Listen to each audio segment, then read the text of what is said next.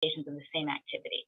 And so what I want to be upfront with is that we stipulate that for the Shoreline Stabilization project, which this undoubtedly is that a planning board permit is required under both section 1417B and section 15C12 of the Shoreline zoning ordinance. That both of these provide that permanent uses that extend beyond the normal high water, such as stabilization projects, require planning board approval. Okay, so we concede we did not get those permits or that approval from the planning board and should have. But again, if you look at violations 5 and 11, they're exactly the same. They both cite a failure to get planning board approval. They can be collapsed. I also want this board to understand is that because planning board review for a stabilization project is what is required, that subsumes into it earth moving, filling, vegetation and tree removal. So if the project is stabilization, then all of those individual activities, like I said, earth moving, vegetation, tree removal, all of which have been cited for different violations, they're not. They're all subsumed into the same thing. And I'll give you an analogy. When you're building a single family home, you apply for a permit for a single family home. You don't also apply for an earth filling, earth moving, and tree removal and a grading and filling permit. You simply apply for one permit. Same thing with a septic system. When you apply for a septic system, you don't apply for a earth moving and filling permit. So again, this is just an example of the piling on that we're asking you to be judicious about.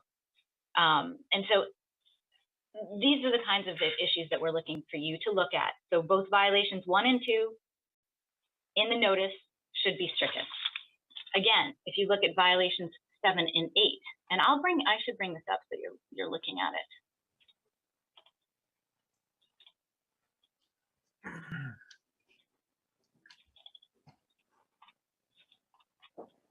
Okay, so here, for example, you have removal of vegetation of less than 3 feet in height. 8, removal of vegetation and less than 3 feet in height without a permit. It's the same violation. They should be consolidated. I think it's really important, again, for you to look at the ordinance. I'm going to bring you back to the ordinance, okay? Because that's always what dictates. So 15C is what dictates here. Piers, docks, wharves, bridges, or other structures or uses extending over and below the normal high water line. Stabilization is a use extending over or below the normal high water line. And what it says here is vegetation may be removed in excess of the standards of 15Q. 15Q has been cited multiple times in these various violations. This clearly allows vegetation in excess of those standards to be removed in a shoreline stabilization project. And that's exactly what's happened here, as I said, with permit obtained by the planning board. We did not obtain that permit from the planning board, but what is alleged here is that they should have gotten permits from the code enforcement officer. That's just simply not the case because they're subsumed within the planning board process.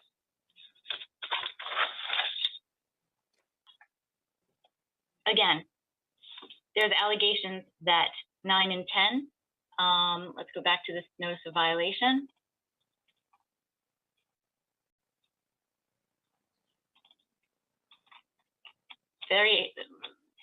Violations 9 and 10 with respect to this hot tub that was not built by Mr. Buteau, but his predecessor. 2 of them. Hot tub, hot tub. Again, double dipping.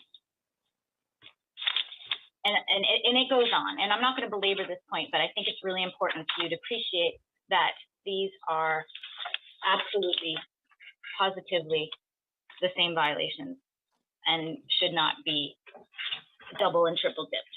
So at this point, I'd just like to call, I'm hoping he's here, Mr. Morse.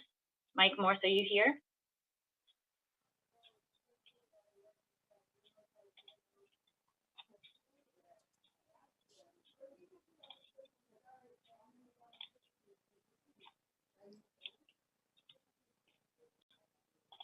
I'm having trouble seeing the participants.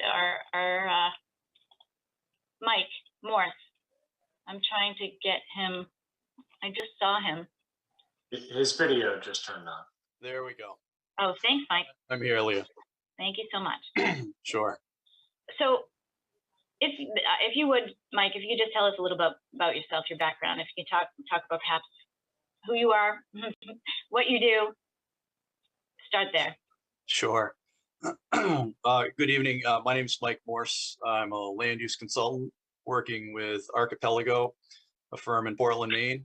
I have been with Archipelago for approximately 6 weeks. Prior to that, I had my own land use and zoning consulting business for approximately 3.5 years, working with the same regulations, the shoreline zoning, the DEP, various DEP regulations, and a few other municipal regulations as well. I work both with the private sector and also work with municipalities on various projects.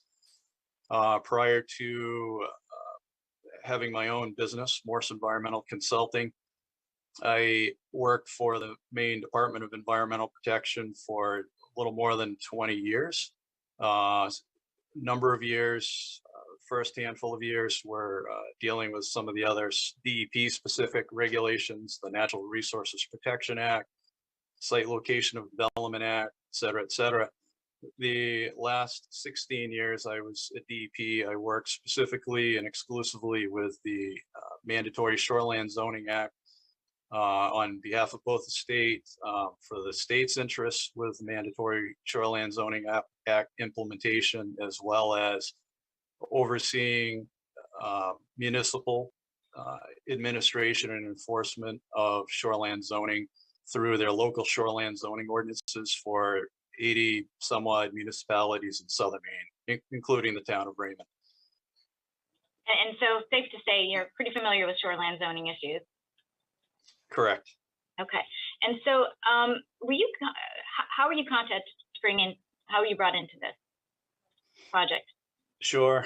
I was contacted by Big Lake Marine Construction.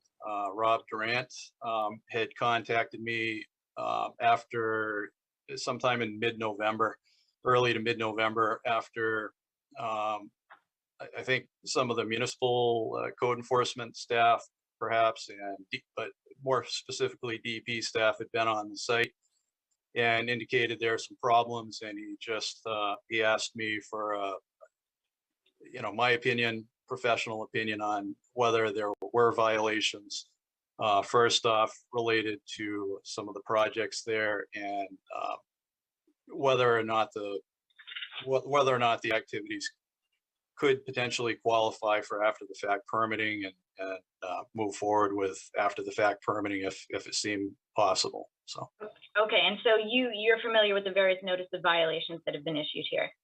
Correct. And have you reviewed them thoroughly? Yes, I have. And are you familiar with the shoreline zoning ordinance of the town of Raymond? Yes. And have you reviewed those thoroughly? Yes.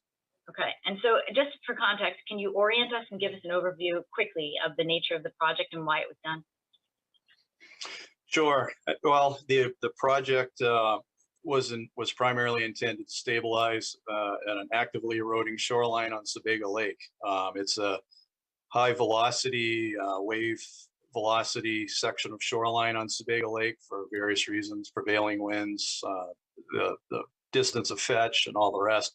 So it's a very common, for the sections of shoreline on this section of Sebago Lake, this is pretty commonplace, that there is a fair amount of soil erosion and bank erosion. And so the primary project in this case was to stabilize the shoreline, to preserve the landowner's property and also to preserve water quality in Sebago Lake. And so when, it sounds like you've had extensive conversations with Mr. Durant about pre-construction conditions. Yes.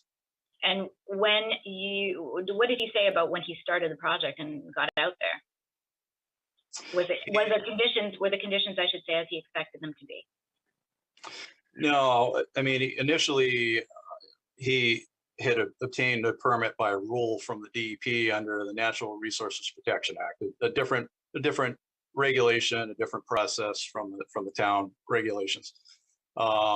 It's a simpler process. It was initially intended to be a simpler project that could meet those simpler standards with the DEP. What happened? What happened that changed that? Well, in order to conduct the project, he discovered that the soils were saturated with either groundwater or surface water or a combination thereof in the upper part of the slope. And the original intent was to keep the riprap part of the shoreline stabilization towards the lower part of the slope to keep it relatively minimum, and then vegetate the upper part of the embankment. But that did not appear to be possible due to the soil conditions. And when he discovered that, do you know what he did when he was on site and had to sort of act in the moment there? Well, he described that he was in a bit of a quandary with that, and he was faced with the risk of having significant soil sedimentation into Sebago Lake just because of the project realizing that the saturated soils were sitting up higher on the slope, that they could have failed. And he consulted with Nate Whalen, one of the Portland Water District environmental group folks, for an opinion on that, and was apparently advised to riprap the upper part of the slope, or at least Nate Whalen from the Portland Water District was in agreement that was a reasonable solution to take care of the problem. Okay, and you understand that the town cited all of the appellants here for, among other things, vegetation removal, tree removal, adding riprap without approval, correct? Correct. And I think the implication in these notices of violation, and I think I also heard council say that these tests cause serious environmental damage or impact. In your professional opinion, did this cause environmental damage? No, it's an interesting question. Generally speaking, people will stabilize a shoreline to eliminate environmental hazard or environmental impact, and that. So, in this case, would you say it was net harmful or net helpful? Oh, I think very clearly net helpful, to use your terminology. Thank you. And this is something that I think we need to discuss. In your professional opinion, was there anything done at the property in conjunction with this shoreline stabilization project that would not be entitled to a permit had they actually applied? Not that I'm aware of. No. Okay. So had they applied for that planning board application for stabilization at the appropriate time, could they have met the criteria in your opinion? Yes. And not conceding that they had to do so, given that this is a stabilization project, had they applied for separate permit for earth moving and filling of more than cubic yards, would they have met the criteria? Yes. And not conceding that they had to do so, given that vegetation is part of, I should say vegetation removal is part of a shoreline stabilization project. Had they applied for a separate vegetation removal project, would they have met the criteria in your view? Yes. Similar question with respect to tree removal. Had they applied for that separate removal permit for trees, would they have met the criteria? Yes. And I understand there's some issue around hazard trees that require consultation with the code enforcement officer. In your view, would the trees at issue have met the definition of hazard trees? Yes, I understand I'm not a tree arborist, a professional arborist, but it seemed pretty clear from my experience over the years having dealt with this that they certainly were. But they did have a licensed arborist who was qualified to make these determinations, identify hazard trees as well. Okay, excellent, thank you. And so as a result of these various noted violations, appellants sought your assistance in coming up with, ways to respond to corrective action, correct? Yes. So let's look at this notice of violation. I'm going to go back to it.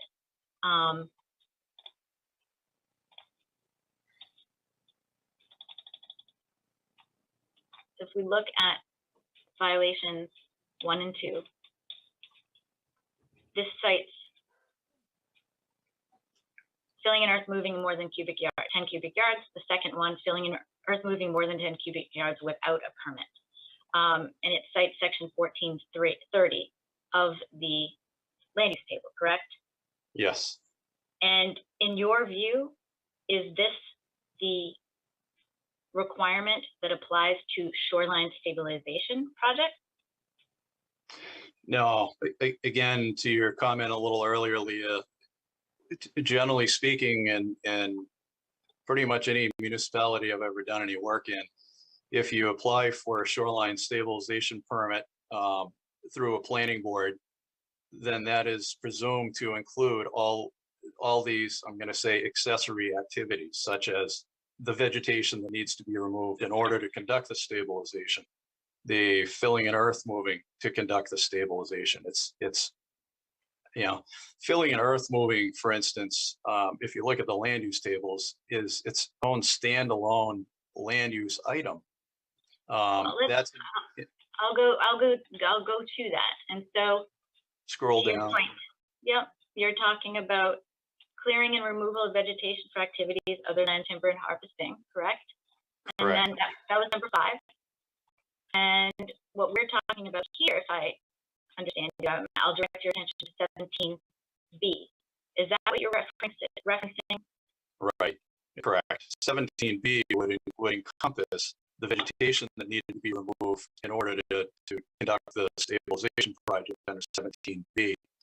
And same with the filling and earth moving. It's usually you don't see that redundancy. I have never seen that redundancy, in fact. And so what I'm hearing you say is that the proper provision here to have that, what they should have done is 17B and go to the planning board as to who is the authorizing body, correct? Correct. And that the earth moving and filling provisions and violations cited for violation 1 and 2 are not relevant here. Correct. Okay. Let's go back to that notice of violation.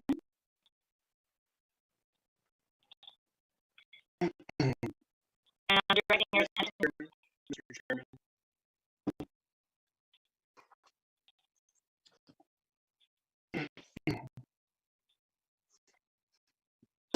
Is that Attorney Wyckoff speaking?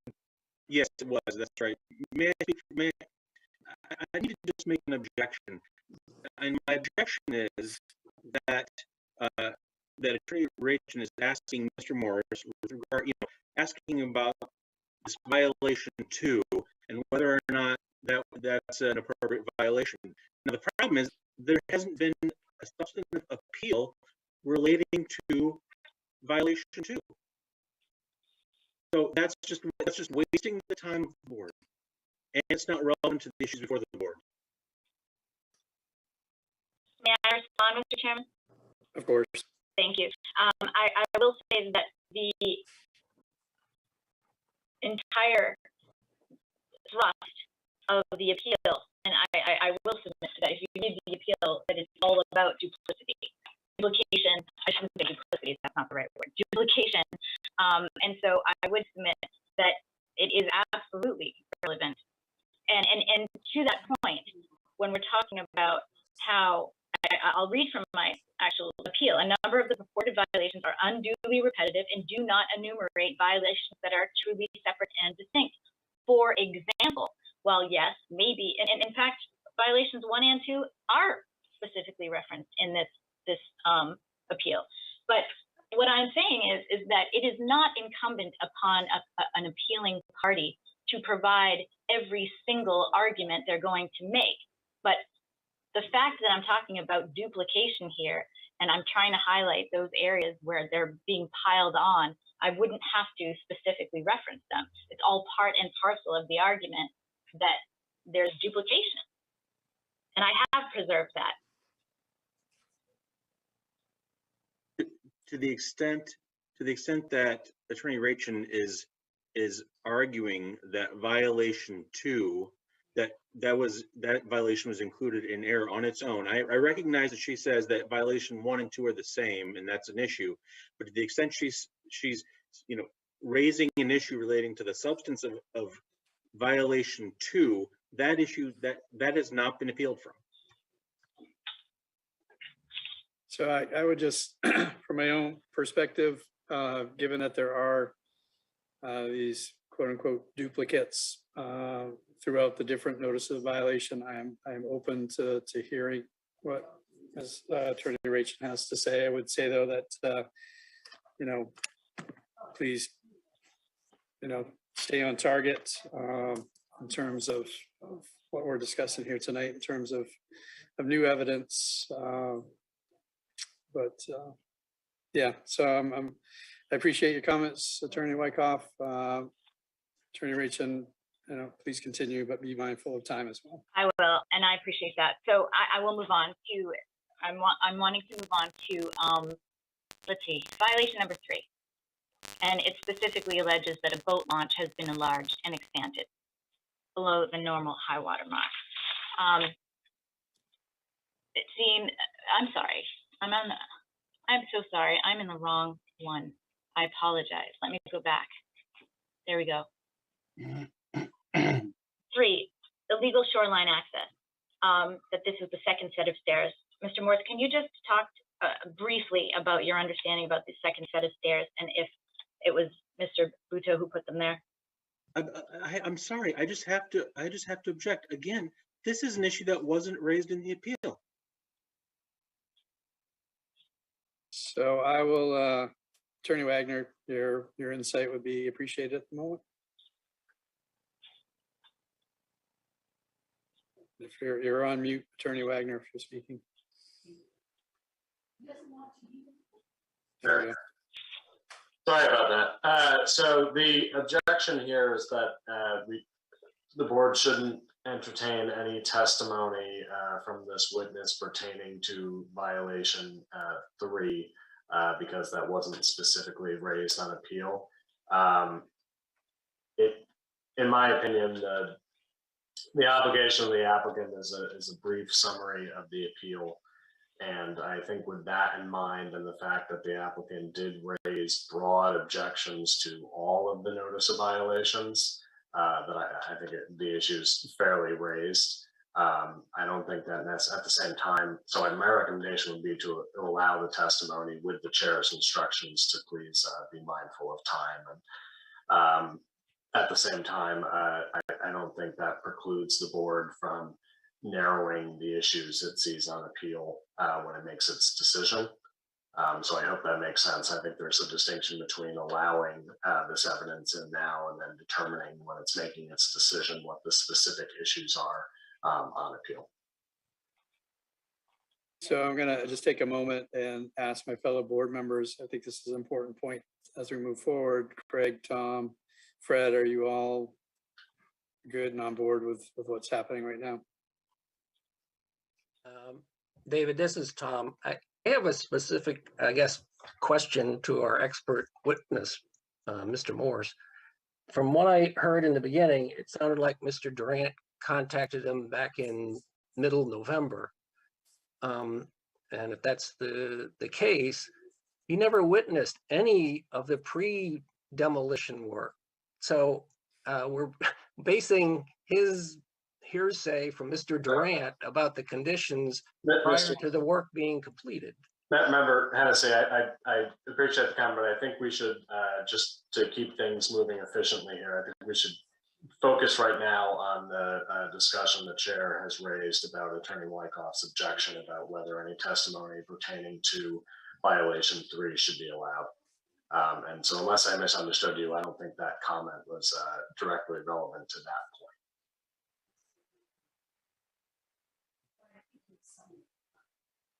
So if I'm not hearing from Greg or Fred, let's go ahead and. Okay, and I am mindful of time, and I'm going to try to move it along.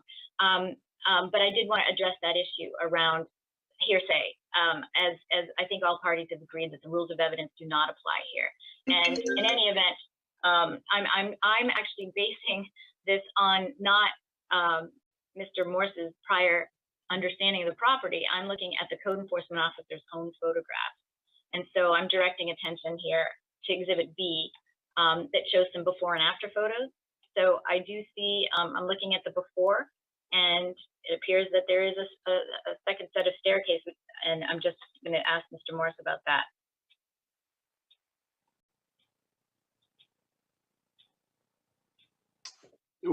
I'm sorry, Leah, what would specifically just Sure. my understanding so of I'm directing your what- attention to, is it your understanding that these stairs pre-existed Mr. Buto's purchase of the property? Yes, Okay. that's my understanding.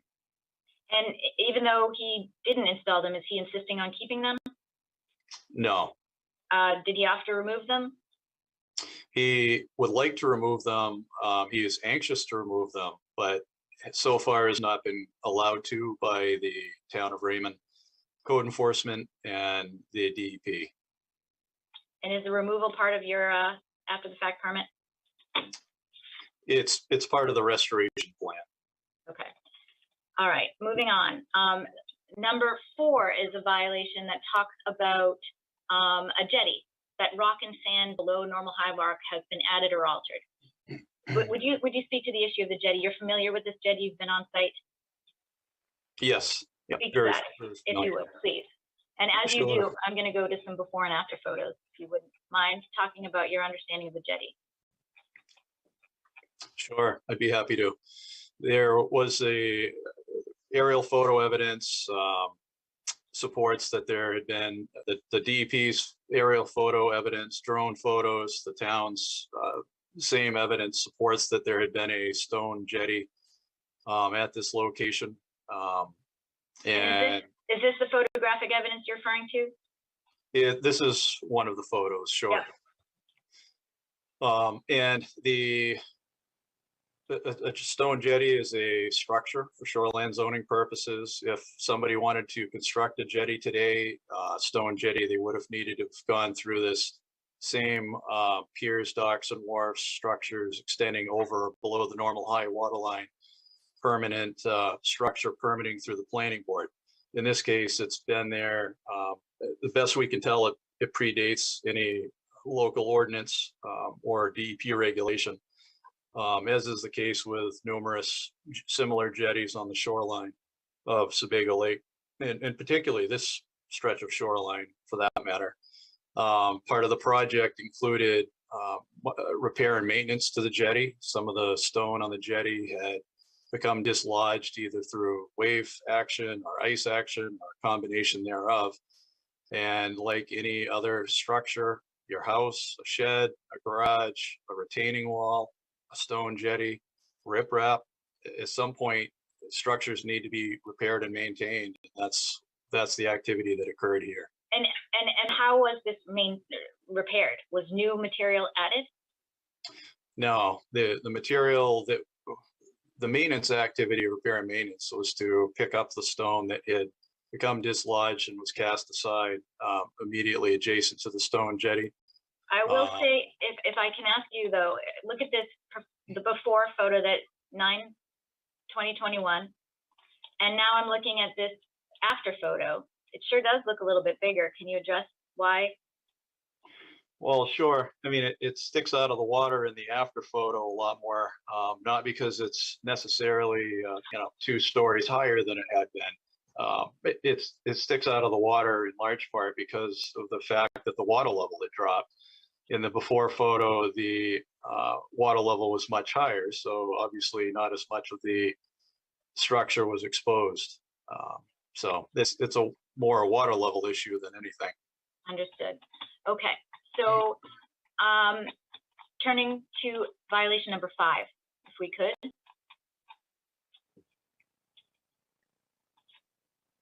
This is the allegation that the shoreline has been enlarged and expanded without a permit from the planning board. Is that something that we're going to stipulate to, in your view? The enlarged and expanded shoreline is kind of an interesting twist, but the citation down below that, under right immediately beneath that, indicating that a permit from the planning board was required under section 14, table of land uses number 17B, I would absolutely agree with. Right, but this is what the shoreline stabilization permit should have been under, this Correct. provision here. Okay. That's absolutely correct. Okay. So violation number 6, construction of a beach without a permit. I would like you to speak to that. Again, you've been to the property, you have a working familiarity of that property, correct? Yes. Okay, please speak to that allegation. Was, in particular, was any sand brought in to create a beach, as far as you know? No, there's been no fill brought in. There's been no formal beach created with the project. This allegation is, from my professional standpoint, it's unclear. And as far as the term beach, are you aware whether that's defined in the ordinance? I'm aware that it is not. And what is your understanding when it is not? A term is not defined. What happens there? The legal folks generally would indicate that at that point you defer to a standard dictionary definition or something. And I put it to you that the standarddictionary.com definition is an expanse of sand or pebbles along the shore. Looking at the, I'm going to go to Exhibit C, which purports to be this newly created beach. Does that look to you like a traditionally, customarily defined beach? No, that's stone riprap for shoreline stabilization. Okay. So moving on, trying to be quick here.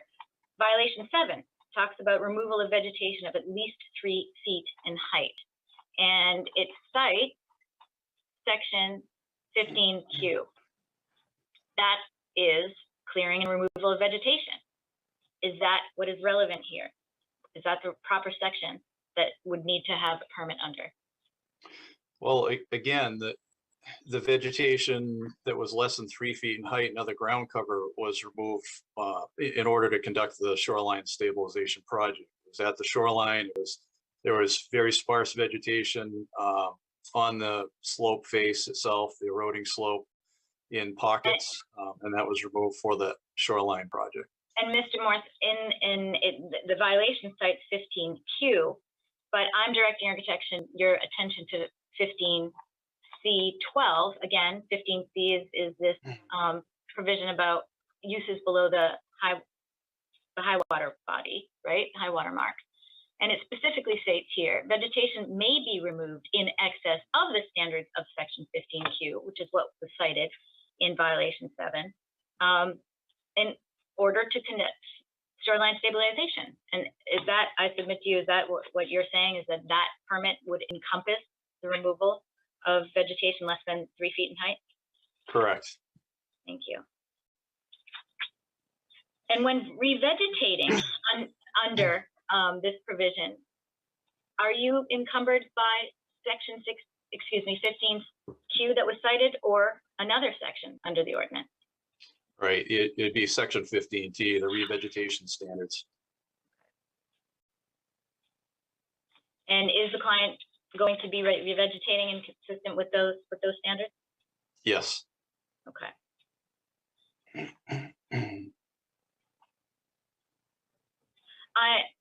Another allegation is that there's removal of brush in that stabilization zone.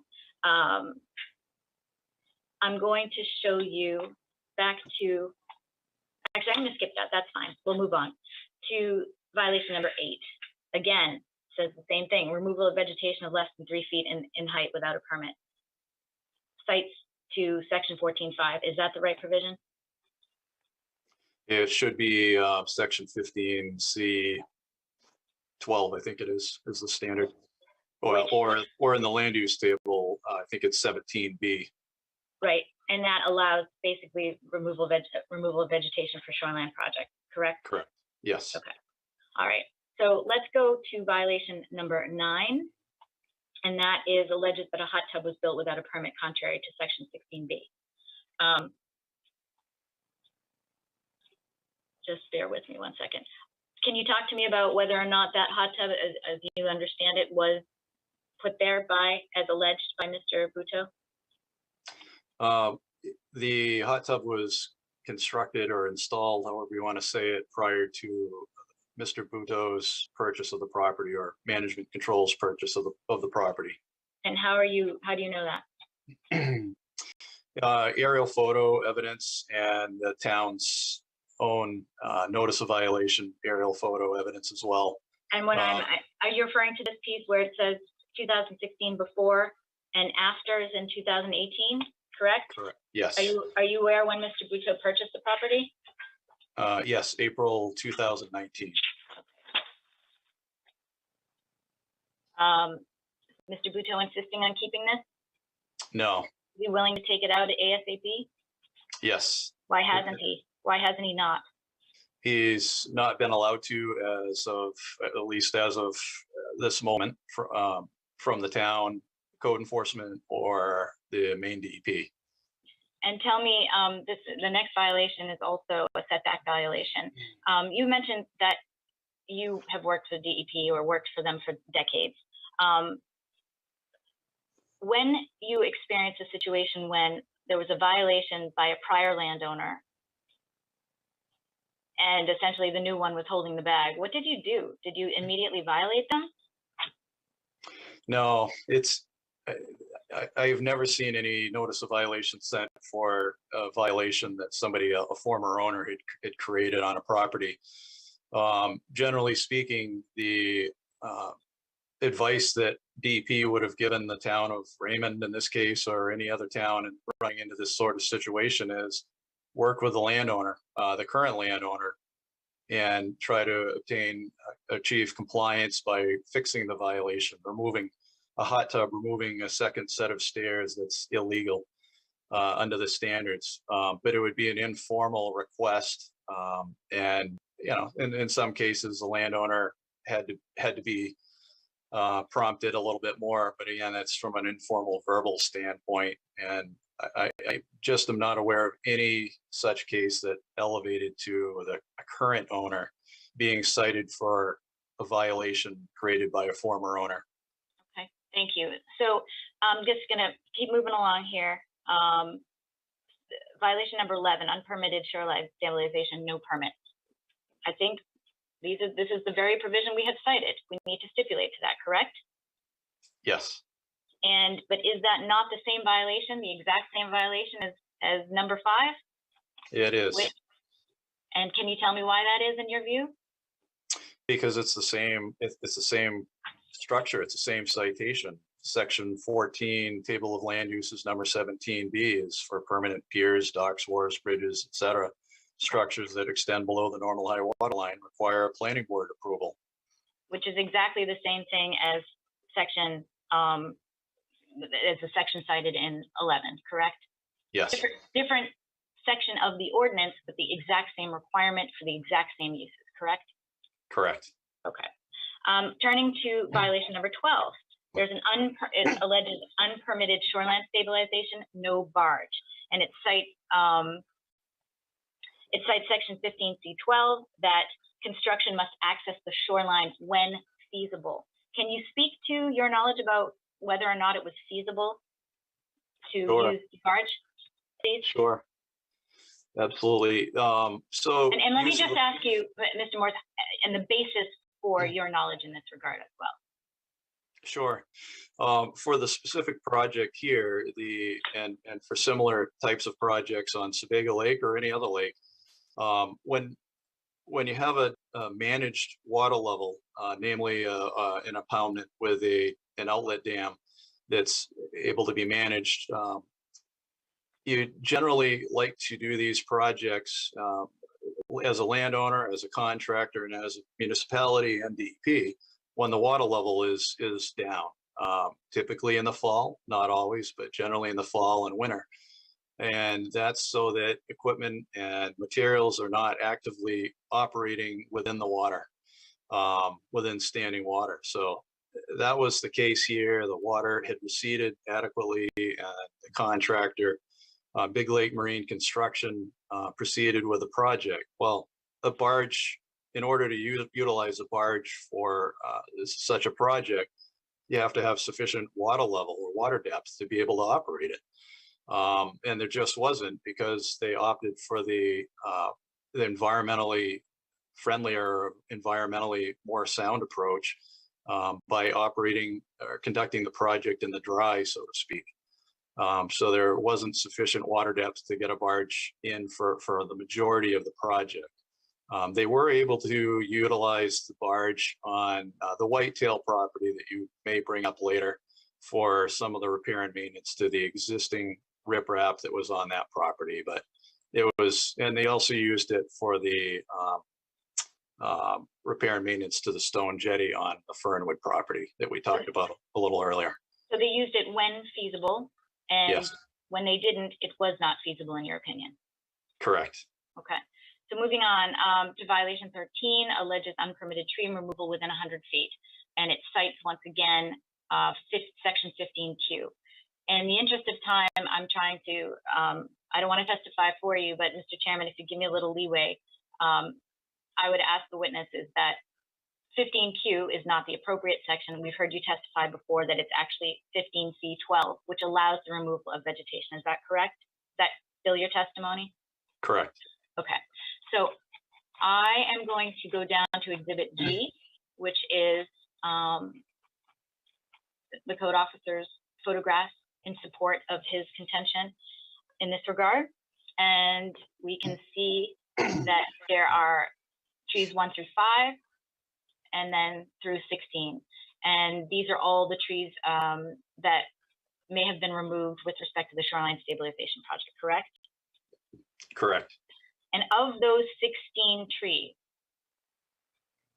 look how almost all of them are located within that Shoreline Stabilization Project area, correct? Right. Yeah, I should have qualified my last answer. Most of the trees needed to be removed for the Shoreline Stabilization Project. Of the 16 trees in this citation here, it appears that 2 were not required to be removed for the stabilization project. Can you identify which ones those are, please? Sure. They're trees number 1 and 4. Okay. And I think the code enforcement officer acknowledged in the violation notice that if they're hazard trees, that they can in fact be removed upon consultation, correct? No permits required, but consultation is? Correct. And in your view, are trees 1 and 4 hazard trees? And if you can give us the basis of your opinion in that regard, that would be helpful. Sure. In both my view and the tree contractor, who's a licensed arborist, it was his opinion as well. My opinion is based on the training I've received over the years when I worked for the state Department of Environmental Protection on hazard tree identification. And in this case, it really was pretty obvious even prior to reading Aaron Goslin or Q-Team's report. It was pretty obvious. Just to interrupt you, Mr. Morris, I'm looking at Exhibit 5 here. Is that the letter that you were referencing? Yes. Where he says that the trees that were removed were partially dead or undermined by way of action and perfectly reasonable to take them down. Okay. Thank you. I didn't. So based on this letter and your professional judgment, I'm sorry I interrupted you. No, exactly right. And I think common sense would also acknowledge they are hazard trees as well, or they're clearly unhealthy and within felling distance of the structure. Okay. So back to violation number 14. This alleges vegetation removal in excess of what is allowed under the point system. Again, the reference there is to section 15Q. And is it fair to say that that is, in your view, not the right one? It should be 15C12 dealing with shoreline stabilization. Correct. Other than the 2 hazard trees. Correct. But for all the reasons that you just stated, that they should have been able to be removed as well, correct? Correct. Without a permit. Okay. Without a permit, correct. And similarly, violation 15 cites to, this also alleges removal of vegetation without a permit, cites to section 14.5 of the land use. Again, same reason, not the right one? Correct. Okay. Exactly. Without being redundant. All right. And so what I'm hearing you say is that many of these violations were in fact redundant, correct? Yes. And okay. And then with respect to the order of correction, I'm going to bring you back to that notice of violation. sorry. And it talks about how, if you recall, that all of those violations must be remedied within 30 days, correct? Yes. Can you talk to us about, for example, wouldn't remediation include revegetation and planting new trees? Yes. Well, if we're talking about December 16th, 30 days from that would take us through mid-January, correct? Yes. Are nurseries open during the Christmas and holiday season in winter generally? They may be open selling Christmas trees and wreaths and, you know, various flowers, but they generally either don't have tree and shrub stock in inventory, or else they aren't selling them because they're all a nursery will generally add or provide some guarantee that of survivability. And in fact, isn't there in the ordinance 80% survivability rate? Correct. And if you plant trees in the dead of winter, would that meet the 80% survivability rate?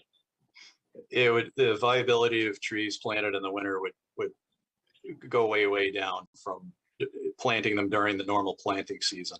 The other piece, Lee, is it's impossible. I shouldn't say impossible. With a right-sized piece of equipment tearing up the shoreline, you know, you probably could break through 1.5 feet of frost to be able to plant a tree. But, you know, is that really what the town wants? Is that really what DEP wants? Is that what the landowner and contractor want? It doesn't make any sense. I hear you. Okay. And so I'm turning your attention to a supplementary notice of violation here that was, I submit to you that is a follow-up on the one we were just looking at, and no more additional violations, but it does have various corrective actions. And I don't want to belabor this point because I know we're getting in late in time, but if you could view all of these various required corrective actions, and please indicate, just quickly go through them and tell us if in fact those have been met. I would appreciate that. Sure. For violations number 1 and 2, obtaining an after-the-fact permit for the filling and earth moving, we've talked about that. Generally speaking, you shouldn't be required to submit an application for that if you're submitting an application for another project that by default results in that kind of removal. Regardless, we have submitted the planning board application, and also for redundancy, we did submit an application to the code enforcement officer for filling and earth moving. Can instead of reading every single one, but just viewing Sure. each every one, can you tell me if those things have been submitted? Sure. Violation number 3, after the fact permit for a second set of stairs. We don't intend to permit the second set of stairs. We intend to remove them. But we are awaiting for permission from the code enforcement office and DEP. So neither an after the fact permit application has been submitted, nor has it been removed for that reason. Okay, and with respect to violation number 4, fair to say that it is we don't deem it to be a violation, so we're not going to ask for a permit, correct? Correct. So repair and maintenance. With respect to the expansion of the shoreline, number 5, you've submitted that application, correct? Correct. With respect to violation number 6, beach, after the fact beach, because we do not believe it to be a violation, you have not submitted that, correct? Correct. For 7 and 8, removal of shrub and ground cover, you have in fact submitted, correct? Yes. Hot tub, you're not submitting because we're trying to rip it out and we're just waiting for approval for that, correct? Correct. 11 and 12, shorefront stabilization project. In fact, you have applied for that permit, yes? Yes. Same for number 13. Yes. And 14 and 15. Correct. Okay. Yes. Okay. All right. So I understand it's getting late, and I will thank you for your testimony in this regard, Mr. Morris. What I'm basically just going to do very quickly is to summarize our, I wonder if the chairman is going to ask other parties if they want to question Mr. Morris before I wrap up. And I understand that the code officer probably has his testimony as well. I think that we will reserve some time specifically for a question from Mr. Morse, but we can do that later. Okay, so I'm just asking for some procedural clarification because that's my presentation with respect to testimony. As I understood the procedure, that after I examine a witness, then it's the opportunity for the other side to ask questions. So I didn't want to. Yep, no, that's a good point. And I'll fall back to our attorney Wagner. I may have missed that point. So. Yeah, no, I think it's appropriate to allow for questions during each witness. That does make sense. And then at the end of the testimony, if the board just has additional questions to Attorney Rachel on the arguments, we can do that at the end. But it does make sense at this time if the board has any questions to direct them towards Mr. Morse, and also allow an opportunity for the other parties to ask any questions of Mr. Morse. Well, given that, I do have one question specifically as I look at this for violations number 11 and 12, obtaining an after-fact permit for the Shoreline Stabilization project. Isn't that what this was all done under, a Shoreline Stabilization project? So why is there a need to get another permit? Well, the primary purpose for a project on the property was indeed to conduct the shoreline stabilization. And then that by default encompasses, that activity encompasses these other various provisions, the vegetation removal, the limited vegetation removal that occurred, and filling and earth moving, of course.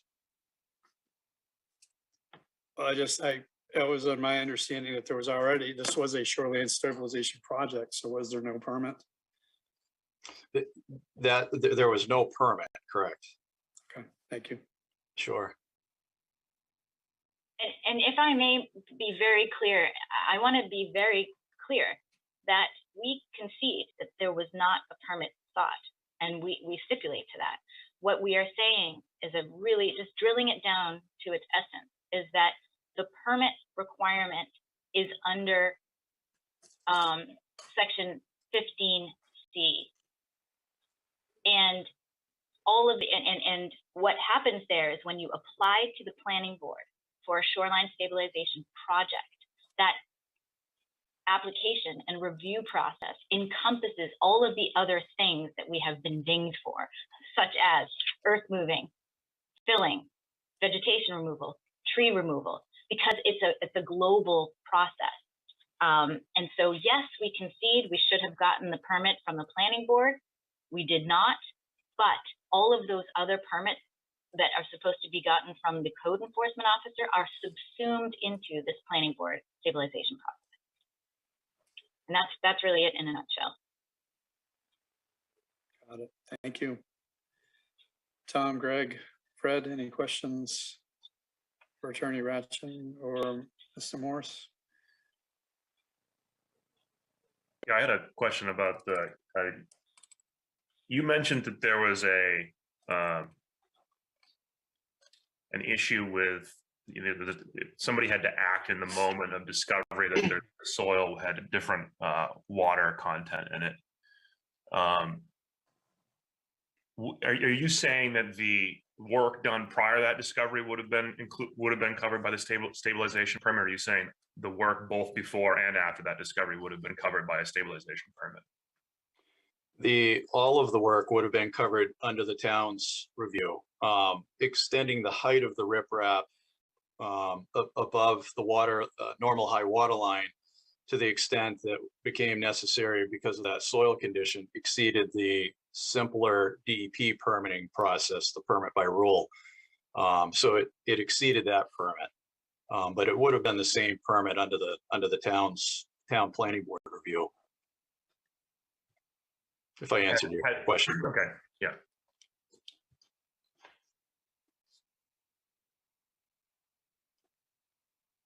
Fred, any questions? No, I don't have any right now. No, I'll hold off. So, Mr. Chairman, as far as bringing in evidence, that concludes my portion for this particular appeal. I would reserve some time for a summation after I think Mr. Wyckoff, I'm sure, is looking to put in his case now. Yes, I believe that was our orders of procedure. So, Mr. Chairman, may I had two questions for Mr. Morse. of course. Go right ahead. Okay, I'm waiting for him to turn on his microphone. Mr. Morse, now, did you personally see this site before any of the work that is at issue was completed? No, Okay, and the basis for your testimony about its condition, that was based on a conversation you had with Mr. Durant, is that right? yes, including photographs provided by the town, the DEP, Mr. Durant prior to construction. But your testimony about the condition of the property, and I think I heard you say that it was based on a conversation you had with Mr. Durant. Well, if I limited it to that, that was in error. Again, to just repeat myself, it was based on the conversation with Mr. Durant on site and reviewing the photographs from the Portland Water District, DEP, Town of Raymond, and any other photographs that have been floating around prior to construction at this property. You testified that this site, there was active erosion going on, and that testimony is based on a discussion you had with Mr. Durant. That was one component. I mean, I hate to sound redundant, and I apologize for that. But yes, that was one component of it. And then as I, again, will mention the photographs from Portland Water District, the Town of Raymond, the DEP, and any other photographs, the contractor, Big Lake Marine Construction, and some of their before photographs as well. I don't have any other questions. Thank you.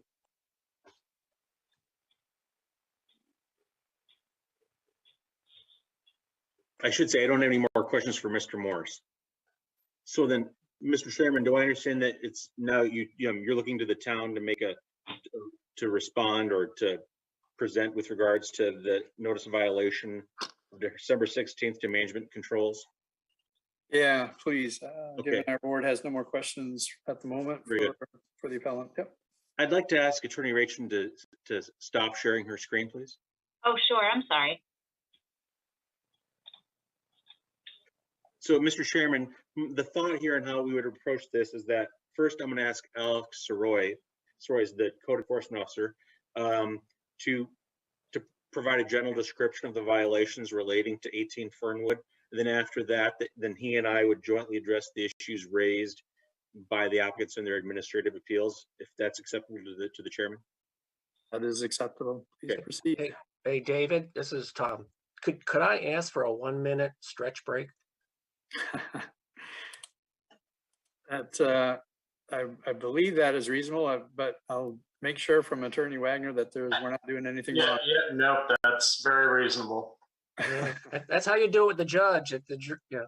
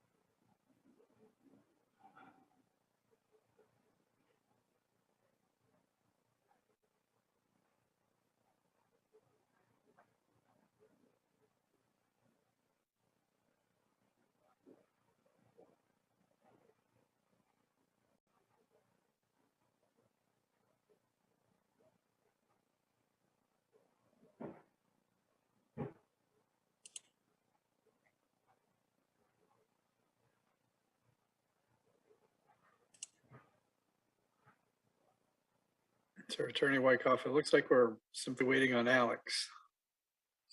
That's right. Oh, no, I'm here. I'm ready. Very good. Okay. Are we ready to begin again? Yes, please. Okay. I'd like to just turn it over to Alex and ask him to provide a general description of the violations with regards to 18 Fernwood Road, please. All right. Well, good evening, everyone. For some reason, my computer, if I get too far away, it cuts out. So if I start to cut out, just yell at me. And I'm going to try and go through this. All right. Can you guys see everything or see my presentation? Good. So I'll go through this as quickly as I can because I know a lot of this information is repeat at this point. But like we had mentioned, this all came about in October when a member of DEP alerted us of a violation on Sebago Lake. She was out enjoying a vacation day and she happened to stumble across this particular property. So she sent us an email or copied us on an email to Rob Durant and included some photos that we then followed up on. Following that email, we did some initial investigation into the property and found that no permits had been approved or submitted for the activity that was taking place on the water. So we went out and did an inspection, with DEP, Portland Water District, and Rob Durant and Heidi. And, we were able to walk the site, walk both properties. These photos will be specific to 18 Fernwood, but we initially saw a substantial amount of riprap had been placed on site, some soil disturbance, a good amount of soil disturbance within 100 feet of the water. This standing there, the photo doesn't really do it justice, but standing there, this wall is, a good 8 to 10 feet probably in spots. So it is pretty, it's pretty incredible to see in person. Definitely one of the largest waterfront violations that I have ever experienced in the almost 10 years that I've been doing this. So we were very surprised to see this. Rob Durant's a contractor that has done a lot of work on the lakes. So it was kind of disappointing to see. So here's another photo of the house. So I'll just kind of briefly go through some of the violations that we've cited on our NOVs. We've included filling and earth moving of more than 10 cubic yards without a permit. There is a significant amount of material that was disturbed and brought in to the site. All of this riprap and all of the buffer between the house and the garage and the water was disturbed in some sense. So practically all the vegetation in this area was stripped, graded, removed. Here you can see the excavator actually in the woods, and it looks as though they've got a grader down there as well, regrading that portion of the lot. And it's also important to note that while there is erosion control on site, there was no approved erosion control plan, which is a requirement for a project like this. And also you can see that the erosion control in the lower left-hand corner doesn't really appear to be doing anything other than flapping in the wind. It doesn't look as though it's correctly towed in. It's actually fallen over. And I'm not even really sure what purpose it was there for, other than to appear as though, from the water, erosion control is up. Doesn't look like it's doing much. So the next one would be the illegal shoreline access. There is a second set of stairs.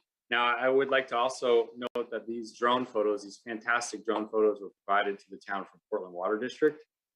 This was actually a project. They had a drone fly the entire lake in September. So this photo, it could have been taken days before this project started.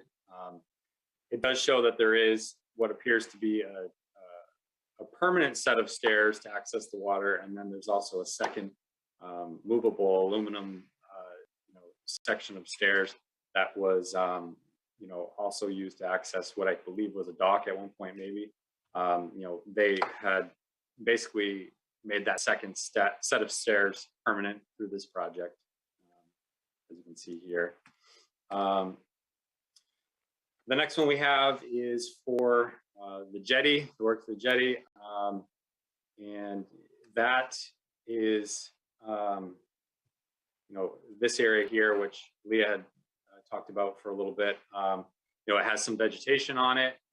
It's made up of, a good section of rock. I don't know, it's probably 75, 50 feet long or so. But what we did find down there was, it's very clear that rocks have been added to the jetty, and this non-conforming jetty, if you want to call it, has been pretty substantially expanded. And Mike did mention that the water levels were lower when this project was done.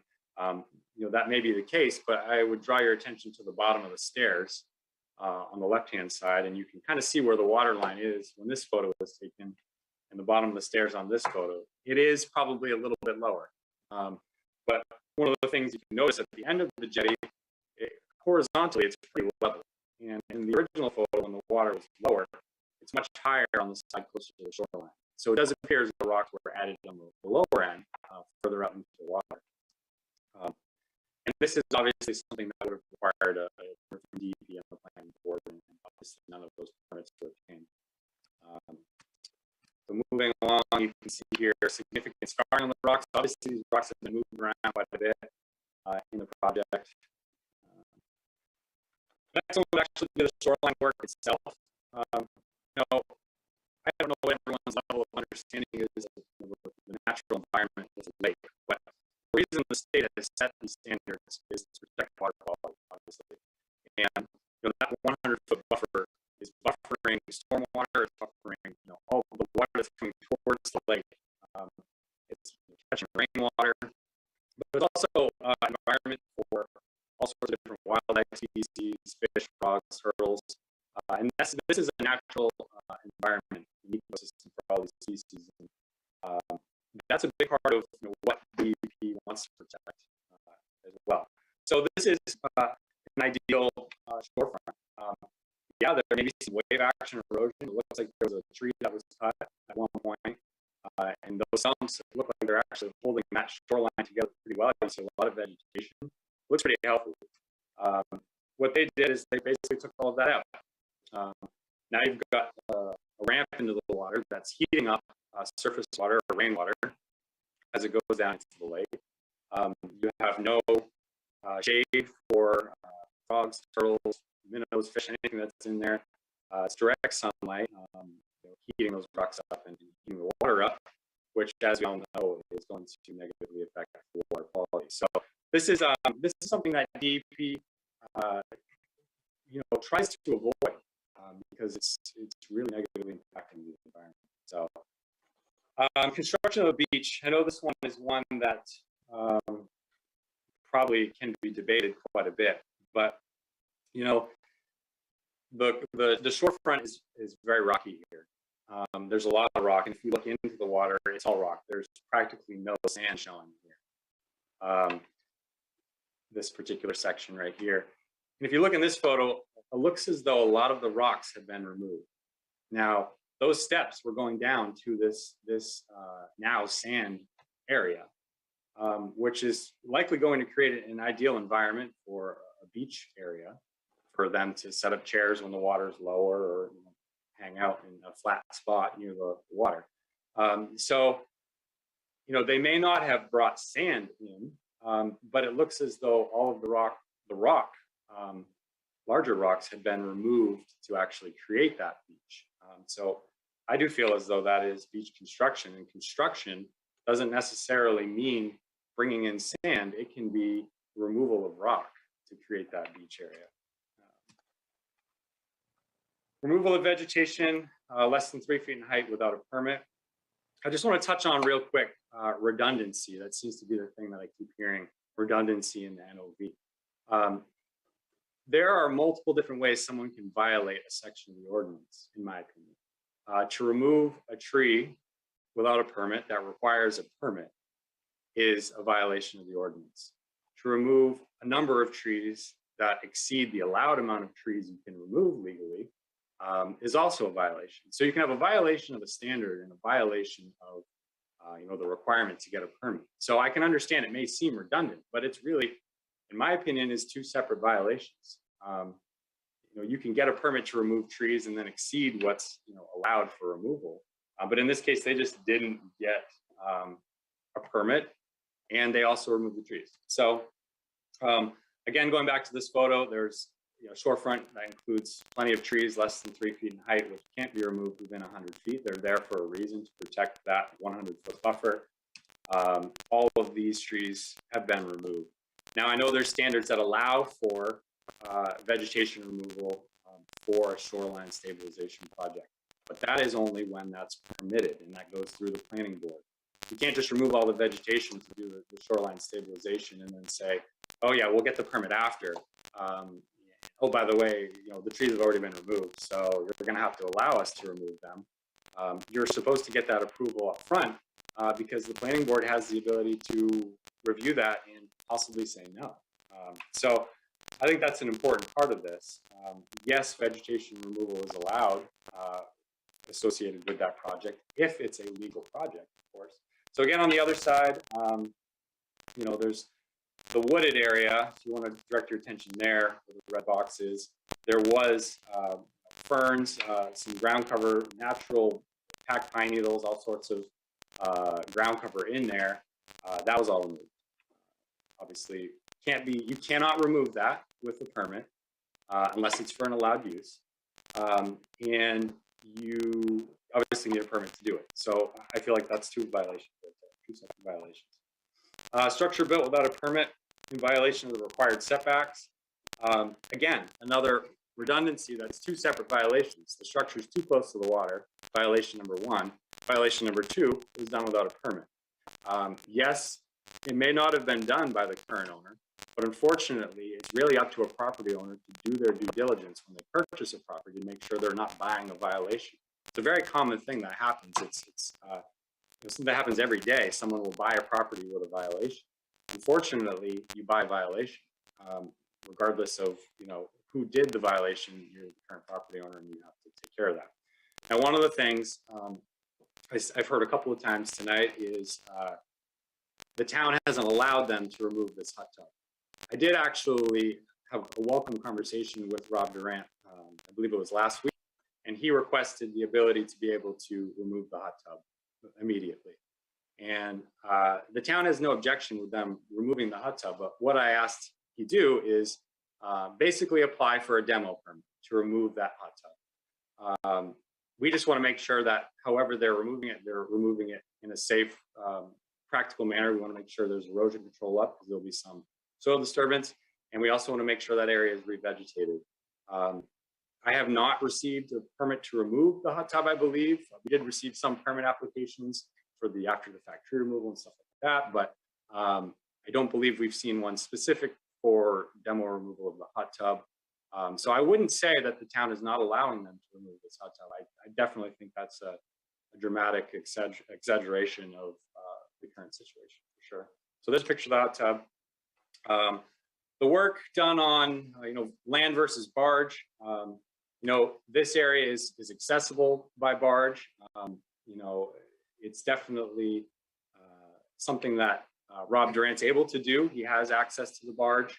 And I think the goal would be to see as much of that work done from the water as possible to avoid, any unnecessary soil disturbance. The water levels in October are typically low, but there's no reason that the work necessarily needs to be done in October, I suppose. So it really is something that we would prefer to see as little soil disturbance as possible. So we're getting towards the end of this year. Unpermitted tree removal within 100 feet of Sebago Lake. Q team did agree that they completed the tree removal portion of the project. I counted here, I believe 5 trees that have been cut. They're claiming these are hazards. That requires a consultation from the code officer to make that determination. Unfortunately, they've been removed. We don't know that they were hazards. So now we really can't treat them as hazards because they don't exist anymore. I know they are claiming, in their professional opinion, that they are hazard trees. However, they also profited from the removal of these hazard trees. So I do find it a little concerning that a company that profited from the removal of these trees is claiming they're hazards without any consult to the code officer. They could claim 50 trees are hazards without consult of the code officer, and then profit greatly from those 50 trees, and then claim after the fact that they were hazards. So that's just an example, but I feel like that is kind of questionable and a slippery slope to go down for sure. So we got the 5 there, and then quite a few more on this side. Now, for example, I know 14, the claim was that the tree is a hazard and needed to be removed. I'm not exactly sure what the hazard is. It looks healthy, it's leaning. I don't know what the danger of it falling on is, but if you look at 13 and 12, these look to be healthy, straight. I don't see any erosion underneath them. The root system looks to be intact. So I'm not exactly sure what the need is other than the bank was eroding. Roots help hold the bank together. And if you're going to riprap and pull out all of the root system 10 or 12 feet up onto the shore, you've totally destroyed the integrity of that bank. You're going to have more erosion, and it's going to get soft, and you'll need to carry the riprap up further because you've totally pulled everything out. I think if you leave the root system in place, it's not going to be as pretty, maybe to someone, but it might not require 8 feet of riprap. You might be able to do it with 2 feet. So last couple of slides here. So they've created an opening by removing these trees that's larger than 250 square feet, which is a restriction. So obviously significant revegetation is going to be required. They've also removed, trees in excess of what would be allowed by the point system. You can only remove, selectively, you can only remove so many trees within a 25 by 50 foot grid. And we won't get into the details there because it can get kind of confusing, but each tree diameter is given a point and you have to maintain so many points. So, we have estimated that they've removed really all of the points that remained in 3 grids, which is not allowed. If you don't have the minimum 24 points, you actually can't remove any trees selectively, unless they are hazards, but you must first consult with the code officer. So that's it. That's all I have for slides on this particular property. And I will segue back to Eric. Thanks. I actually have a quick question for you. I just want to follow up on. Yep. You were talking about hazard trees for a moment there, and you said that with hazard trees, leaving the root systems in helps to stabilize the shore. Is that right? Yeah. Actually, and they're required to. Within 100 feet, you can't remove the root system because for that very reason. And that's actually recognized by the Shoreline zoning ordinance, isn't that right? Yeah. Okay. So I'm gonna share my screen if I can.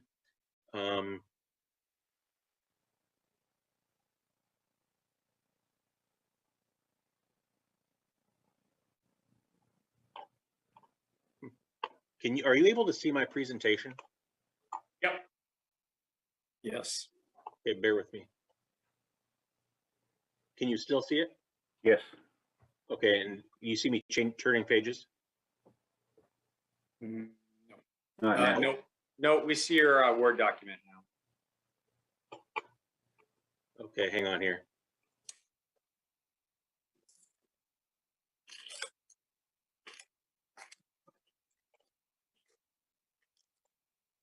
Do you see it now?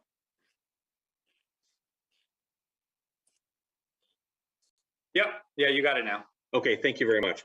I'd also ask that the members of the board, if you could have the December 16th, 2021 notice of violation there, because as we go through, I'm going to ask Alex to discuss some of the exhibits to that. So if you could just keep that handy, I would appreciate that.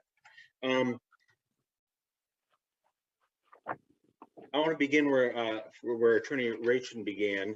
She said that one thing that's important here is who's responsible.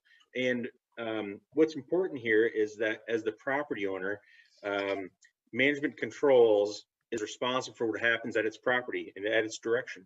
And here it has hired contractors, Mr. Durant or Big Lake Marine Construction or Durant Excavating, whoever the right person, the right name is, and then also Q Team to do work on his property, and they're his agent.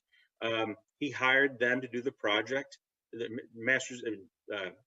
management control hired them to do the project, and he acknowledged, and MCL acknowledges that it asked Mr. Durant to obtain the permits, and in connection with the Durant Excavating's appeal, he submitted a permit by oral notification form to the DEP, and it identifies him as the agent for management controls. So as the property owner and as the principal for the agent, directing the agent, management controls is responsible for the actions of its contractors.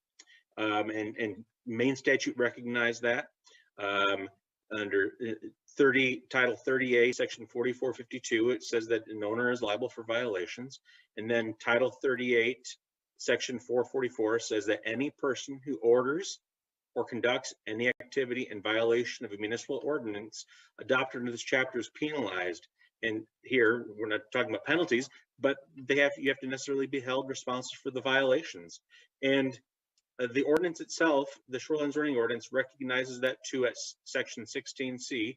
It requires that permits be signed by an owner or someone authorized by the owner, and also does recognize that where someone that the violators include the owner. Okay, now the first appeal issue that the MCL's raised relates to violation number 1, and that relates to soil and water conservation practices, and they contend that's allowed in this zone without a permit, and complain that there is no explanation or evidence that the work wasn't conducted in a way to prevent erosion or sedimentation.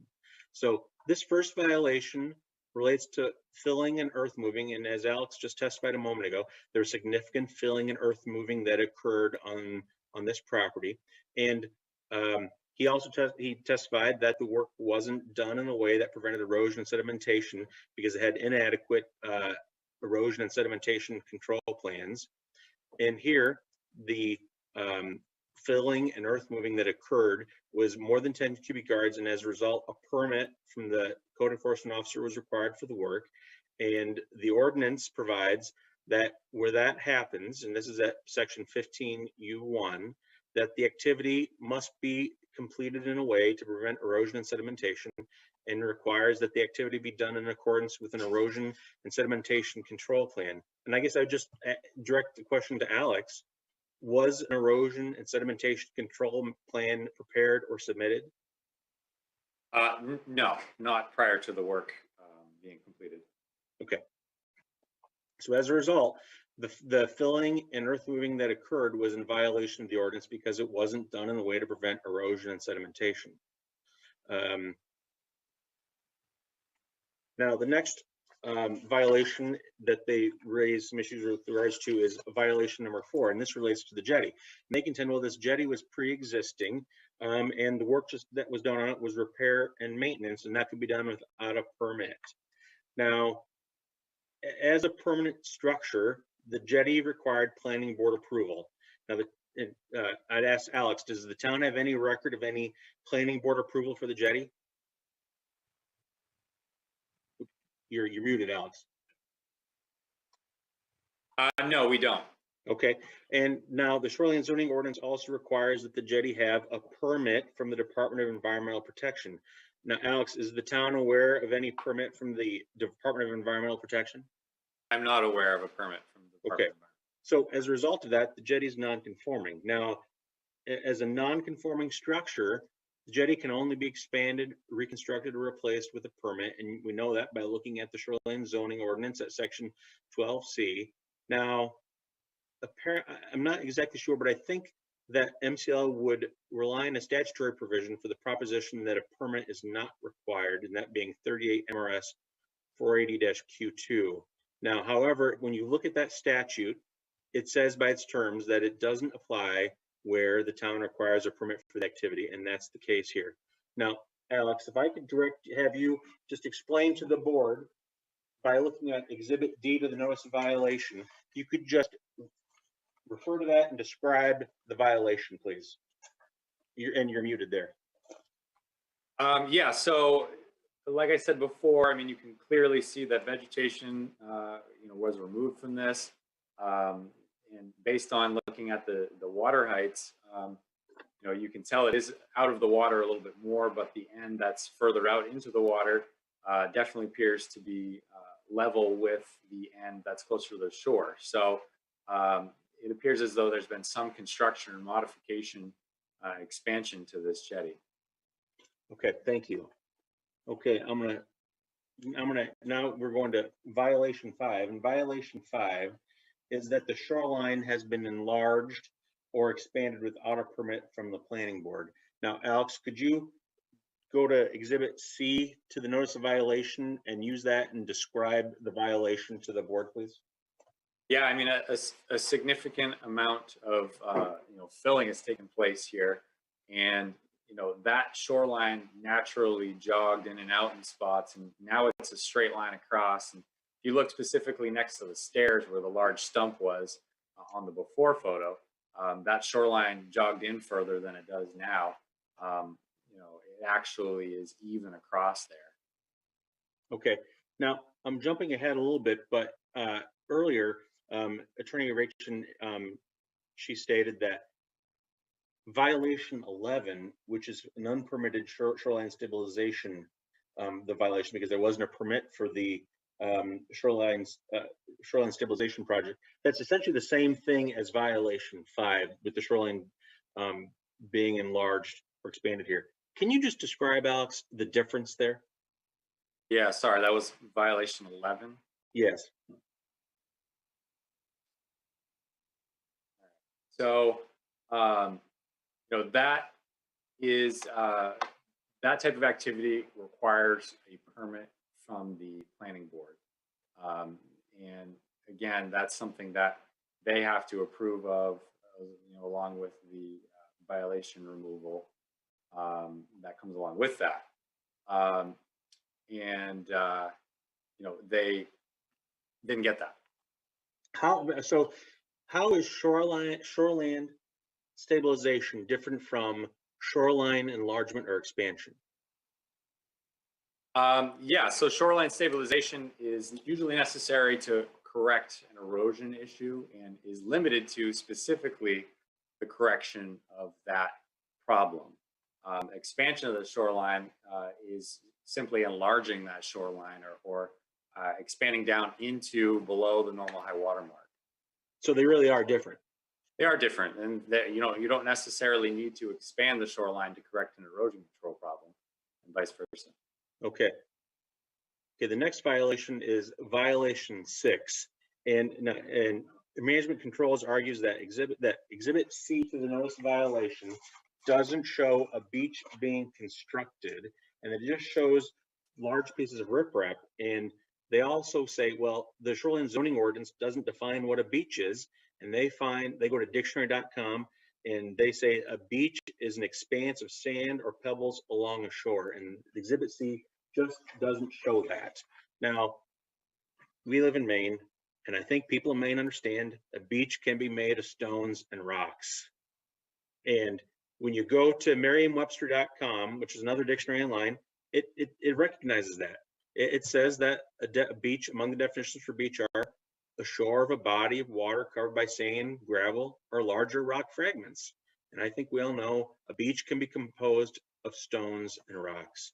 And, you know, as Alex testified earlier, exhibit C to the notice of violation shows that the beach area is significantly larger than it was before. And the expansion of a beach necessarily requires construction and a permit from the Department of Environmental Protection. And under the ordinance, because that didn't happen, there's a violation. Okay. Violations 7 and 8. And so violation 7 is a removal of vegetation less than 3 feet in height, and 8 is removal of vegetation less than 3 feet in height without a permit. And the contention in the appeal is the existing vegetation wasn't removed. It was just trimmed down, leaving root systems intact and topped out with mulch.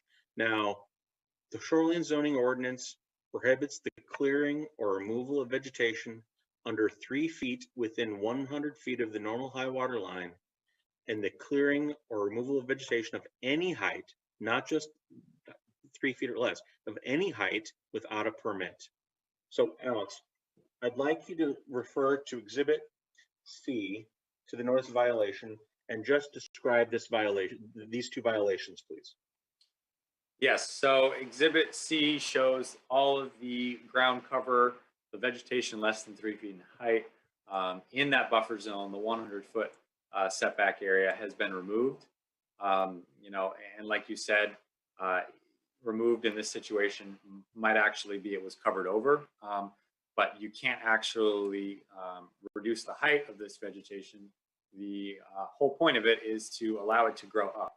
You can't be, you know, vertically limiting and pruning that vegetation down. So covering over that is essentially doing that. They are limiting the height and they're stamping it out. I mean, they're killing it is what they're doing.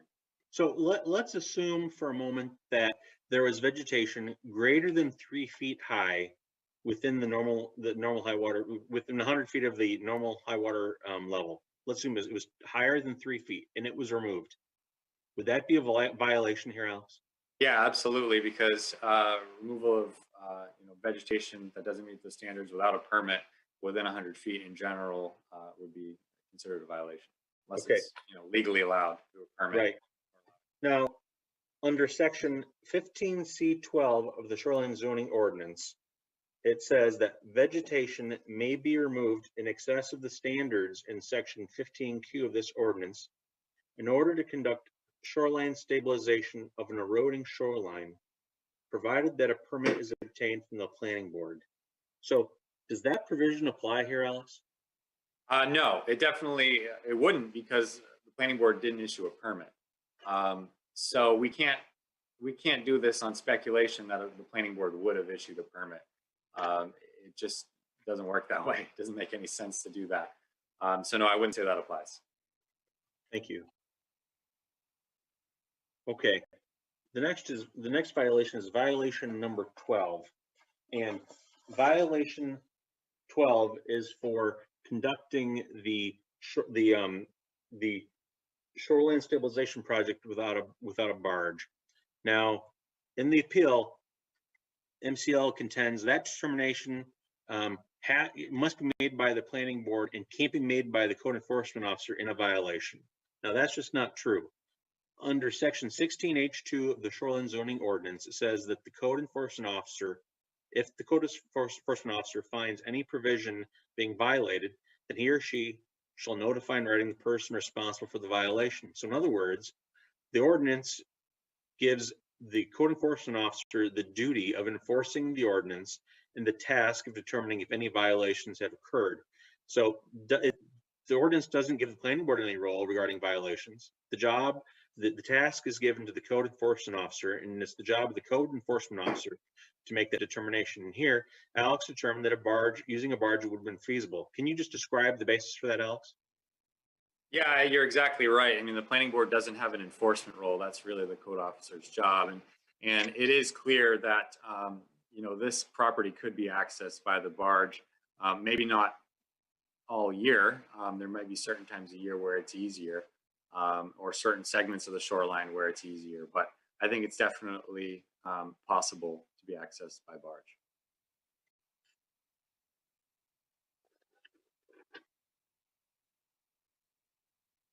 Okay, before I get here, I just wanted to ask you a few general questions, Alex. Now, Mr. Morse testified that an eroding shoreline is a common issue on Sebago Lake. Would you agree that's a common issue? It is, but it's it's normally an issue that is very apparent in certain spots and very obvious in certain spots. But it's not something that is often corrected on a 400-foot long segment of shoreline. That was going to be my follow-up question. Is this project a common way to deal with that issue and approach that issue? I would say it's definitely one of a kind on Sebago Lake. So no, it's not a common path to correct the problem. Okay. And in your view, and in your opinion, has this project caused environmental damage? Oh yeah, absolutely. And could you just give us an overview of the damage that you think has occurred as a result of it? Yeah, absolutely. I mean, this rock, in the summer when the sun's on it all day long, is going to be heating up. That afternoon thunderstorm that comes through, the water running across the lawn down towards the lake is going to run over these rocks. It's going to get heated up by the already warm rocks and run into Sebago Lake, which will increase the water temps, which leads to all sorts of other water quality issues. And I already spoke on, the damage to the natural wildlife habitat, the ecosystem that existed on that shorefront. that's now been removed. So yeah, I would say that environmentally, there's definitely damage that's been done. Mr. Morse testified that this project was net helpful. You agree? No, I wouldn't agree. Now, are there aspects of this stabilization project, in your view, that would not be permitted if an application had been submitted for it? Absolutely. I think there's parts of this that exceed what would be allowed. I can't really answer specifics for what the planning board, for example, might allow or might not allow. But I do think there are a number of portions of this that just couldn't be allowed with an after-the-fact permit. Okay, and can you give? There's some examples that you have in mind when you think. Yeah, the vegetation removal less than 3 feet in height. You are allowed to remove vegetation less than 3 feet in height for example, a path to access the water, a 6-foot meandering path to access the water. Beyond that, they wouldn't have been allowed to remove all of that or do that soil disturbance, that regrading within that area. The hot tub wouldn't be allowed within 100 feet, for example. Removal of the larger trees, it's possible, it's likely that a number of those trees weren't hazard trees. So yeah, I would definitely say this isn't all possible through an after-the-fact permit. Okay, so let's talk about the hazard trees for a moment. Let's assume the trees that were removed were hazard trees. What should have happened before they were removed? They should have consulted with the code officer. Either myself or Chris would have gone down there to meet with them or to look at the marked trees that they wish to remove. And we would have made that determination then, or requested more information from a licensed professional to make that qualification as a hazard tree. Definitely would require replanting since they're exceeding, let's say theoretically we called them hazard trees and allowed them to be removed. They're exceeding that 250 square foot canopy opening, so replanting is 100% absolutely necessary. Okay, now is it your understanding that the hazard trees that were removed, that the stumps were removed too? Yes, it does appear as though by looking at the photos of the activity taking place, walking around the site, there were numerous spots in that area where trees were removed where the ground was very soft. And it appears as though these stumps were removed. Okay, now, and does the Shoreline zoning ordinance recognize that stumps from hazard trees can be removed? Yeah, and it's an unnecessary soil disturbance, and the goal is to help keep that root system in the ground, keeping the shorefront intact as much as possible. And that's why the ordinance prohibits the removal of the stumps, right?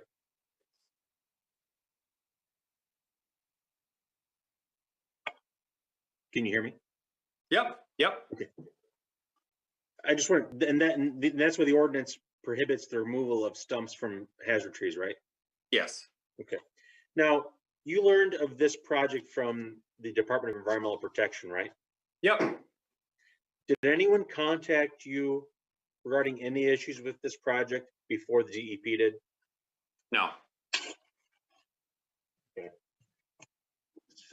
Now, there are some procedural issues that MCL's raised with regards to the notices of violation, and these are essentially that there are a number of violations that are the same violation and that they're only listed twice by the town in order to seek duplicative fees. So first, I just want to say and address this.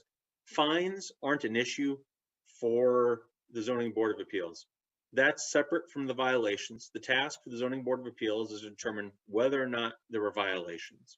Fines aren't for the Zoning Board of Appeals to deal with, and the Zoning Board of Appeals doesn't have a role with assessing fines. So we need to put that to the side. Now, so first, violations 1 and 2.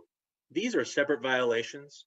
Violation 1 is for filling and earth moving without steps being taken to prevent erosion and sedimentation. Violation 2 is for filling and earth moving without a permit. Those two violations are not dependent on one another. Even if there was a permit for filling and earth moving, there would still have been a violation for the failure to take steps to prevent erosion and sedimentation. And on the flip side, even if steps had been taken to prevent erosion and sedimentation, but there's no permit, that would still be a violation. So those two violations are separate and distinct, and they're not the same thing. Violation 7 and 8.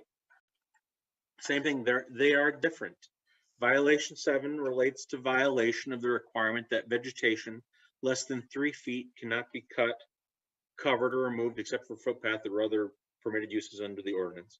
And violation 8 is for removing vegetation without a permit, and that's vegetation without regards to height. So those two violations, they're separate and distinct. They're just not the same thing. 11 and 12, same situation. 11 is for stabilizing the shorefront without a permit. 12 is for stabilizing the shorefront without a barge, when it could have been done with a barge. So let's assume that there had been a permit to stabilize the shorefront and the barge wasn't used. That would still generate a violation if it could be used. So those two violations are separate and distinct. They're not the same thing. The violations 14 and 15, same thing. Violation 14 is based on section 15Q2B, which allows for selective cutting of trees within a buffer strip, as long as there's a well-distributed stand of trees and other vegetations maintained, and if other trees are present, which provide sufficient points to allow for selective cutting of those otherwise healthy trees. And as Alex described, that violation exists. Now, violation 15 is for removing vegetation without a permit. So even if vegetation in excess of selective cutting occurred with a permit, it would be a violation. And even if vegetation was cut not in excess of selective cutting, it would still be a violation because a permit was required.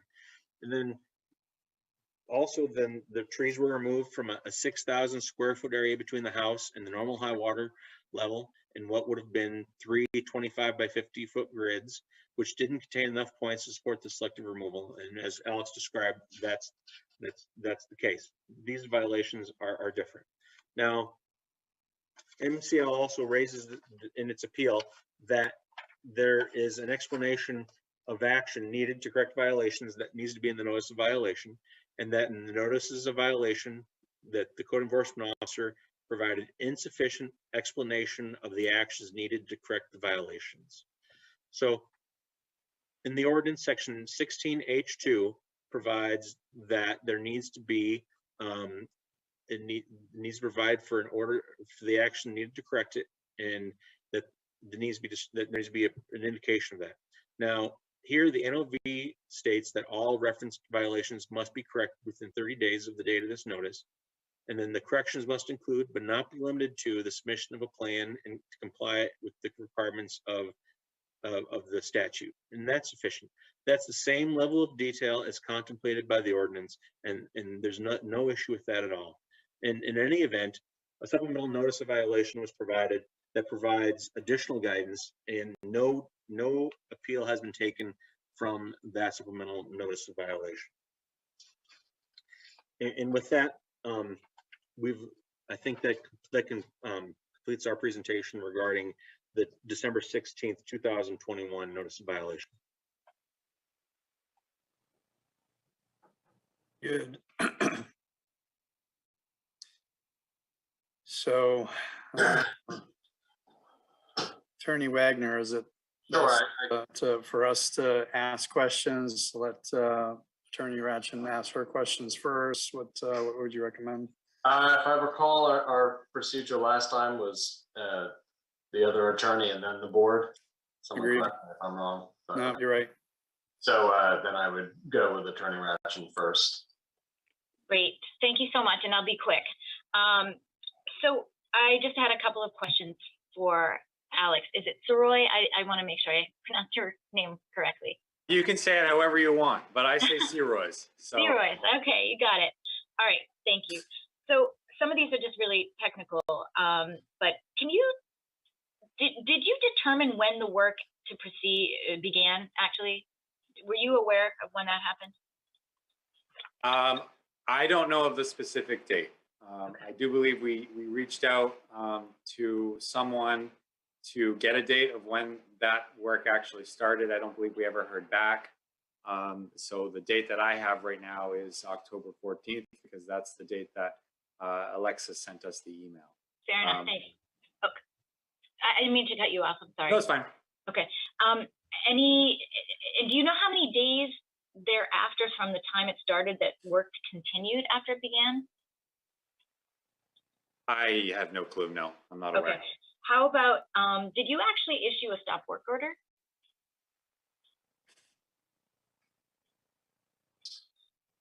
Oh, I can't hear you. You're on mute.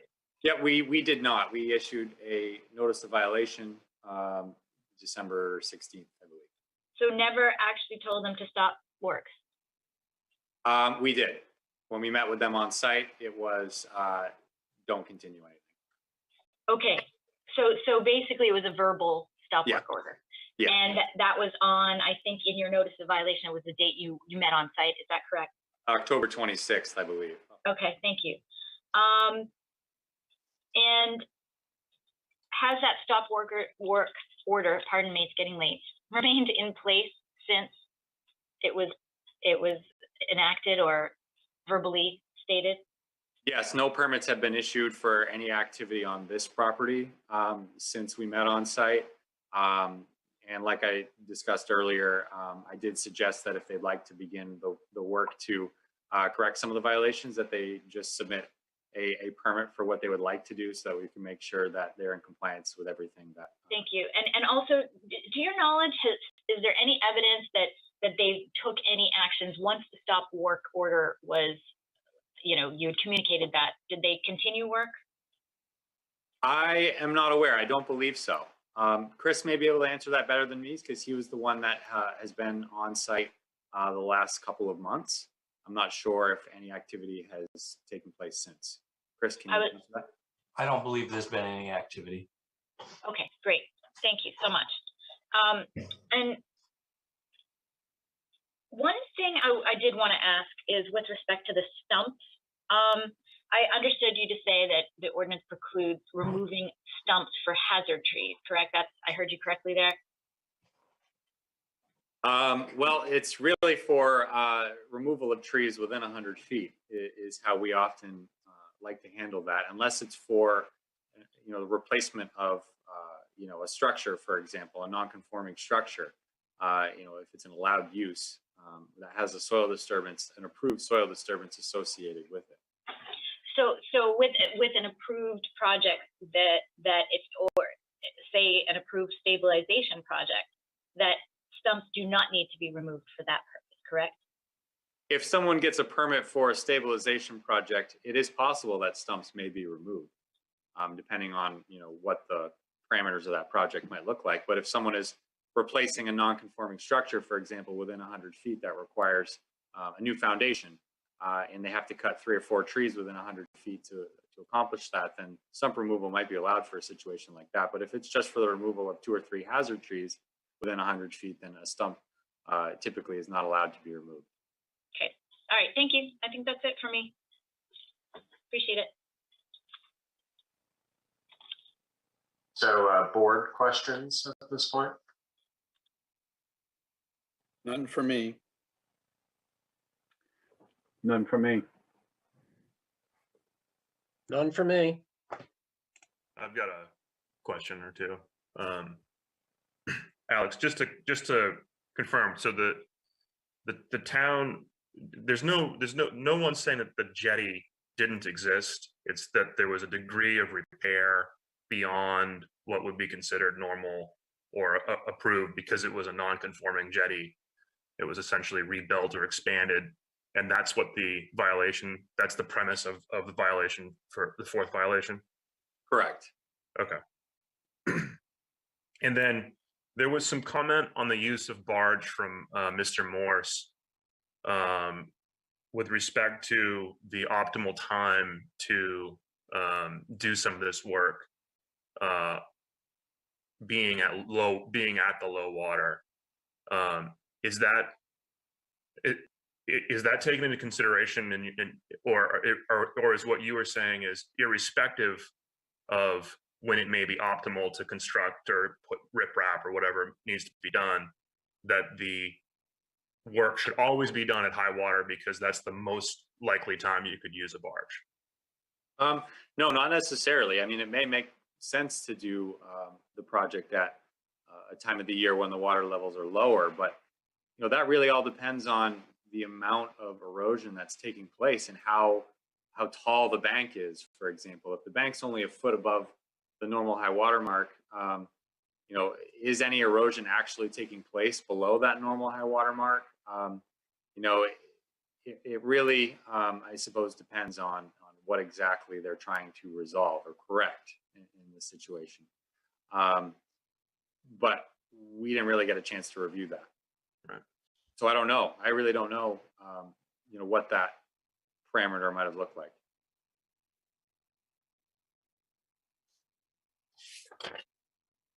Okay. That's it for me. Okay. Any further comments from board members? Nope.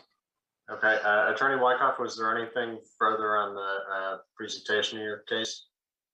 No, not with regards to this notice of violation. Okay, thank you. So at this point, I've got my procedural order here that we would allow rebuttals to any points by the parties. Then we would open it up to public comment, and then the parties would be provided an additional opportunity to address anything raised in public comment. So at this point, are there any, we'll turn it back over to Attorney Rachin. Do you have any further arguments or points of rebuttal to make? No, I mean, I think what I'd like to do is just have a summation, and I don't know if this would be the appropriate time, and I want to keep it quick because I know that the hour is late and we've only not even made it through one appeal yet. Sure, I'll defer to the parties if they want to do it. If you want to do a summation before public comment or after public comment. Oh, you know what? I'm so sorry. I didn't realize members of the public. Why don't we wait? I will wait, certainly, because then if anything comes up in that time, I'll be able to address it, two birds with one stone. That makes sense. Attorney Wyckoff? Okay, so Mr. Chairman, at this time, I'd recommend you make a motion to open up public comment. That sounds good. I will do that. Make a motion to open public comment. Do I get a second on that? I'll second it. Okay. Tom, approval of opening public comment, yes or no? Yes, please. Craig, approval, yes or no? Yes. Fred, approval, yes or no? Yes. David Murch, also approval. So we will open up to public comment. Is there anyone in the public here tonight that would like to speak in favor of this administrative appeal?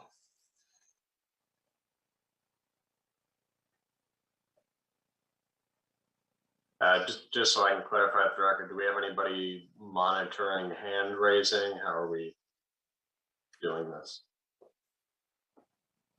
I believe our town office Zoom administrator is looking, but I don't know for sure. I'm not seeing anybody. No. So I'll then ask, is there anybody here in the public tonight that would like to speak in opposition to these, to this particular administrative appeal?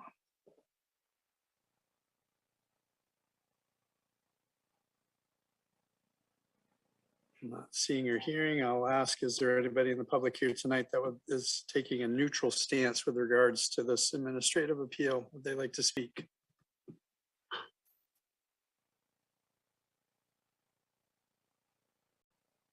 Seeing and hearing nothing, I will then go ahead and close public comments.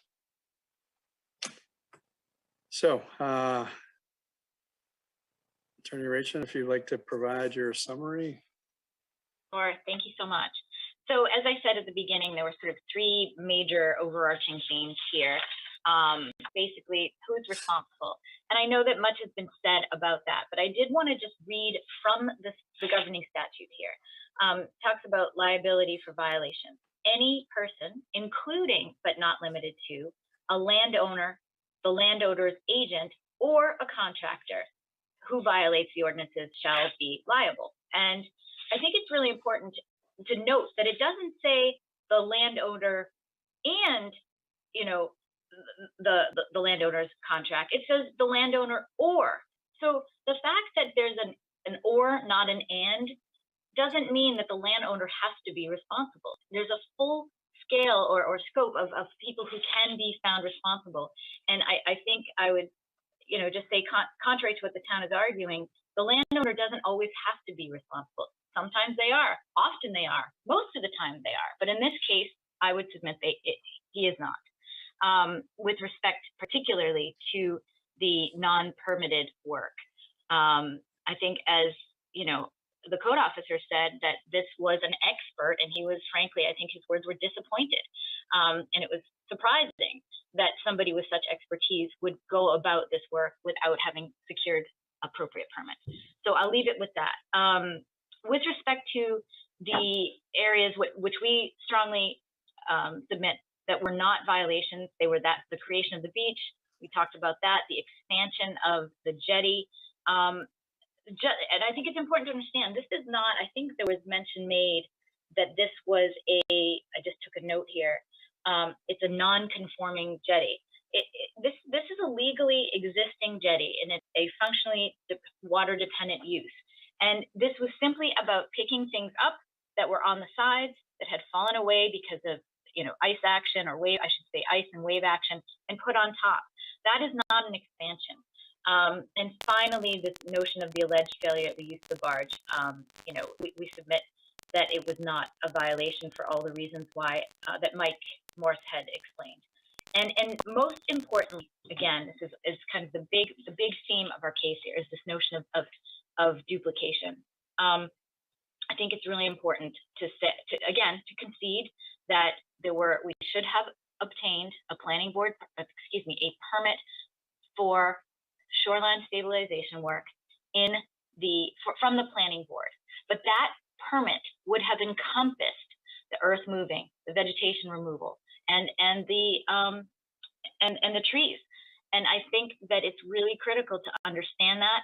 And so to that end, we're asking, and I'll just give you the numbers here as far as what we are looking for. We believe that because of these duplicative violations, that we stipulate to violations 5 and 11, but combine them as one, and that we strike violations 1, 2, 7, 8, 11, 13, 14, and 15, because those would all be part and parcel of the planning board permit, which we have applied for, and which we are, you know, as you heard Mr. Morse say, that he believes in his opinion, we will be entitled to.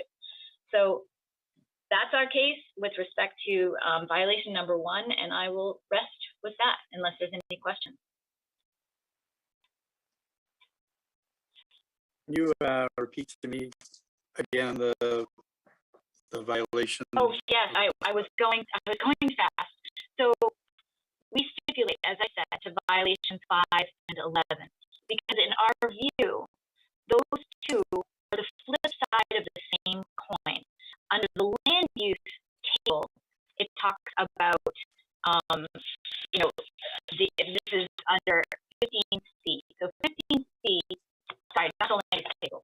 Under 14, 17B, that deals with piers, docks, wharves, and uses extending below the normal high water line for permanent uses. Again, we say that was the provision that we were supposed to go to the planning board. Now, if you flip that back to section 1417B, if you flip to section 15C, and those are the standards, again, verbatim, the same as 1717, piers, docks, wharves, boat launches, and uses extending over the normal high water. You go to 15C. What do you see? What do you hear? Piers, docks, wharves, bridges, and other structural uses extending below the normal high water line. Okay? So under section 1417B, you are required to go to the planning board. Under section C, go down to C12,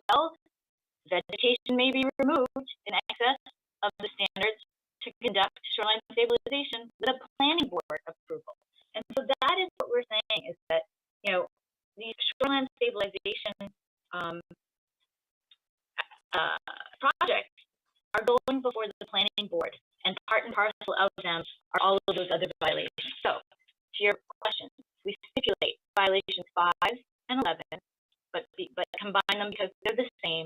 And we ask that you strike 1, 2, 7, 8, 11, 13, 14, and 15, because those would all be encompassed in the planning board process. All those activities, I should say, that those violations discussed would be encompassed in a planning board approval. Got it. Thank you very much. Thank you. Alex, Attorney Wyckoff. Yes, I'm happy to sum things up. So first, in terms of responsibility, management controls is clearly responsible for these violations. The contractors were its agent. It directed its agents to do this work, and it's on the hook for these actions. It needs to be responsible for them. Now, the jetty, the photos speak for themselves. Okay, you can look at the photos and you can decide whether or not that was just repair and maintenance for that jetty. I think the photos speak for themselves. That's just not what happened. It was much more than that. I'm not going to rehash the duplication. I went through that in great detail. I don't need to go through that anymore. Now, I think it's important to realize that what they're saying is all of these violations should just go away, because if we had, if we were doing the Shoreline Stabilization project and this is all included in there, well, the problem is there wasn't a permit for it. That process never happened. No application was made. No one had a chance to look at that application and provide any feedback. No one for the town had any chance to say, you know what, this isn't right. This should change. That should change, etc. None of that happened. So that argument just has to go away. That there was no permit for this project, and each of these individual violations that are included in the notice of violations they're all violations, and they're all there, and they all need to be recognized. So here, the town respectfully requests that the board adopt the proposed findings of fact and conclusions of law that were submitted by the town, that the board reject this appeal, and that the board uphold in its entirety the notice of appeal that's the subject of this appeal. Thank you. I thank you. So, Attorney Wagner, next step. So at this point, we've heard from all sides, and the public's been presented an opportunity to respond as well. So I think the next steps would be to close the introduction, close the evidence for this matter, and that would mean the record is complete and no further evidence could be introduced. So before the board does that, I suggest a motion and second, and then I think the board should discuss if it has a clear understanding about the record. So I think if there's any question about what's in and what's not in the record left, we should address that before we close the record. So I guess I pose to the board is there any question about what's in the record, or do you have an understanding of that based on what's provided on the website and what was submitted today that wasn't excluded? I have a question. I think that's related to that. David, do you want to go ahead or? No, you go ahead. Yeah. Just is the board is the intent, and it sounds like it is, if I'm understanding the procedure as it's been outlined, is the intent to not visit a lot of times when it's not an appeal, we would go look at the site, and are we looking to not do that at all? And the reason why I think that might matter is it sounds like some of these violations are what's a beach, what's not a beach, what's a jetty, what was the, some of the pictures are very compelling, some are less compelling, and I'm curious procedure wise, where is that evidence that we would collect in the normal course of the ZBA? So So I can weigh in on that. So this is a de novo hearing, and it's certainly within your authority if you wanted a site plan. A site review to call for one. I'd give the parties an opportunity to respond to that idea, and they can certainly object or argue about that. But I think it's within the board's purview to make a motion for that. If you do, I would recommend keeping the record open. Right. And sorry, just in addition, then table the matter and schedule a site visit. And we'll need proper notice for that site visit. So I mean, that would be my preference. I don't know how everybody else feels, but I mean, personally, I'm good with the photo evidence that was presented. I don't, from my own perspective, don't feel the need for a site walk. I open that up to Tom and Fred.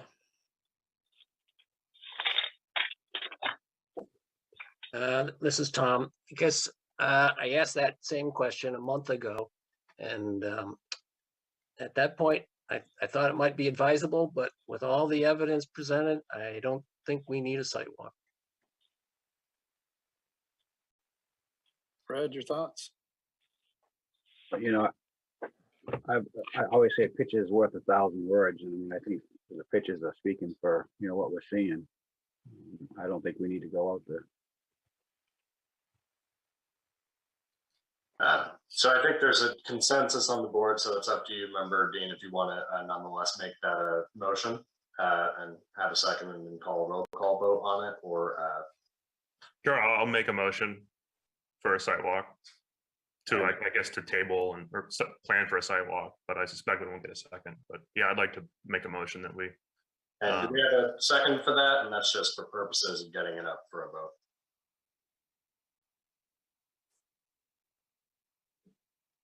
Nope. Okay. Seeing no second, the motion fails and it won't go for a vote. So are there any other discussions about reasons to keep the record open for additional evidence, or any questions about what is in the record? And just so I repeat, so I'm clear for the record, my understanding of the record is what is on the link that was included in the agenda and circulated, all the documents on the website, in addition to what the materials Attorney Wycott submitted earlier today. And I'm not sure if they are on the website or not at this moment, but I would consider those part of the record. I'm getting a nod that they are. So that's my understanding of the record. So are there any further questions from the board about the record? None from me. Okay. And I'm seeing head nod shaking from the parties as well. So I assume we're ready. Okay. So at this point, I'd suggest a member make a motion to close the record for this appeal. I'll make a motion to close the record for this appeal. I'll second. Okay. And any further discussion? And I suggest you call the vote, Mr. Chair. Tom, yes or no to close? Close. Greg, yes or no to close? Close. Fred, yes or no to close? Close. David Murch also to close, so unanimous on that. So at this point, I think Mr. Chair, I'm going to direct this to you, and you can certainly direct it to the board. I think you need to make a determination as to whether you want to proceed into deliberations tonight. Certainly the board could do that, or it would be within the board's discretion to choose to take it under further consideration, to give the board members time to review the record and everything that was submitted today, and we can resume deliberations at the next meeting. I do recognize that it's 10:30, but that's entirely up to the board, and you can certainly solicit positions from the parties as well. Sure. I mean, I know it's 10:30, but it's all fresh. I'm ready to continue and get this resolved tonight. if at all possible. I'm in favor of getting one done. Yep.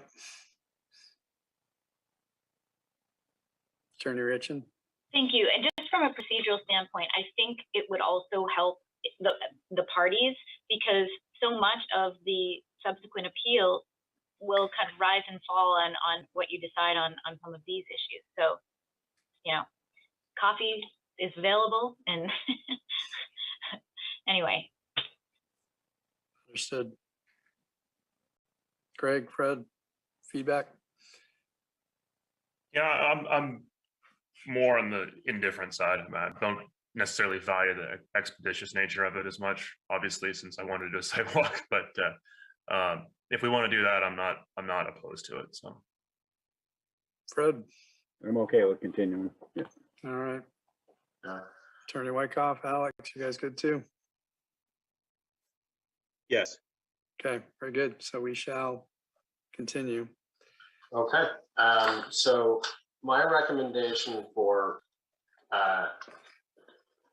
beginning deliberations is to, I think it's important to start with a determination of timeliness. And then after that, identify the issues that have been raised on appeal. And we'll take those one by one. And for each issue, we should identify articulate the issue, identify the applicable standards, and then have a discussion of the arguments that were raised on both sides and the evidence in support of those respective arguments. And then when, I think it makes sense to have a free discussion of that. And then when someone is ready on the board to make a motion, I'd suggest a motion that states a conclusion of law that we all violations should not be vacated because they name the owner or something. Sorry, I'll articulate that better when we get to a particular. I don't want to start in on a particular issue, but yeah, state inclusion law and state the particular facts in support of that. And so I'll help you craft that motion as we go along. But that's sort of the process I see laying out. So I suggest that we first take up the issue of timeliness. So, Mr. Chair, I suggest you pose that question to the board if we think we have a timely application for this appeal. So when you're talking about timely, you're talking in the terms of it being submitted within the correct time frame? Yes. Was this submitted? Yeah, and we did look at that at our last meeting prior to tabling it, and it was Okay. that the application was submitted in a timely manner. Okay, my mistake. No, that's fine. You weren't here last time. Oh, there you go. So then I suggest we take up the first issue. In Attorney Wyckoff's closing arguments, he did point out his proposed findings of fact and conclusions of law. That's certainly one way the board could address this. Or I could identify issues for you and guide you in that way.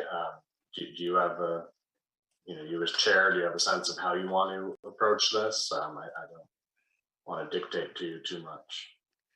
Well, I would say, given the amount of information that I am processing in my head right now, if you are able to help direct us to where we should go, that would be much appreciated. So I would direct you to the applicant's statement of, or not the applicant, I'm sorry, the Attorney Wyckoff's statement of findings of fact and conclusions of law that lays out the applicant's positions. I think we should have that in front of you. I think you should also have the notice of appeal submitted by the owner's attorney, Attorney Rakin, and the notice of violation. I think that will help us identify the issues. And I suggest to you that the first issue for the board to discuss is applicant's argument that all the violations should be vacated because the owner relied on its contractor to obtain the permits.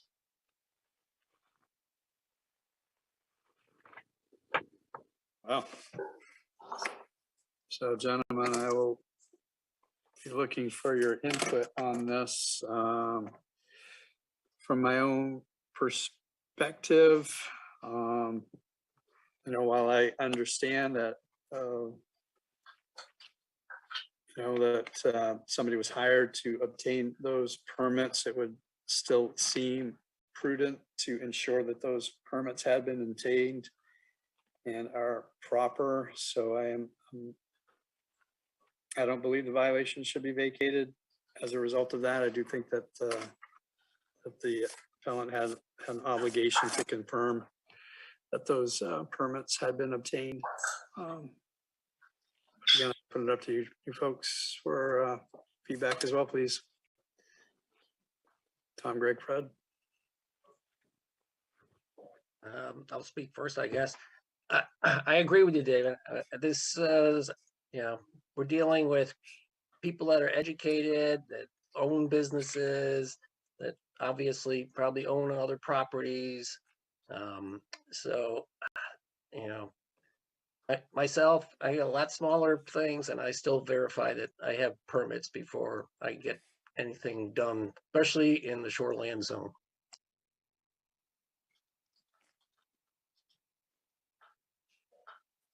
I agree too that they should have made sure that the permits were taken and applied for. Again, especially where you are near the water and all that. So I agree. Craig. Yeah, I think that we're not gonna. I'm not in favor of vacating all violations under that pretense. Okay.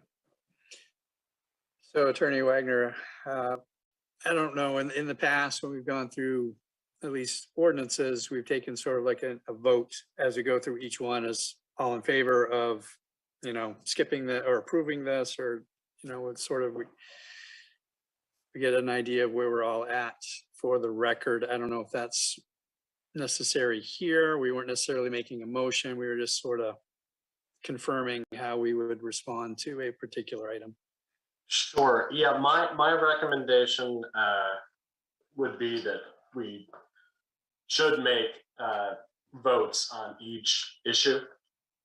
I don't think we need a vote on every finding of fact in support of that conclusion, but I think as long as there's a motion that identifies the conclusion of law and the issue of facts in support of it, I would recommend an overall vote on that. And then at the end, when we've gone through all the issues, the board would take a final vote, and that would be the final decision.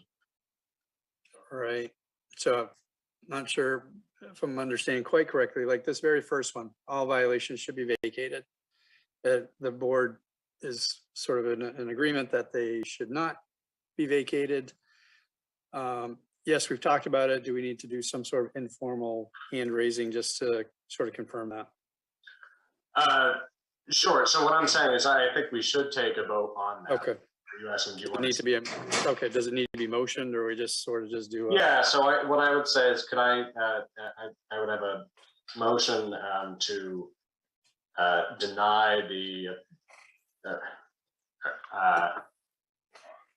Give me a sec to articulate this.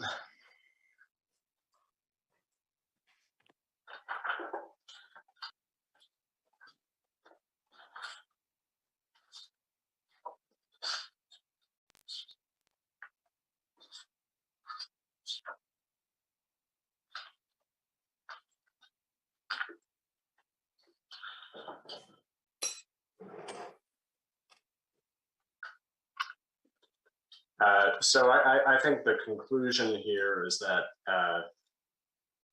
because MCL is the property owner and authorized an agent to perform the work, MCL as owner is responsible for the actions of the contractor and therefore is properly named in the notices of violation. So can I have a motion for that conclusion of fact? I would love to say that. Do I have a motion for that conclusion of fact? I will make a motion. Do I have a second? Seconded. All right, all in favor, Tom, in favor or against? In favor. Greg, in favor or against? In favor. Fred, in favor or against? In favor. David's also in favor. So, And I'm doing it a little bit backwards, but I'd like to just be clear on the reasons for why. So what I heard, and these will be the board's findings. So what I heard was that MCL was the principal and authorized an agent to perform the work. yes, yeah. And Attorney Wyckoff raised a number of provisions in his arguments. I would direct you to page 9 of his proposed statements of findings. And the conclusion section cites a number of provisions as the board reviewed those and concluded that it's proper to name an owner.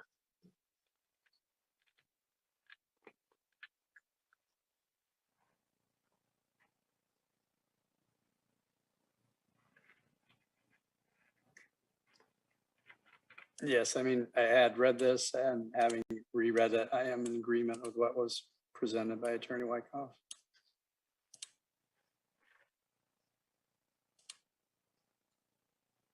Gentlemen, And does anybody on the board disagree that that was part of, that's part of our findings of fact in support of the conclusion that was reached? I'm seeing no disagreement. none from me. None for me. None for me.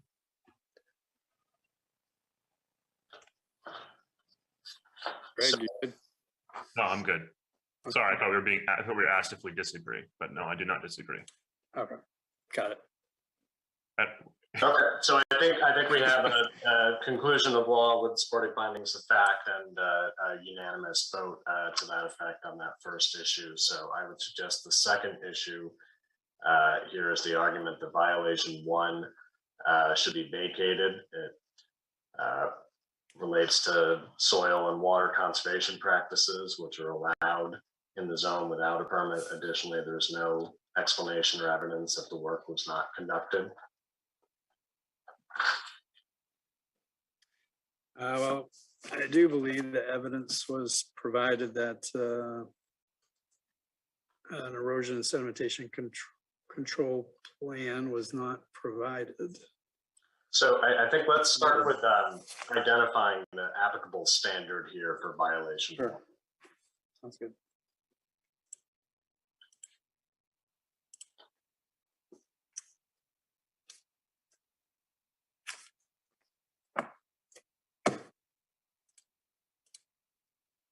So does anybody want to flag that, or I believe it's section 15U1 relates to filling and earth moving.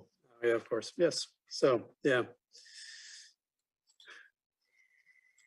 Shoreline zoning procedures, section 15 land use standards, U1 erosion and sedimentation control, filling, grading, lagooning, dredging, earth moving, and land use activities shall be conducted in such a manner to prevent erosion and sedimentation of surface waters to the maximum extent practical. All activities which result in unstabilized soil conditions and which require a permit shall be developed in accordance with an erosion and sedimentation control plan prepared in conformance with the requirements of the Maine Erosion Control BMP's Bureau of Land and Water Quality, Maine Department of Environmental Protection, March 2003, and subsequent revisions thereof.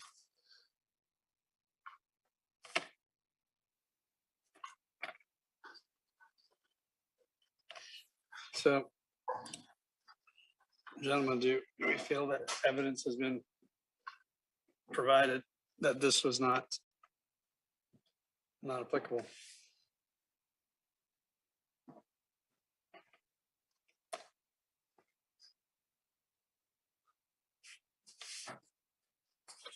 Anyone? So I suggest you could look to page 7 of the applicant's proposed statement of findings, fact, conclusion of law, and there are several recommended findings. The first is that filling and earth moving activity of more than 10 cubic yards took place. So based on the evidence you've reviewed, do you think that finding is supported? Is that a finding that the board can make? That is a finding I can make, yes. Tom, Greg, Fred? Yes, I think there's more. I agree. I agree. Yep. And is there particular evidence to that? Is it the CEO's testimony? Is it photos that were submitted? Well, Exhibit A is pretty, well, the various photo evidence makes it clear that that this took place. Does anybody find any contrary evidence persuasive?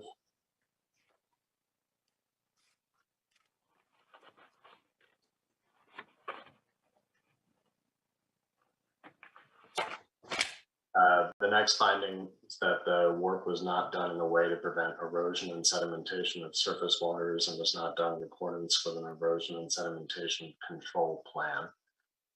Is that a finding that you believe is supported by the evidence? And I think you should discuss what evidence you think does support that finding. Yeah, so I know that Alex reported that there was no erosion and sedimentation control plan submitted. So that's clearly whether or not the work was done in a way to prevent erosion and sedimentation of surface waters. And I can't speak to that, at least at this point, but we did get evidence that it wasn't done in accordance with the plan. Gentlemen? Because there was no plan submitted. Correct, yeah. I agree with that. So a related fact there would be that the work was done without a permit. Right, yeah. And then it also, states that nothing was prepared or submitted. So that's the two. Well, so the only thing I can't speak to right at the moment, we should probably talk out loud about, is the work was not done in a way to prevent erosion and sedimentation of surface waters. I think Alex pointed out that whatever the fabric is down at the water was not tagged, or whatever term he used, not tied in to control the runoff. Yeah, I remember him stating that as well. Yeah, you can see it in Exhibit D. Yeah, I mean, you also got Exhibit E with the excavator almost in the water.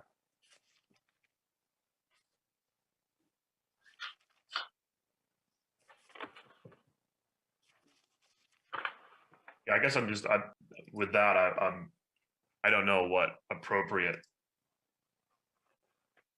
the appropriate version of that is. I know it was claimed that it wasn't appropriate because you could see kind of flapping or folding over. That's the only counterpoint I would think we should consider is, I mean, if you showed me another picture and said this was good, I would probably not. Probably say, okay, it's good. So kind of just deferring to Alex on that. Yeah, I guess we have to go based on the evidence that was presented to us tonight. We didn't hear any counter argument from the appellant with regards to that, so. I don't know, I guess I'm used to seeing hay bales to keep the runoff from going down into lakes and streams and stuff. So I didn't see any evidence of that.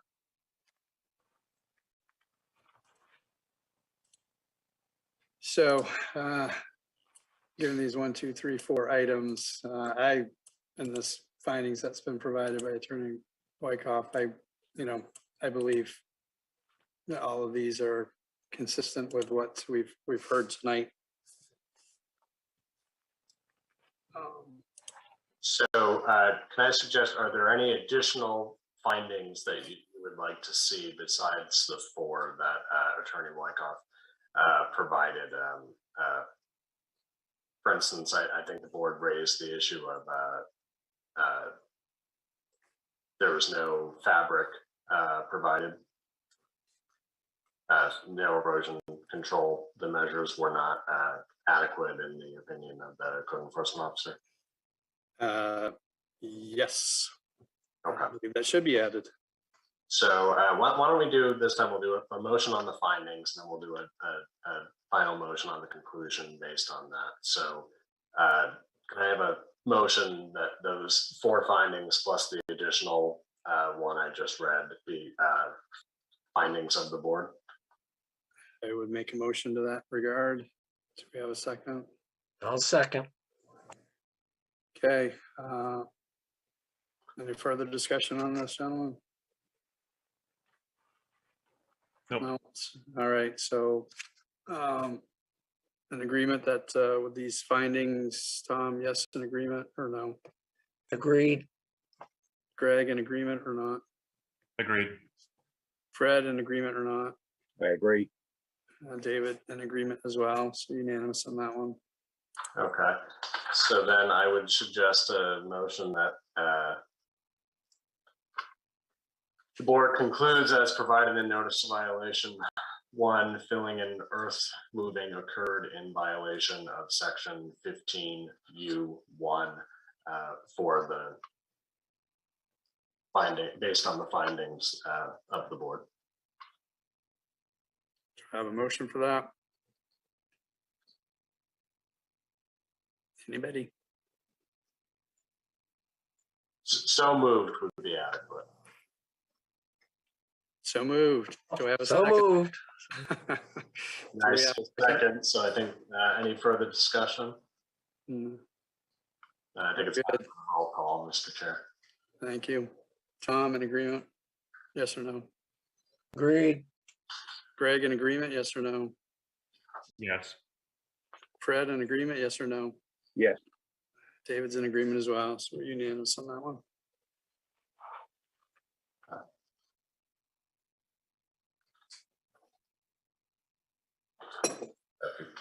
Bear with me a sec. No. No problem. So I think the third issue here is that violation 4 should be vacated because the jetty was pre-existing and the activity that occurred is consistent with repair and maintenance.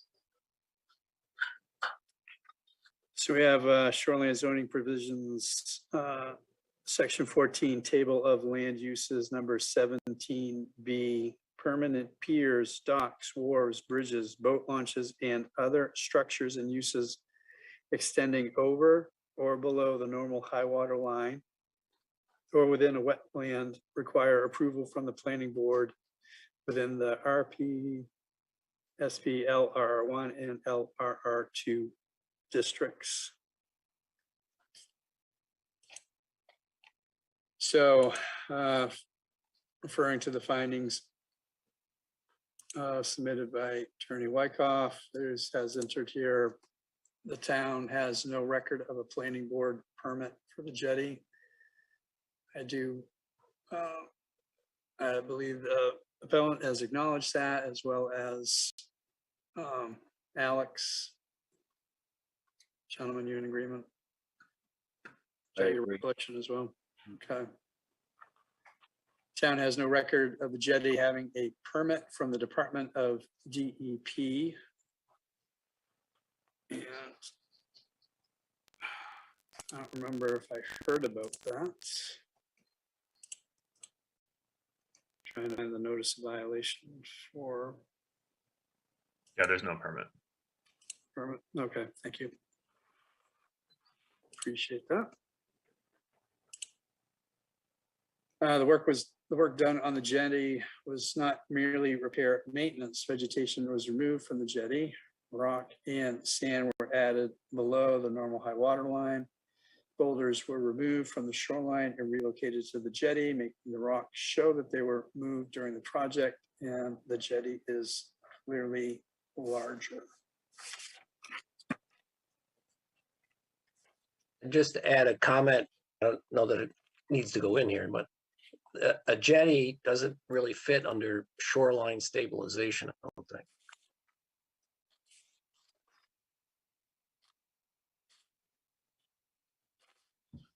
Is Yeah, there anything in the record that you'd want to point to that a jetty is not consistent with shoreline stabilization activities?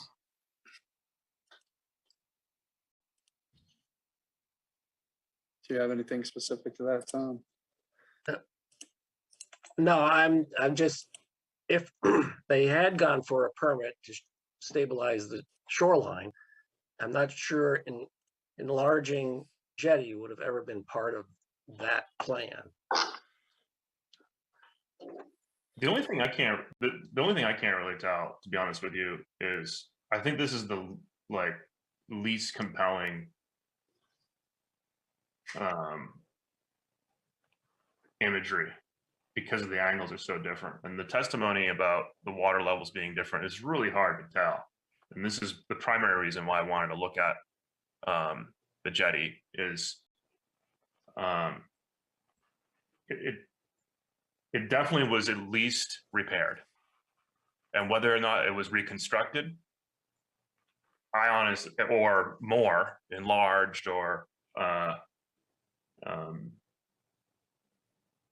you know, just novel construction. I can't really tell, to be honest with you.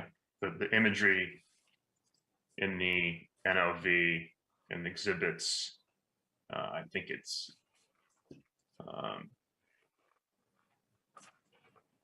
well, actually, most of the exhibits, they're kind of before and after aren't great angles, unless you guys see one that really nails it for you. I actually find the argument that the water levels changing and repair of an existing non-conforming structure to be fairly reasonable counterpoints to that violation.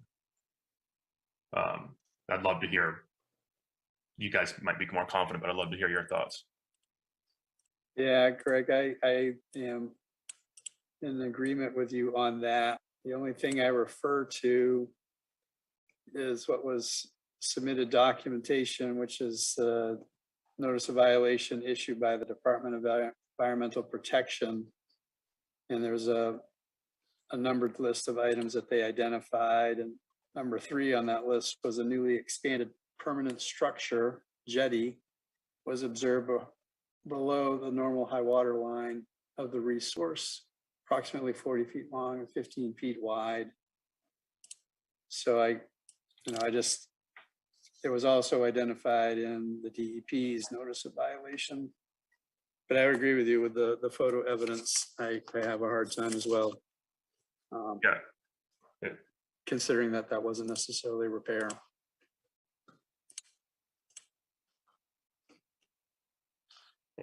I guess my point being that there was no need to do any work on the jetty. It wasn't really part of shoreline stabilization, and it's obvious that a certain number of boulders were, moved to make it more useful as a wharf or something. But and I think Alex also pointed out that some vegetation was removed potentially also. So. Yeah, I hear you. It's not obvious to me, I guess, based off from the DEP saying that they agree. It would have been great if they could have provided the independent imagery or something that draws that conclusion for them. But I put most of that weight on the images, and it's just hard for me to tell if the water lines, if this could be rocks that are 2 feet underwater that we're looking at that are now exposed, or I can't tell. These white dotted lines are not great to say that this is an accurate assessment of what actually happened there. It's hard for me to say, to be honest with you. Yeah, information provided by the appellant says the jetty mentioned was pre-existing in the area at issue. The contractor simply picked up some stones that had slipped to the side and put them back in place. There was no use established that would have required a permit, nor was there an expansion or an enlargement of the existing use. Said work constitutes repair and maintenance, which does not require a permit.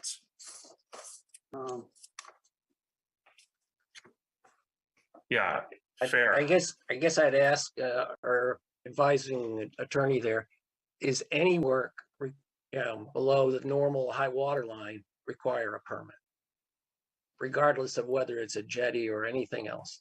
Yeah, so I think we need to turn to the standards at issue here. So let me pull up.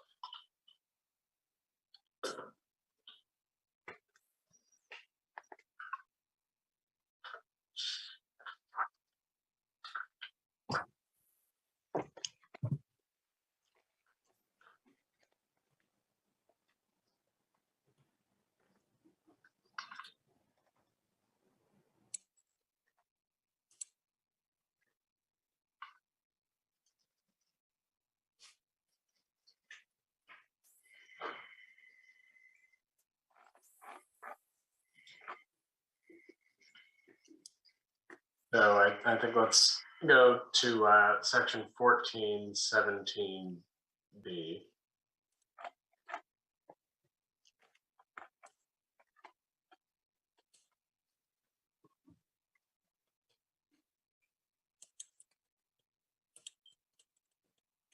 So planning board permit is required for a permanent pier, dock, wharf, bridge, boat launch, or other structures or uses extending over or below the normal high water line within a wetland.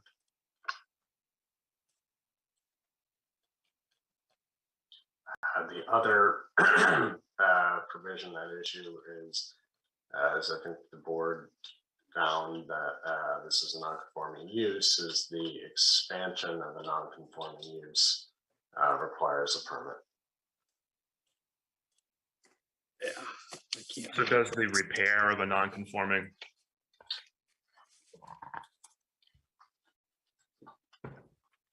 require a permit? Is that the conclusion? Say that again. Would repairing a non-conforming structure require a permit?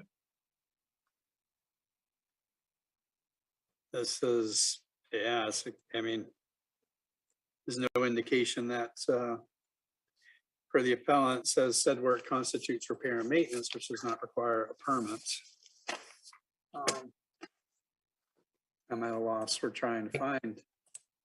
Hey, David, Yeah. can you look at shoreline zoning 12C? I don't have it right in. Section 12. Non-conforming structures. Yeah, I'm on 12C. What are you looking for specifically? Because I'm on 12C, non-conforming structures. It talks about expansions, foundations, relocations, reconstruction or replacement, change of use.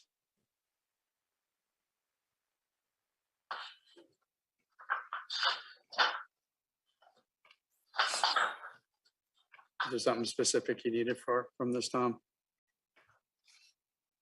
He's muted. I'm looking at something that said a non-conforming structure like a jetty here, I guess, or as an example, can only be expanded, reconstructed, or replaced with a permit.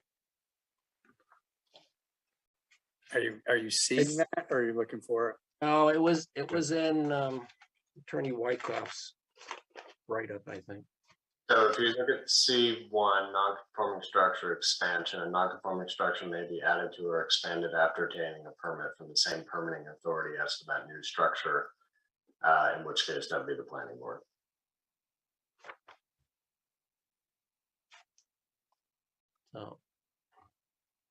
So I if it wasn't expanded, it certainly was reconstructed.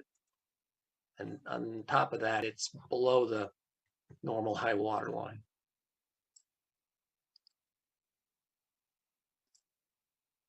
Non-conforming lot may be added to or expanded. So that's the question. Was it added to and expanded, or was it just simply repaired back to its original condition? I mean, I think that's the applicant's argument. And I can't, personally, I agree. I can't find evidence to indicate that it's not repaired back to its original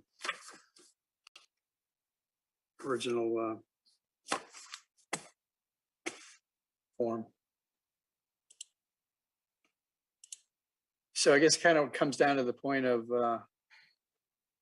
this third item. The work done on the jetty was not merely repair maintenance. Vegetation was removed, rock and sand were added below the normal high water line, boulders were removed from the shoreline and relocated to the jetty. Markings on the rock show they were moved during the project, and the jetty is clearly larger. I cannot be convinced of that.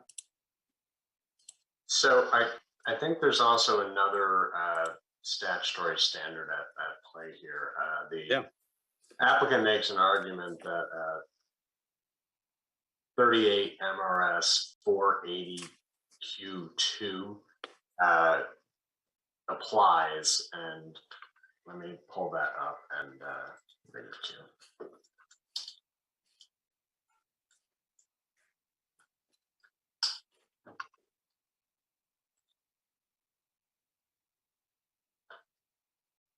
So that states a permit is not required for maintenance and repair of a structure.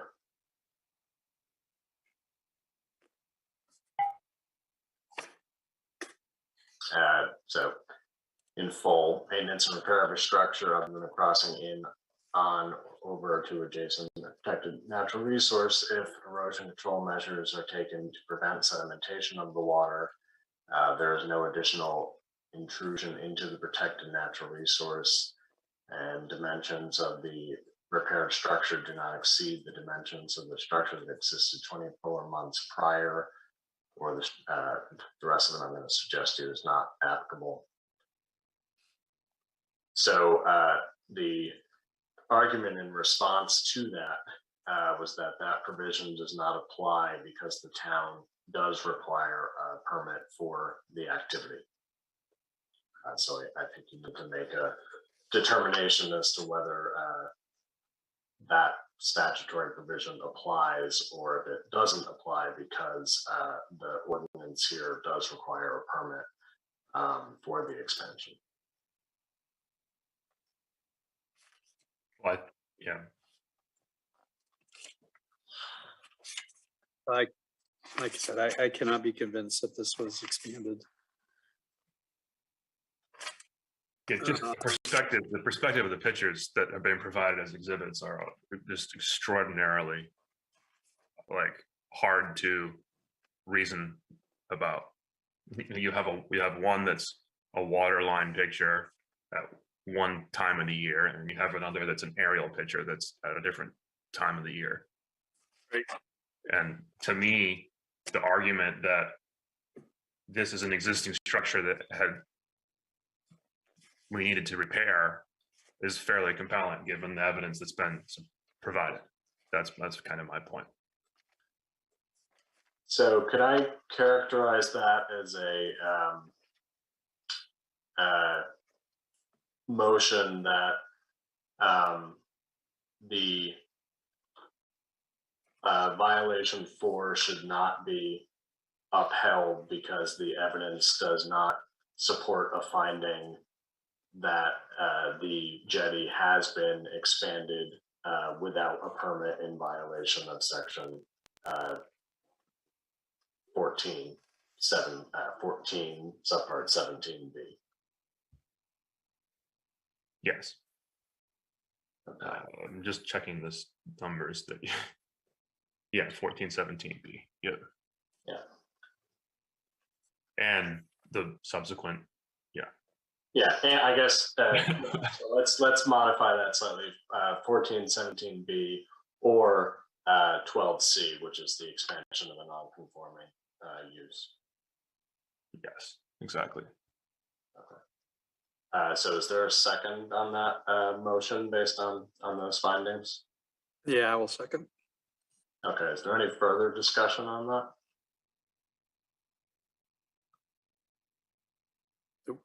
So I suggest a roll call vote. So this is a roll call vote to strike, is that correct? Right, so a affirmative vote here would agree with the applicant, the appellant, that notice violation 4 should not be upheld. The Okay. CEO error. So Tom, yes to not being upheld. That's not, it's kind of like I'm quite, so yes to striking this or no? You could phrase it as that. I'll say no. So you want to include it. Okay, Greg, yes to striking, no to include. Yes. Fred, yes to strike, no to include. Yes. Yes to strike. David will also say yes to strike. So that's 3-1, so majority on that one. To strike.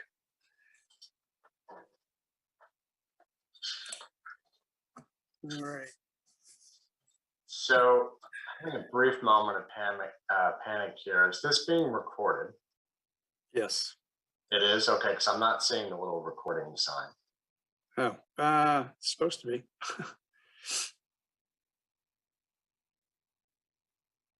Raymond Town Office, can you confirm for us? Yeah, or Sandy.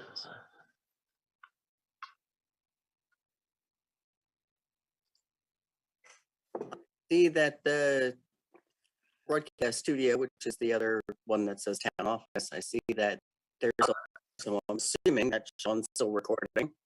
Okay, so Zoom is not the only means by which this is being recorded. So that's Yeah. what. Oh, No, the broadcast studio. okay. Just clarifying as I'm trying to write this down for purposes of this decision later. So, As you are. yep. So let me just make a couple notes.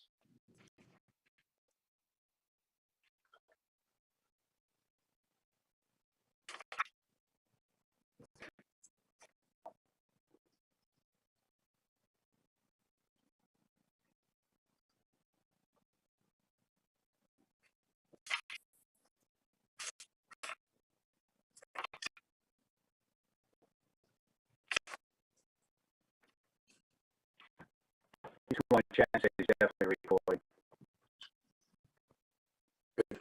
Thank you. Okay, so I think that resolves the third issue. So I suggest we move to the fourth issue, which concerns notice of violation 5.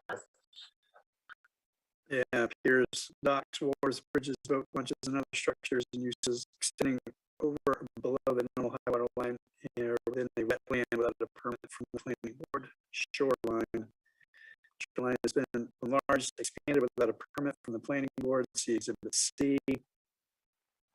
Ordinance is section 14, table of land uses, number 17B.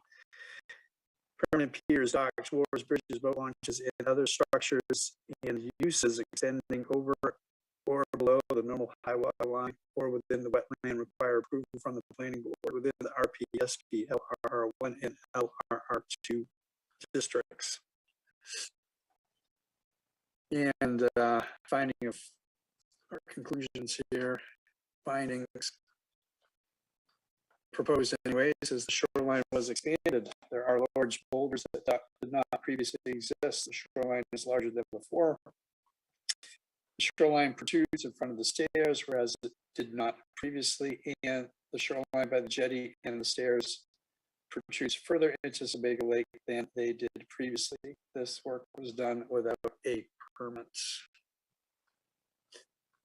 So large boulders that did not previously exist.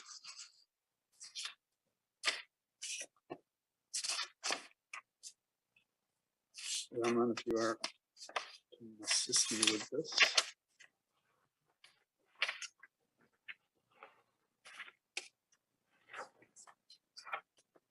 Try and see what Alex referred to. He's referring us to Exhibit C.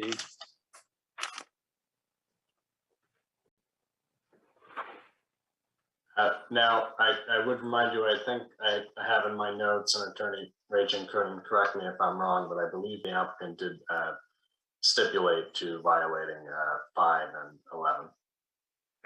11. They did, you're correct. Looking to have number 11 vacated though. So I appreciate that you brought that up. So. I did see Attorney Rachen's hand. I don't know if you want to acknowledge her, Mr. Chair. There's certainly no, the board is within its discretion to ask particular questions of the attorneys. Yeah, Attorney Rachen, if you want to clarify for us, that would be wonderful. I'd be happy to.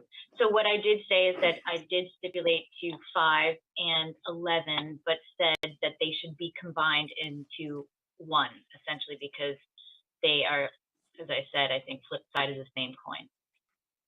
Okay, very good. Thank you.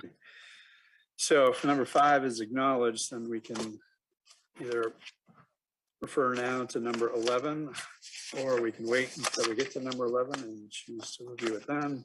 I would say let's go ahead and see if these two can be combined, since we are sitting on this topic. Just trying to find it here.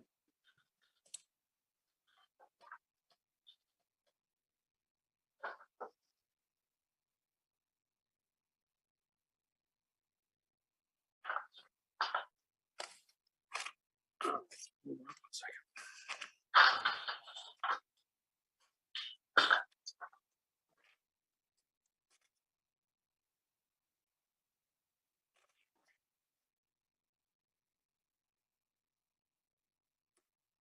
So if I may suggest, I think that I think it makes the most logical sense here to approach the violations that have been raised, that have been challenged on appeal, take them in turn. And then we can address the larger procedural arguments that were raised and the larger argument about there being duplication, and the board should combine those items. So in essence, following the issues that are laid out in the applicant's proposed findings. That works for me, and I appreciate that feedback. Okay, so I guess what we can have then is a motion to find to uphold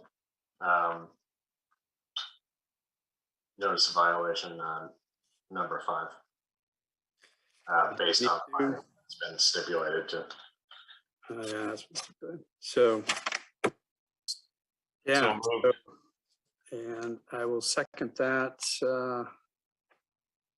Any further discussion, gentlemen? Very good. So Greg or sorry, Tom, in favor of keeping this one? In favor. Greg, in favor, yes or no? yes. Fred, in favor, yes or no? Yes. David's in favor as well. Unanimous on that one, keeping that in place. So it looks like what, number 7, request for that one to be vacated. I think we're on violation number 6, construction of a beach without a permit. Yeah, so my question is, do we need to go through the ones that aren't in contention, or because per Attorney Rachen, I don't see that number 6 is one that was requested to be vacated. No, it is. Number 6 was in that list? Okay, I'm just going by what she listed out at the end, but he says how I heard it. Oh, I see what you're saying. From the, I think it's in the appeal though. It is in the appeal, yeah. All right, Yeah. all right, yep, I do see it. Yeah, I think there was just a lot of numbers. Maybe we Yep, skipped all over. right, thank you, Greg. So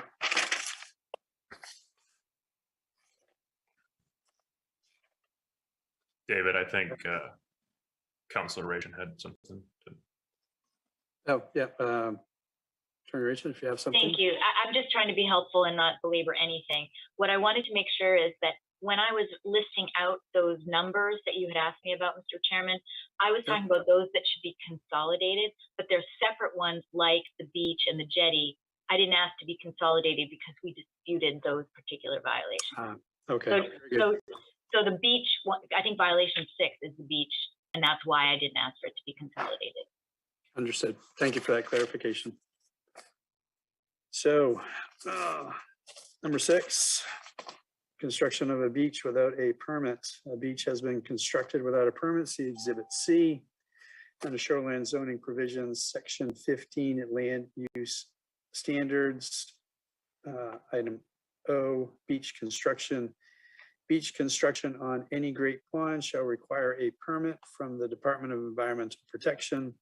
Beach construction on any river, stream, or brook capable of floating watercraft shall require approval from the Department of Environmental Protection.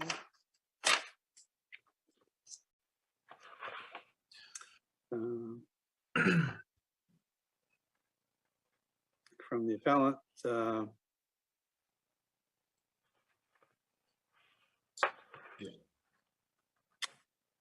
they are indicating that any support or contention to identify what is meant by beach, which term is not defined in the Shoreline zoning ordinance. Review of Exhibit C and the notice of violation submitted to establish that a beach was constructed does not show a beach as the term is customarily defined. See dictionary.com, which defines this term as expanse of sand or pebbles along the shore. Rather, both the before and after photos show the access to the water is provided by stairs, and there's no expanse of sands or pebbles along the shore. Rather, they're just large pieces of riprap. There is no beach. So the findings that we are looking at here is a beach composed of stones and rocks was constructed without a permit from the Department of Environmental Protection. So I know in the original notice of violation, in Exhibit C, and I can see it in the second page of Exhibit C. I mean, if I recognize that Alex submitted another photo earlier, but just looking at Exhibit C on the second page, the bottom photo, I mean, there does look like there's a little bit of a beach area down there. And I would agree with what Attorney Wyckoff had indicated, that a beach to me, especially growing up on the ocean, that can be a stone rock beach as well. It doesn't have to be sand or pebbles. And then the further submission of a picture by Alex made it clear that there was definitely some removal of rock there to provide for certainly a beach-like atmosphere.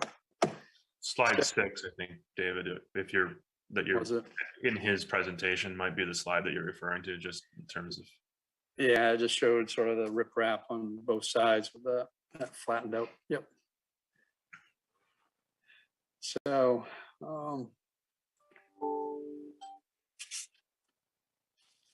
I don't know, but do we have evidence of? to me, if they're going to make a beach, they would just remove all the rocks. Like, I think that's just kind of maybe the byproduct of another violation, but that's a stretch for me. I think we have to decide if slide 6. I think it'd be prudent if everybody pulled it up and took a close. Is the best view of it? Like, is that a beach? That's my take.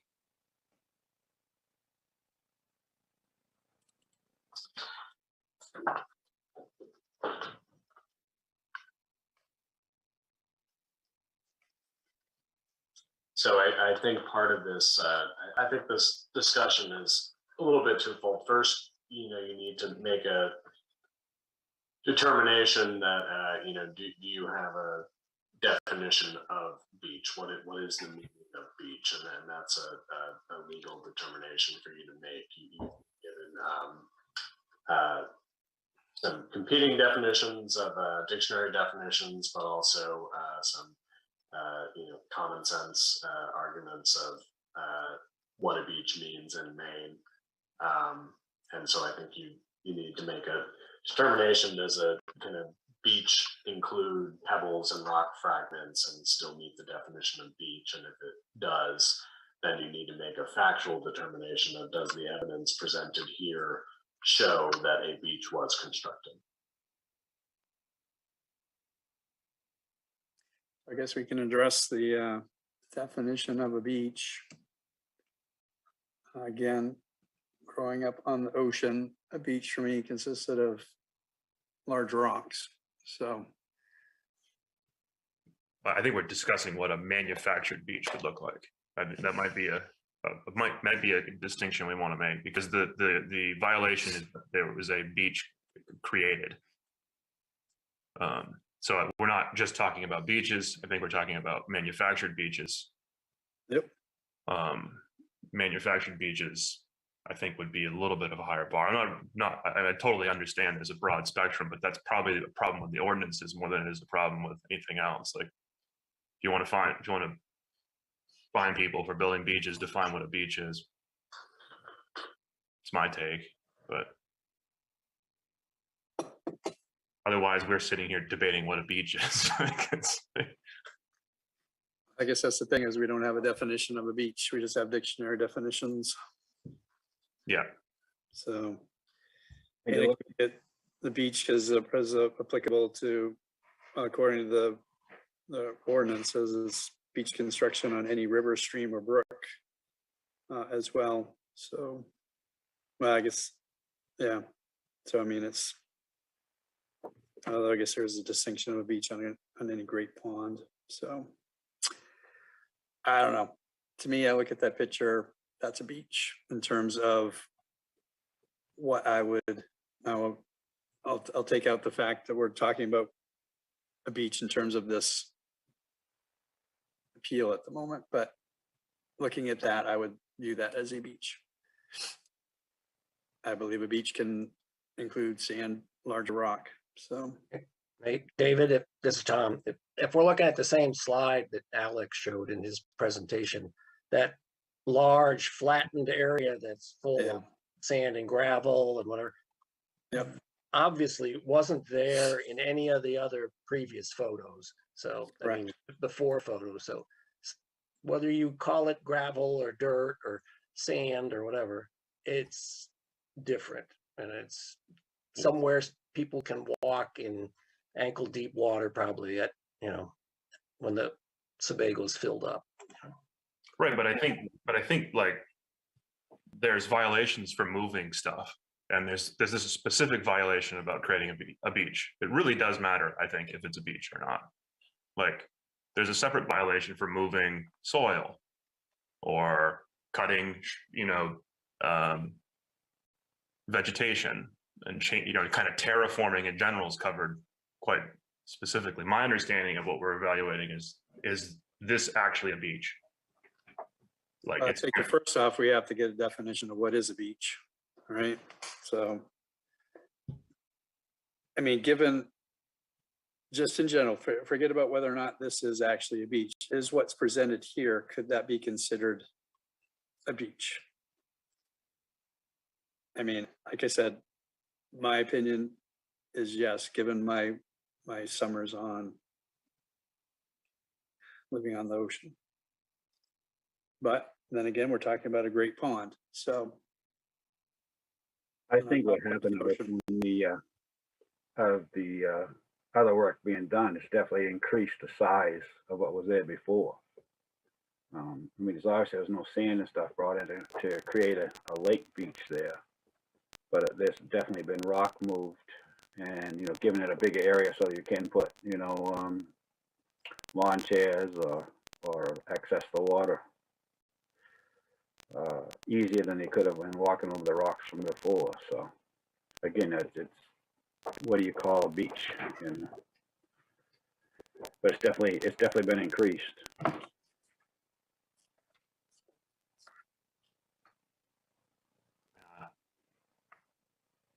I hear what you guys are saying. I just think it's not quite right. I think I sound probably pedantic at this point, but it's constructing a beach. and they're gonna, if a beach was being constructed, I don't know why the rest of the stones would be left there. So let's focus on first just the definition of a beach. For the applicant, they're saying, they're quoting dictionary.com, expanse of sand or pebbles along a shore. I'm trying to see what was defined by the town, and I'm not finding it here. I thought there was a definition that they provided, but I'm not seeing immediately. Mr. Wyckoff, he presented, I think it was like Merriam-Webster's, and it had pebbles involved in it to some extent. Yeah, I cannot. Or Alex did, I don't remember, but there's clearly a broad spectrum of definitions of what a beach is. So what do we agree on as a board? I believe a beach can consist of pebbles, sands, and rocks, consistent with what we're seeing in this slide 24 here of Alex's presentation. Tom, I agree with you, David. Fred, I mean, just from a visual perspective. I mean, it's definitely been increasing. It looks like a beach to me. I mean, it just don't have the definition of sand onto it. You know, it's definitely been increased. So Greg, just in terms of strictly a definition. How would I define a beach? Yeah. Sand that continues out into the water. Okay.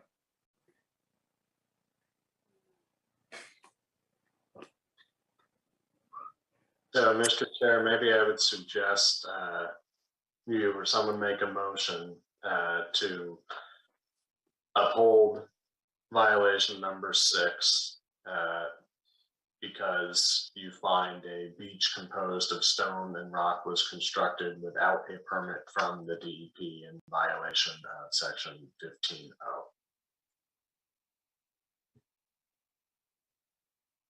Do I have anybody who wants to make that motion? I'd like to just second that. Somebody's going to make it.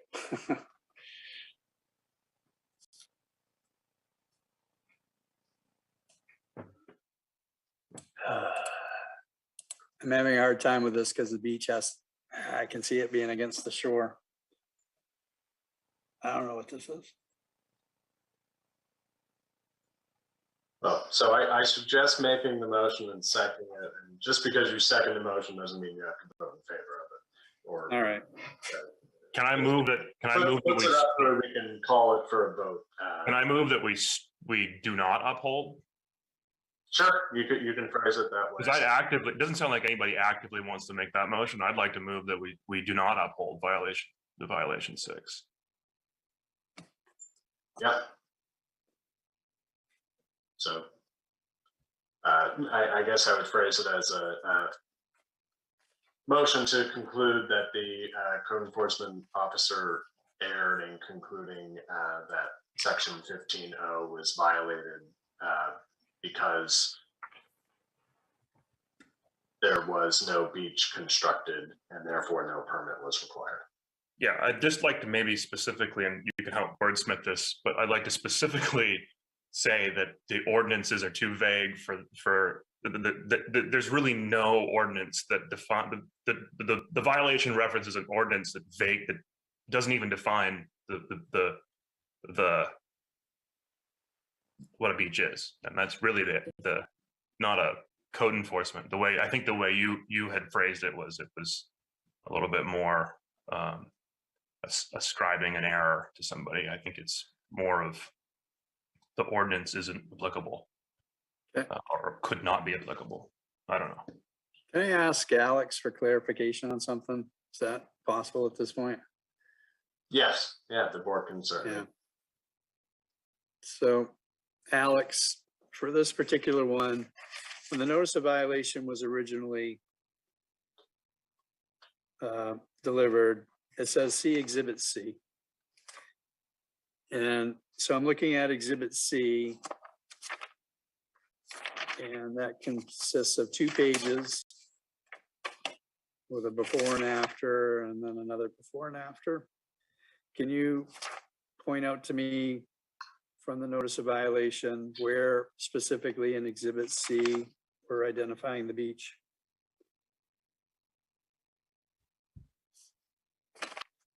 Yeah, hold on one sec. Let me just see, get that up.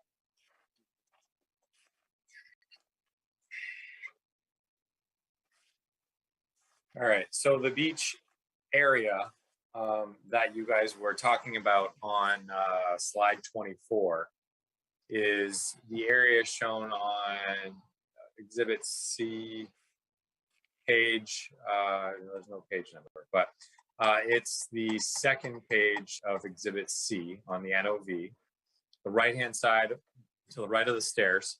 Could you share your screen, Alex? Sorry to interrupt you. Yeah, sure. Hold on one sec.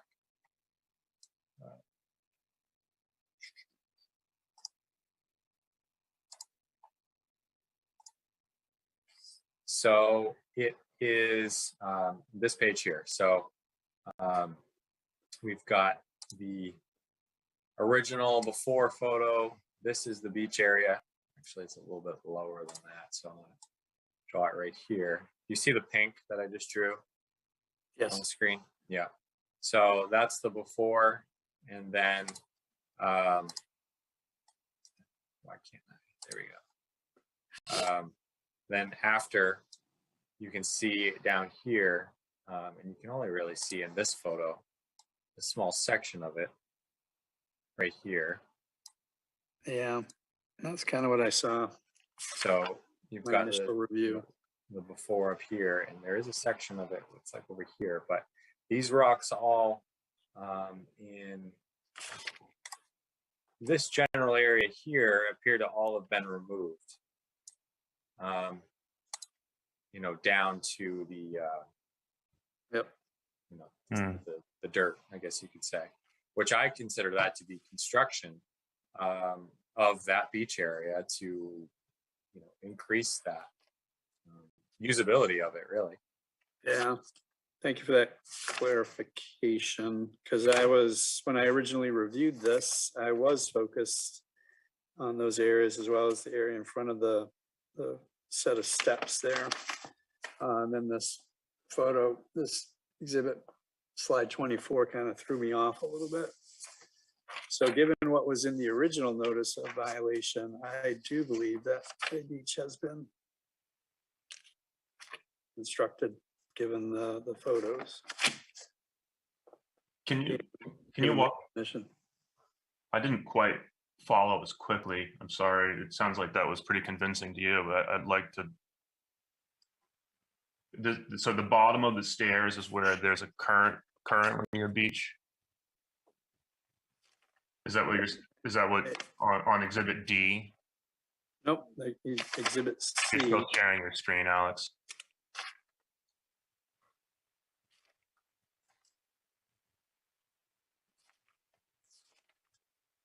Exhibit C. Yeah, so this is Exhibit C here. You can see, you know, if you come down here, you can see all the rocks at the bottom of the stairs. Actually, we're seeing your. Get your email out. Oh, okay. Hold on, shared the wrong one.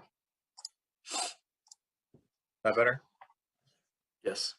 Okay, so the bottom of the stairs here, you can see this general area is all large boulders. Yeah. And if we then look at the after photo, and this really is a better photo if you look at that other slide, but you can see now at the bottom of the stairs, this general area over here, the large boulders are gone. So, and I know, you know, the thought is, you know, a beach area would be, you know, sand all the way to the water. But if you think about this, the goal here probably is to come down these steps, because the water may come up to the bottom of the riprap or higher. But now when you come down the steps, you can walk into the water and not have large boulders in this swimming area. Before, you'd walk down into the water and you'd have to navigate and swim over large boulders. So part of the year, it is a sand beach. Part of the year, it's probably shallow water. You know, in my opinion, they've created a beach swimming area. Yeah. I think sadly it's just going to come down to what's a beach and what's not a beach. And that's. Yeah, and if I can just weigh in, the reality is that that's a mixed question of law and fact. So I think in some ways I may have perhaps overcomplicated by trying to split those out. So I think that the board can make a call as to whether or not it's a beach. And you can certainly give your reasons for or against, but at the end of the day, the question is it a beach? So, yeah, I made my opinion known to me, given the original exhibits. I do believe that would be considered a beach. You can even see it a little bit on the other set of steps. You know, the same photo, but just off to the left. This is in C, David. Yeah, Exhibit C, the second page of Exhibit C. Yeah. What Alex pointed out, as well as what's in front of the other set of steps. Okay. So, in my opinion, and again, I had seen this originally, got sidetracked by this slide 24, but I do believe the beach has been constructed, given the photo evidence. Well, something was constructed. I agree with you. I don't think that's debatable. So, so we can just be bold in this and make a motion to say that's correct, that a beach has been constructed. Is that what I can do here, Attorney Wagner? Yeah, you can make a motion that to uphold the violation. Uphold the violation because the board concludes a beach has been constructed and no permit was obtained to construct a beach. So I am gonna say so moved. Is there anybody willing to second that? Second. So any further discussion on that? Yeah, any further discussion? Greg, Fred? No,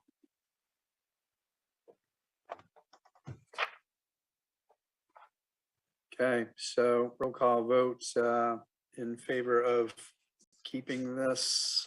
Tom, yes, no? Yes.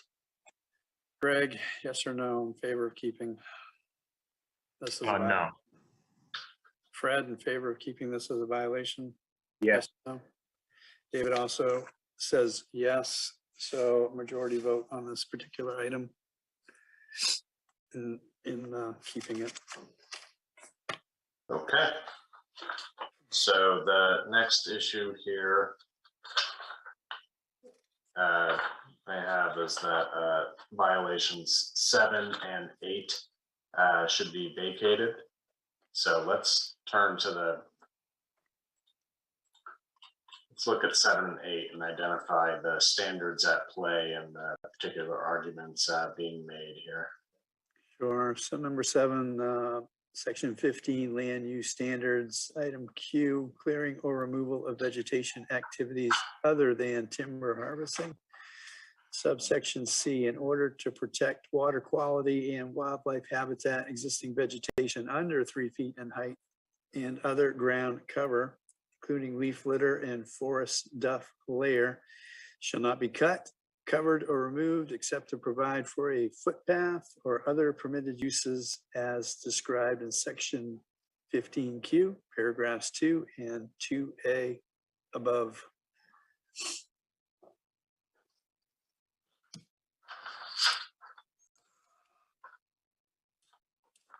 Figure out what section 15Q is. This one seems much more clear in the photo evidence. So I'll just start off with that. I don't. We can discuss it obviously, but I think if what we're talking about Exhibit C.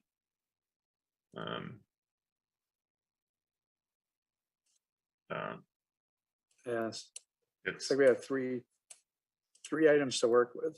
Vegetation less than 3 feet in height was cleared or removed within 100 feet of the natural high water line of Sebago. This was not done to establish a footpath or purposes allowed by Shoreline zoning ordinance 15 Q2, 2A. This was done without a permit.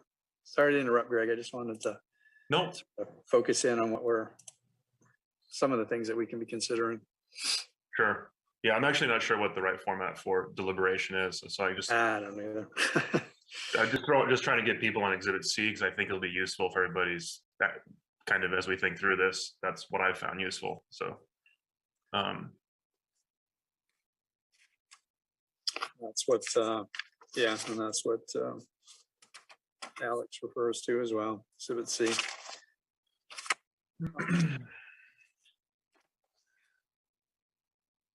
So for the appellant with respect to violations number 7 and 8, existing vegetation less than 3 feet in height was not removed. It was simply trimmed down, leaving all root systems intact and topped off with natural bulk bark mulch. So I don't know, I've always considered removal. If I cut down a tree and I leave the roots, that's still removal of a tree. So I'm not convinced that something that was trimmed down, leaving a root system is not considered removal. yeah, Or I agree with that. yeah. So in terms of what we're looking at, vegetation less than 3 feet in height was cleared or removed within 100 feet of the natural high water line of Sebago Lake, given the visual evidence. I would agree that it has been removed, and they can essentially say the same. The appellant that it was, they're not saying it was removed, they're saying it was trimmed down, leaving all root systems intact. And I guess again, for me, David, removal is making it disappear regardless of whether the stumps or root system remain. And this says, in order to protect water. So let's see. It says shall not be cut, covered, or removed. So this, I mean, according to the ordinances, things were clearly cut. And they were covered, as stated in the appellant's information here. They're trimmed down, topped off with natural bulk mulch. Topped off, I'm assuming means covered. David, I think it also got covered by riprap and that Yeah, erosion cloth. So, you're right. Yep, I mean, that too. there was a wide swath there of vegetation that was removed.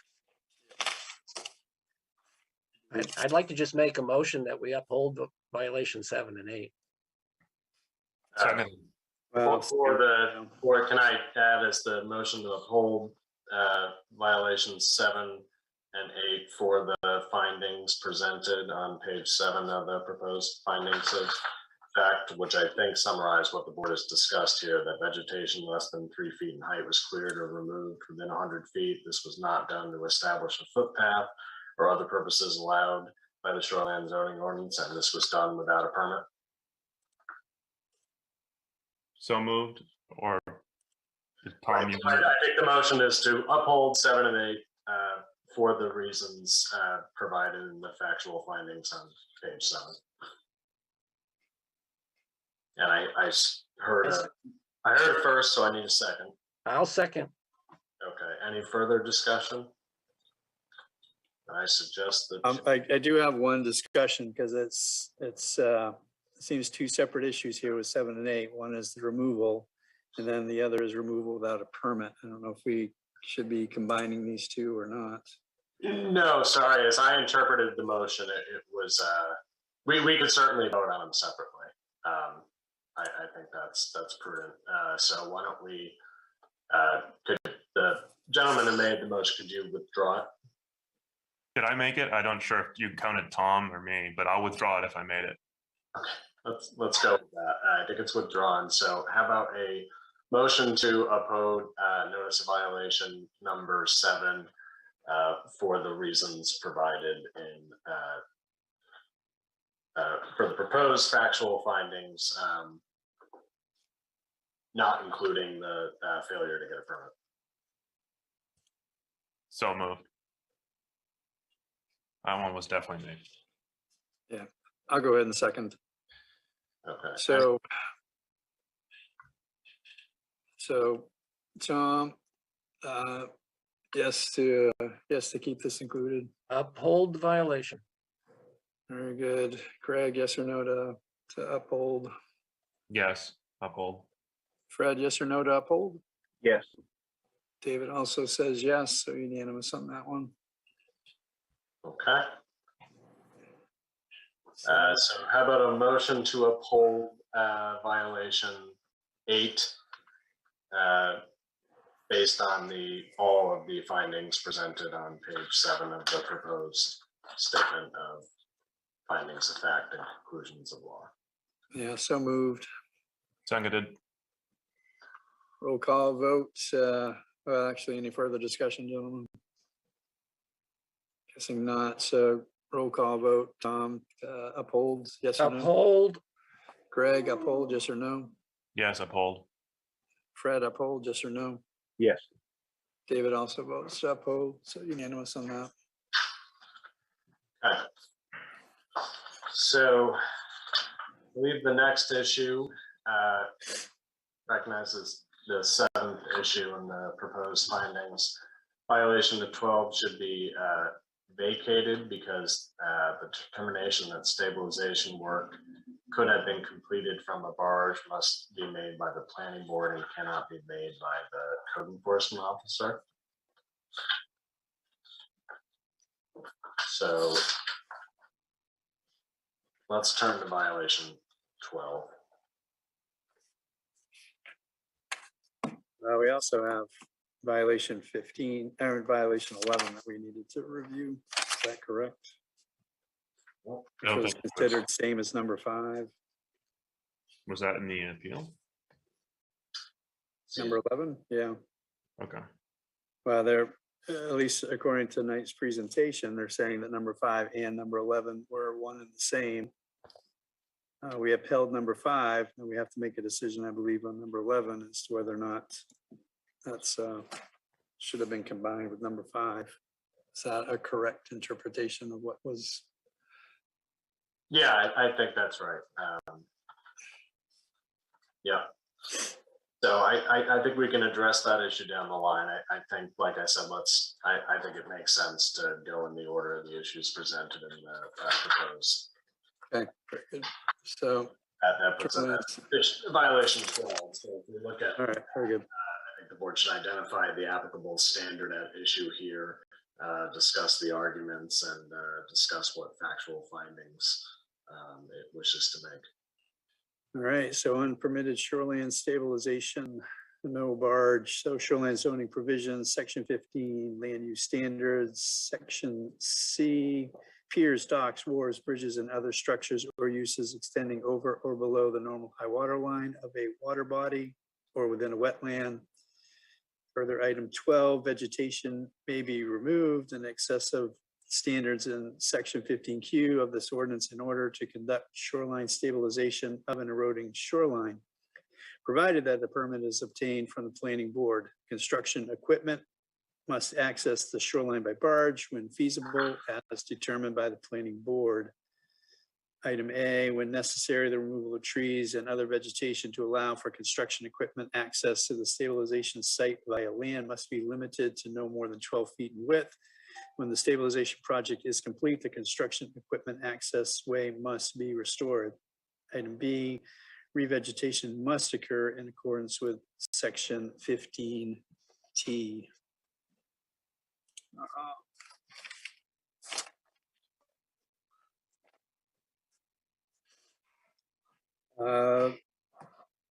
From the appellants, it says with respect to violation number 13 was actually intended to be number 12. The CEO cites the property owner for not accessing the shoreline by barge in order to conduct stabilization activities. The CEO lacks authority to determine that any purported failure to access the shoreline by barge constitutes a violation of the shoreline zoning ordinance. Rather, pursuant to section 15C12 of the shoreline zoning ordinance, planning board, not the CEO, is tasked with determining whether access by barge is necessary, but only after deciding that such means of access is feasible. Because the planning board has not yet reviewed any stabilization application from the property owner, the code enforcement officer's determination that it should have been conducted by a barge is premature and exceeds its authority. And it's also a note here is noteworthy that the contract between the property owner and BLMC specifically contemplates the use of a barge to complete the work.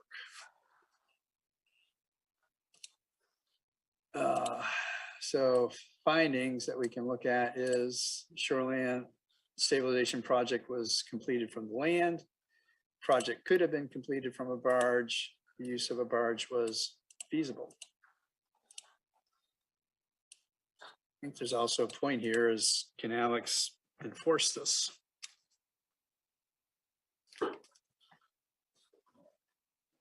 So why wouldn't, I'm not, can maybe just rephrase it, why wouldn't Alex enforce this, or the code enforcement enforce this?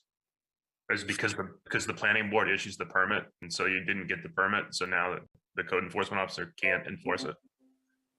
Appears to be the argument from the appellant, yeah. Because there was no permit issued, Alex can't enforce this. Because Alex isn't in a position of determining what access is feasible. I see. Apparently, based on the appellant, only the planning board is able to determine what is feasible.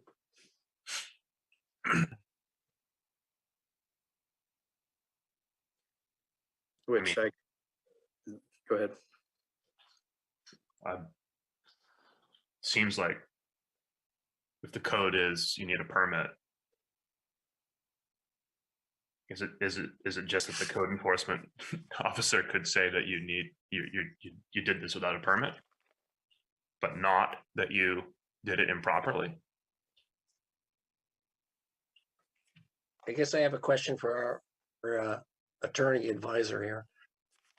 If we uphold this one, and eventually this is going to go to the planning board, and if they actually issue them a permit or whatever it's called after the fact, can they just not enforce a fine on this one, even though we upheld that it happened, and Alex is within his just duties to enforce things because it's not a planning board role to enforce?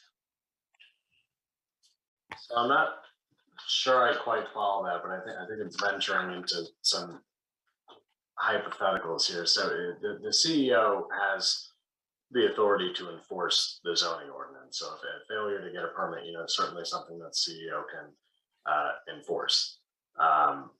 If we're in a situation where a planning board grants an after the fact permit, enforcement of that would be for the CEO. Okay, so eventually this is going to go to the planning board, right? And if they choose to uphold this, but just not fine them because they're going to get an after the fact permit. So the planning board's not going to be dealing with any fines or anything like that. That's entirely the discretion of the CEO with the select board's approval when to bring an enforcement action. So I guess I'm not following. Yeah, and I'm not sure, Tom, if we can look at what the planning board is going to do. We have to look at this as from the notice of violation that was issued on December 16th. That's what I guess my question. Yeah, my question is, Alex has a job as code enforcement. If he finds something that isn't right, he can write a violation. So in this case, the words say, if feasible, use a barge, but no one was given the opportunity to even, discuss that because no permit was ever applied for. So I don't see how we can't uphold Alex's violation. Yeah, in the findings here, it says a shorefront stabilization project was completed from the land. I think we can all agree with that. And it says the project could have been completed from a barge, the use of a barge was feasible. And that comes from Alex's testimony tonight. So we have to, you're right, we have to work through that. So there was no permit from the planning board. And CEO is code enforcement officer, so there's enforcement there of the codes.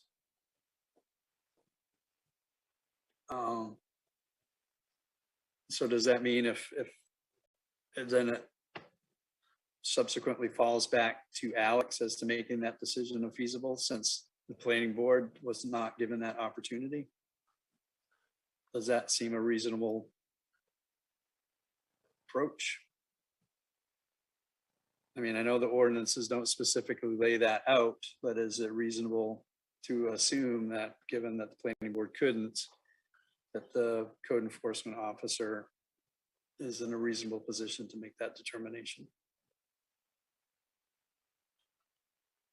Or maybe I'm just off base here. Any feedback, gentlemen? Yeah, I'm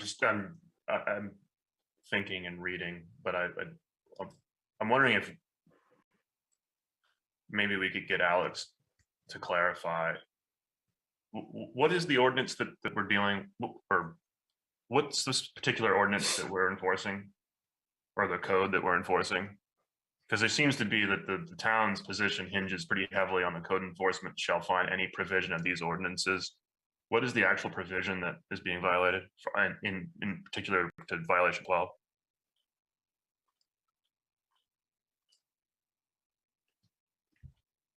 Is that a question for me?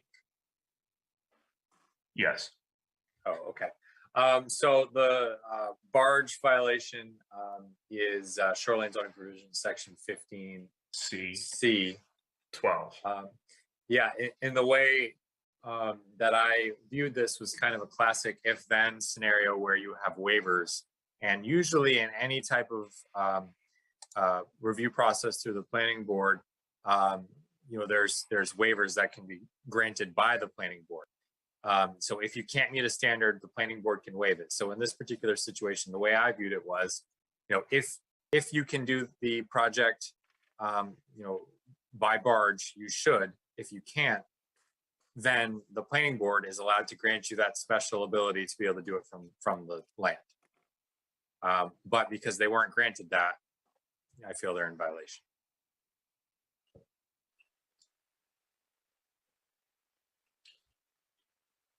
Let's see.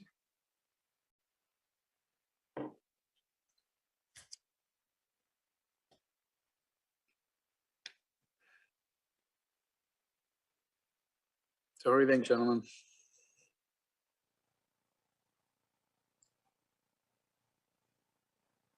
So we can agree, are we in agreement that a shorefront stabilization project was completed from the land? I think we're all in agreement to that. Project could have been completed from a barge and the use of a barge was feasible. At least that's what's in our findings. And I think also is, for me, is does Alex have authority to make that determination?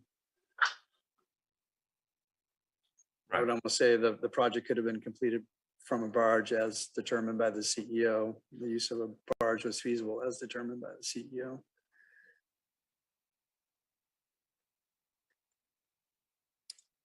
So I guess, so in lieu that there was no permit from the planning board, that's, we had to determine, is Alex able to make that call? I mean, there's nothing defining it in the ordinances, at least not that we've been made aware of or that I have found. But I would say that given Alex's role as a code enforcement officer, that who does work with the planning board at times, would be in a position to make that call, given the planning board was not given the opportunity to do so. To me, that seems a logical extension of his authority, given that he is a code enforcement officer. But then again, that's again looking at, is that a logical extension of his authority?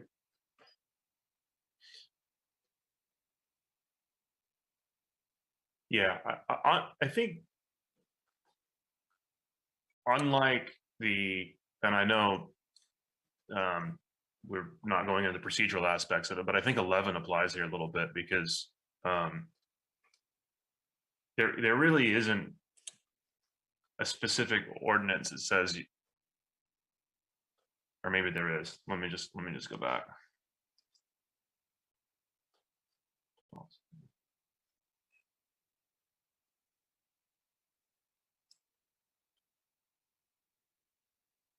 Yeah, never mind that.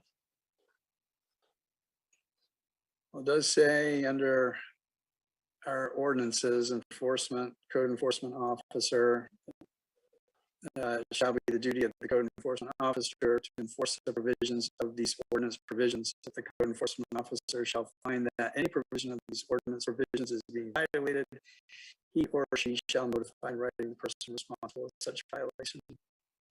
That's 16H2. Right? Thank you very much. Yep.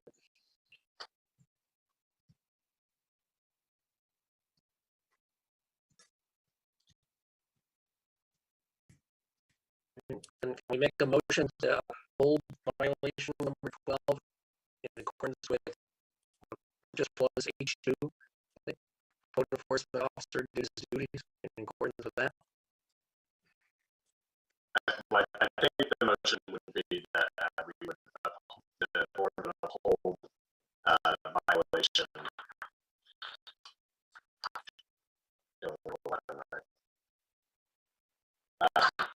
Number 12. Yeah, number 12. Yep. Violation 12.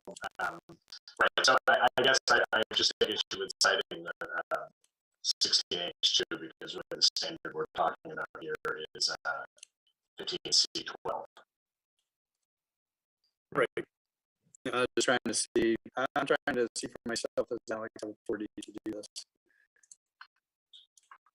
Right. And so I think the argument that you're citing 16H2, just to how I see it is that 16H2 provides the CEO authority to find that any provision of the ordinance is being violated. So the argument is that gives the CEO authority to say that section C12 states that one of the requirements for a permit here would be that vegetation may be removed in excess of the standards, and construction equipment must be accessed the shoreline by barge when feasible, as determined by the planning board. So I get that. So I think it is related to, do you see this as a whole violation of a failure to get a permit, or can this be its own independent violation? So I think you're right to make that threshold determination of can this stand as its own independent violation. So I see these findings. The only thing like I said, I don't know if it makes sense to say the findings say a shorefront stabilization project was completed from the land. I think we all agree that this is correct. The project could have been completed from a barge. The use of a barge was feasible. I wonder if those other two need to say the project could have been completed from a barge as determined by the CEO in lieu of the planning board being unable to permit this.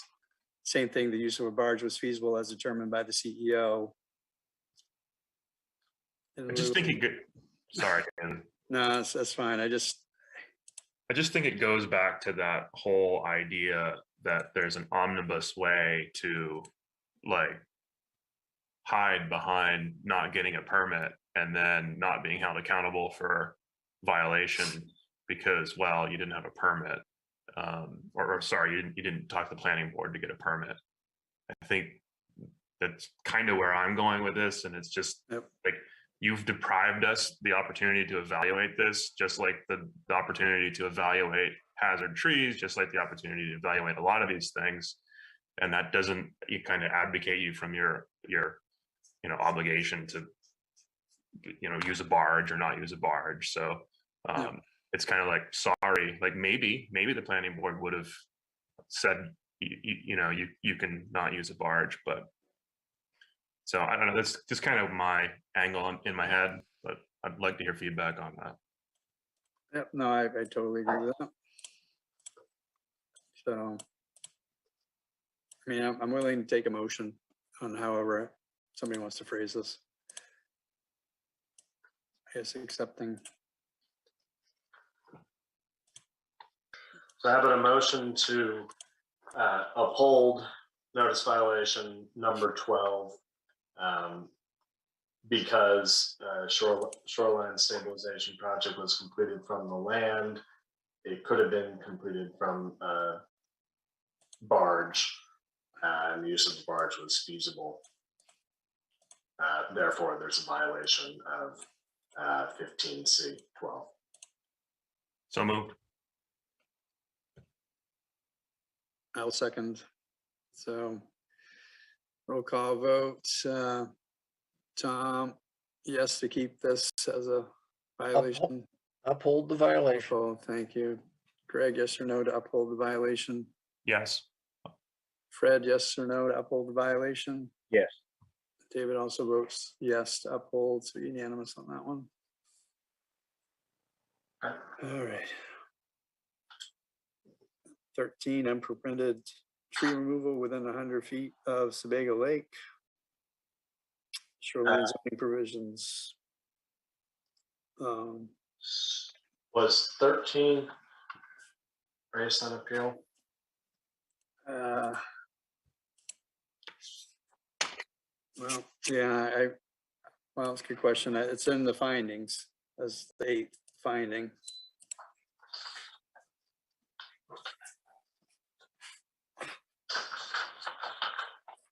Let me look. No. Let's see. Yeah, I guess as I review the information submitted from in that application, I don't see number 13 listed at all. Yeah, so what I have as the next issue is so again, I'm going off of the issues and arguments. Yep. Yep, and so I see that as violations 1 and 2 constitute procedural error to be vacated because in fact they are the same violation and are only listed twice in order for the town to be able to see duplicative fines. And so, yeah, I think we can, so 8, 9, 10, and 11 all sort of raise a similar argument about these all relate to the failure to obtain a permit, so they're duplicative. And it's an error for the code enforcement officer to break them out into individual fines. So I think we can just, let's discuss that argument directly now. Did anybody see the message that the attorney Raymond sent about duplications? She sent a chat out a little while ago.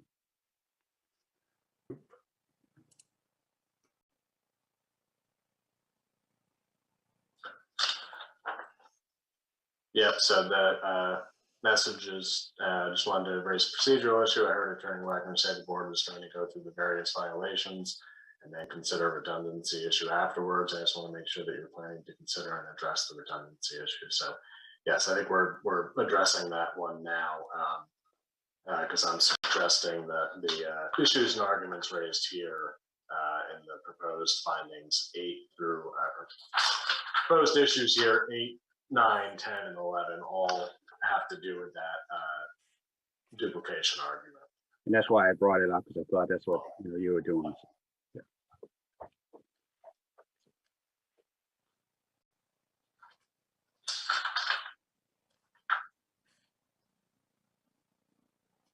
So we could either try to discuss that issue holistically, or we could follow follow what we've been doing here and take the lead here from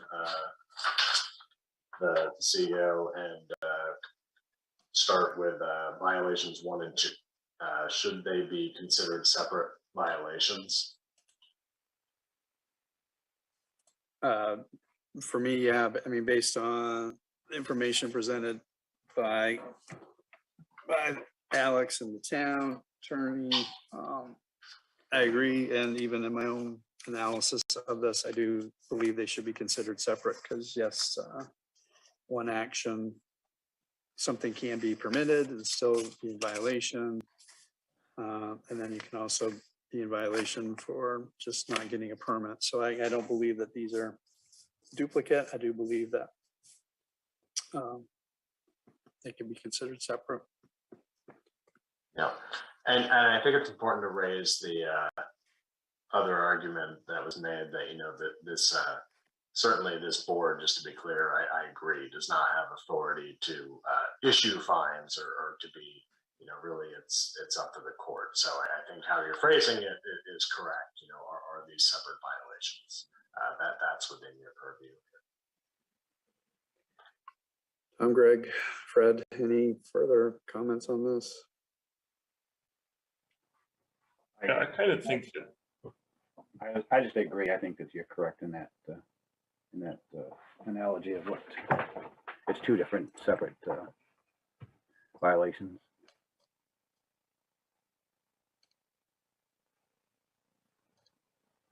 are we just discussing, we're discussing all of them being combined now, or just, No, I think we decided to address the following issues, and so we're dealing now with violations 1 and 2.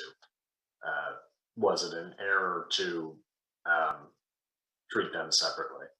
Another way of phrasing it is it right that there are 2 separate violations here? yeah, I think that they're separate.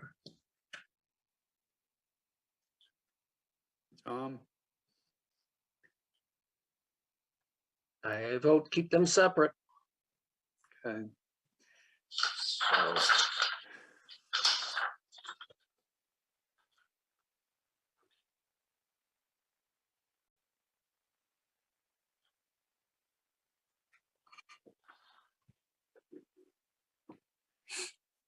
So how about a motion to deny applicants' arguments that notice of violations 1 and 2 should be struck down as procedurally invalid because they are 2 separate violations? So moved. Seconded. So any further discussion, gentlemen? Can you just rephrase that again? You said be struck down as being 2 separate? Right. So I guess Because that almost sounds like you're saying that they aren't two separate, and they are 2 separate, correct? right. So what I'm saying is that by let me just I'm sorry. It is 12:20, and so my Yes, it is. brain is malfunctioning here. Let's try this again. Let me withdraw. I'll withdraw. Okay.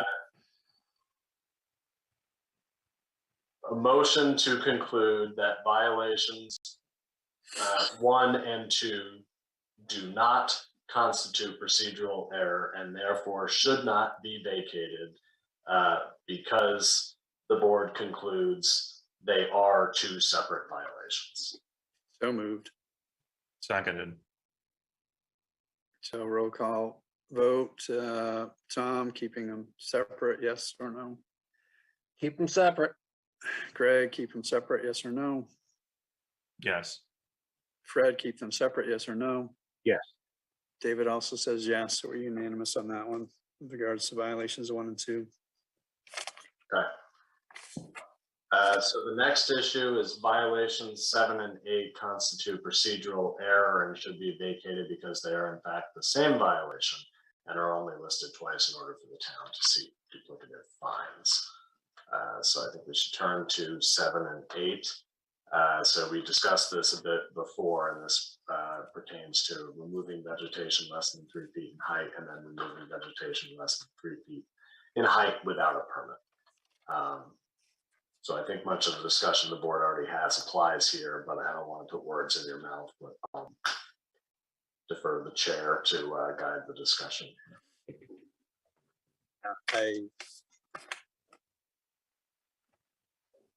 I look at this as the same argument we had for 1 and 2. Same thing. Okay. So what about could I get a motion to conclude that violations 7 and 8 do not constitute procedural error and should therefore be upheld because the town concludes they are in fact 2 separate violations? So moved. Do we have a second? Anybody? I'll second. Okay. Any further discussion? So I have a quick question before Of we. course. Yeah. What's the scenario in which you could violate 8 without violating 7?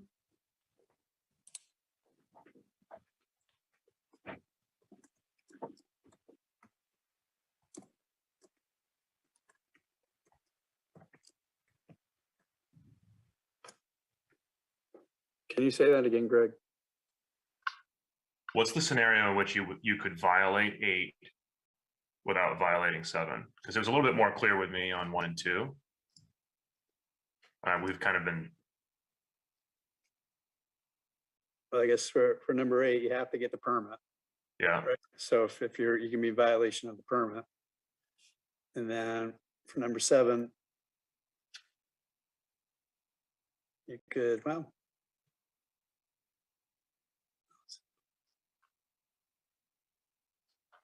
I mean, it's a violation. Well, I see what you're saying.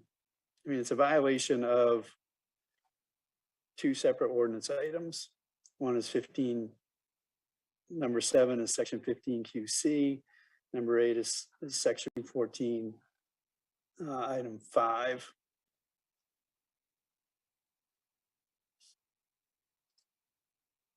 So I mean, I do see what you're saying. But as I see this as 2 separate ordinance items. And I would, if this needs to be cleaned up, then the planning board needs to review it and clean up that potential. So is it that you could get a permit and then like inappropriately perform what it is I don't know. Yeah, that's a good point. I'm trying to see what I'm sure you could get a permit for partial vegetation removal to make the footpath or whatever else is needed.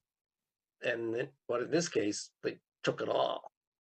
Okay, so there's a scenario in which you could permit vegetation to remove vegetation for some sort of, but then that wouldn't be included in the permit. So then how could you violate? It's like. I think in some ways, though, it gets away from the issue of here, what we're dealing with is vegetation was in fact cut. And Yep. violation 7, and a permit was not obtained, and that's violation 8. So I think the frame of reference of time we're dealing with is Okay. So it's like a modifier of 7. Sure. Yeah, and I mean, like I said, I'm looking at the ordinances. There are 2 separate ordinances here being 2 separate ordinance items here in violation.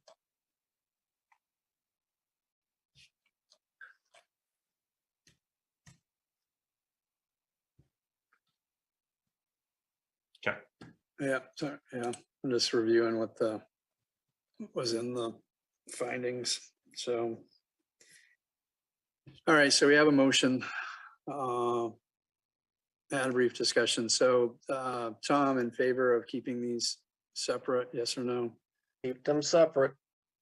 Greg, in favor of keeping them separate, yes or no? No, I'm not seeing it, to be honest with you. I'm kind of. Fred, oh, no. Fred, in favor of keeping them separate, yes or no? Yes. David also in favor of keeping them separate, so majority vote on that one. The next issue, violations 11 and 12 constitute procedural error and should be vacated because in fact they are the same violation. So I think we should review 11 and 12 and identify the standards at issue and have the same discussion about whether these are properly listed as two separate violations or if they should have been merged. So number 11 is unpermitted shoreline stabilization with no permits. Shoreline zoning provision, section 15, land use standards, item C, piers, docks, wharves, bridges, and other structures or uses extending over or below the normal high water line of a water body or within a wetland. Vegetation may be removed in excess of the standards of this ordinance in order to conduct shoreline stabilization of an eroding shoreline, provided there is a permit obtained from the planning board. Construction equipment must access the shoreline by barge when feasible as determined by the planning board. When necessary, the removal of trees and other vegetation to allow for construction equipment access to the stabilization site via land must be limited to no more than 12 feet in width. When the stabilization project is complete, the construction equipment access way must be restored. Revegetation must occur in accordance with section 15T. Number 11, unpermitted shore stabilization, no barge, and it refers again to the exact same ordinance item. So further items here, number 11 says stabilization of the shore. This is Alex's write-up, says the stabilization of the shore front was completed from the land without a permit from the planning board or code enforcement officer. So 11 is requiring a permit. Number 12 is no barge. Says the stabilization of the shorefront was completed from the land when it could have been completed from the barge, which the contractor Rob Durant owns. So again, it's sort of the same thing. So number 11 is keying in on vegetation may be removed in excess of the standards of 15Q of this ordinance in order to conduct shoreline stabilization of an eroding shoreline, provided that a permit is obtained from the planning board. Number 11 is specific to the use of a barge.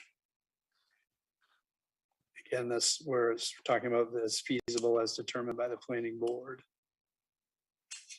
So while they both refer to the same ordinance item, they are focusing on two separate items. For number 11, it's really section 15C 12, where provided a permit is obtained by the planning board. And then item 12, no barge, is then also 12, 15C 12, but then construction equipment must access the shoreline by barge when feasible as determined by the planning board. So I do see it as two separate items. Shoreline stabilization, provided that a permit is obtained, and then construction equipment must access the shoreline by barge when feasible as determined by the planning board. So it's, even though it's the reference to the same sections, it's two separate items, at least in my opinion. Gentlemen. Yeah, I think, yeah,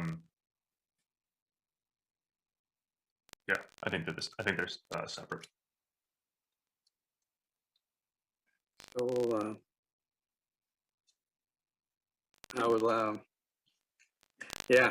I want to go ahead and move forward with a motion that we need to keep them separate. I don't know how to.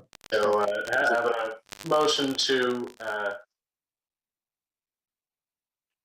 a motion that violations 11 and 12 do not constitute procedural error and should not be vacated because the board concludes they are properly listed as two separate violations. So moved. Do we have a second? Second. Okay, any further discussion? So Tom, keep them separate, yes or no? Separate. Greg, keep them separate, yes or no? Yes, separate. Fred, keep them separate, yes or no? Yes. David also says yes to keeping them separate, so unanimous on that one.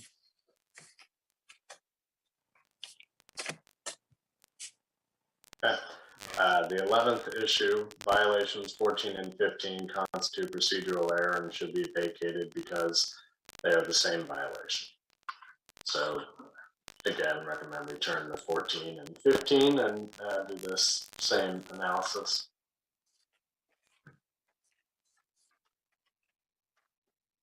So 14, vegetation removal in excess of what is allowed by the point system. Shoreline zoning provisions, section 15, land use standards. Item Q, clearing and removal of vegetation for activities other than timber harvesting. Further, section 2B, selective cutting of trees within the buffer strip is allowed, provided that a well-established stand of trees and other natural vegetation is maintained. For purposes of this section, a well-distributed stand of trees adjacent to a great pond or a river or stream flowing to a great pond shall be defined as maintaining a rating score of 24 or more in each 25-foot by 50-foot rectangular 1250 square feet as determined by the following rating system. And then number 15 is removal of vegetation without a permit. Shoreline zoning provisions, section 14, table of land uses, number 5, clearing or removal of vegetation for activities other than timber harvesting. So again, I see these as two separate items. Yeah, I agree. So, And the actual finding to support that they in fact cite to two separate standards. yeah. Yeah. Okay, so how about a motion to a motion that violations 14 and 15 should be upheld because they do not constitute procedural error because the board concludes they are different, separate violations. So moved. Do we have a second? Seconded. Any further discussion? So Tom, keep them separate, yes or no? Yes. Greg, keep them separate, yes or no? Yes. Fred, keep them separate, yes or no? Yes. David also says yes, so unanimous on that one. Okay, so unanimous on that.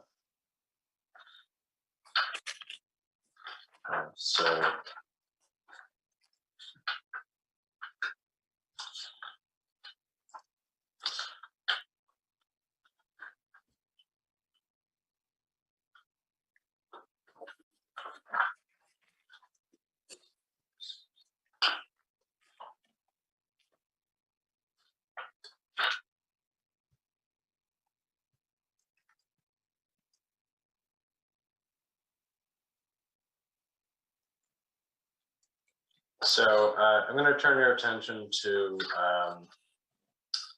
the January 18th notice of appeal that Attorney Rachel filed. Section 3, the last bullet point is a procedural argument here. It says section 16H of the Shoreline zoning ordinance requires that any notice of violation issued by the CEO indicate not only the nature of violation, but also an explanation of the action necessary to correct it. Here, little or no direction was provided with mitigation. This is the argument that it simply says they must be corrected in 30 days. So I guess the argument here is, was this lack of guidance a violation that renders the entire notice of violation void?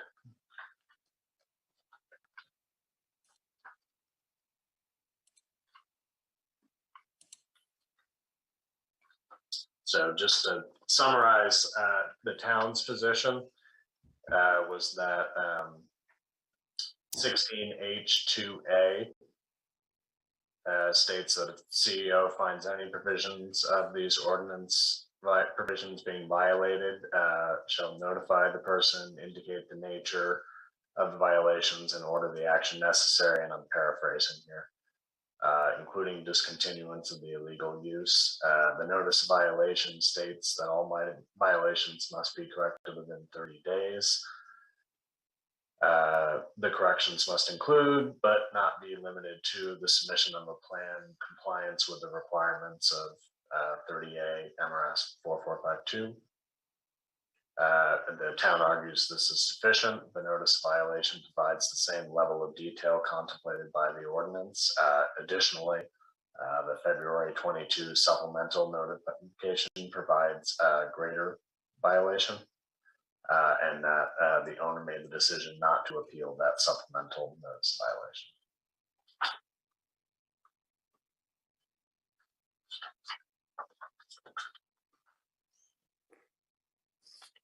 So the proposed factual finding here is that the notice of violation and supplemental notice of violation identified the action needed to correct the violations. And the proposed conclusion is that is sufficient, consistent with section 16H2A.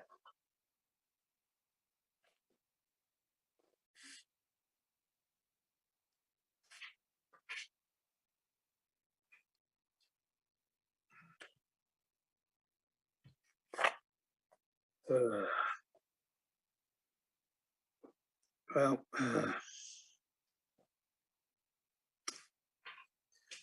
so I mean, I'm reading what Alex has written here. Corrections must include, but not be limited to, the submission of a plan compliant with requirements of 30A MRS 44523 C-2.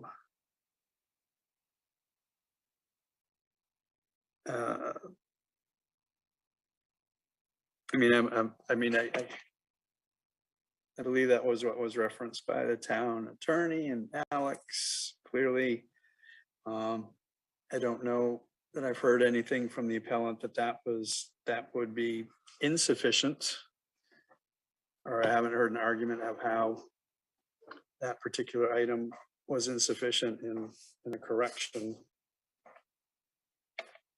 I'm just throwing those things out there, guys. Thoughts?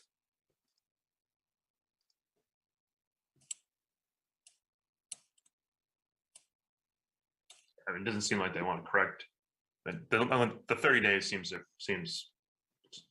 kind of irrelevant.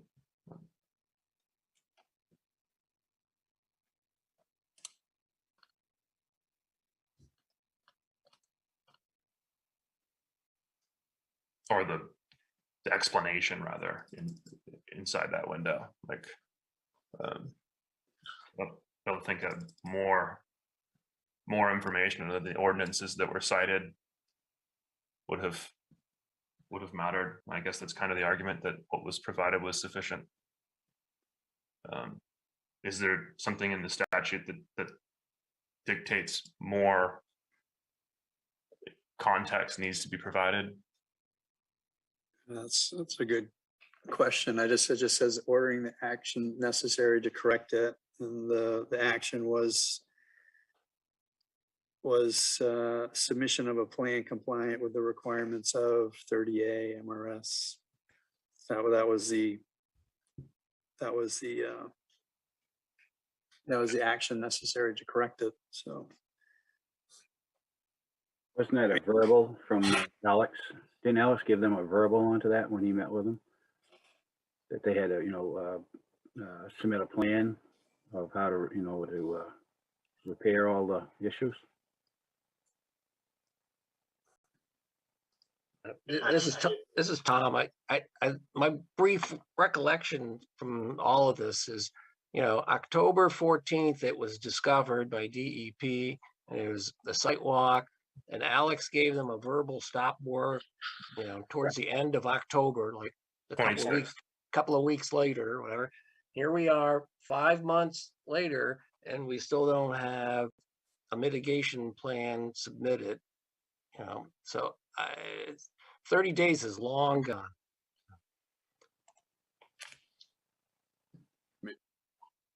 Mr. Chair, Yeah, and I recognize that, my client's appeal is not before us, but I just would want to correct that statement, or at least point out on the record that I think that's inaccurate. There have been multiple plans submitted. Whether they've yet to be approved or agreed to by the town is a question of interest, but there certainly have been multiple plans that have been submitted.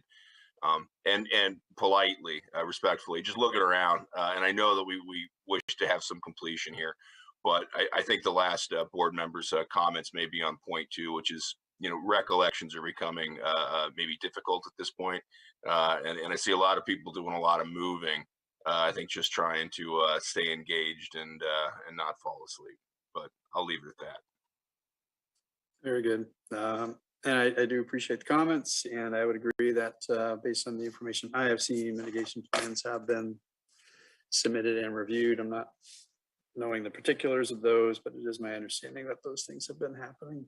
So how about a motion that the notice of violation sufficiently identified the action needed to correct the violations described in it in compliance with the requirements of 16H2A, and therefore applicant's argument is denied. So moved.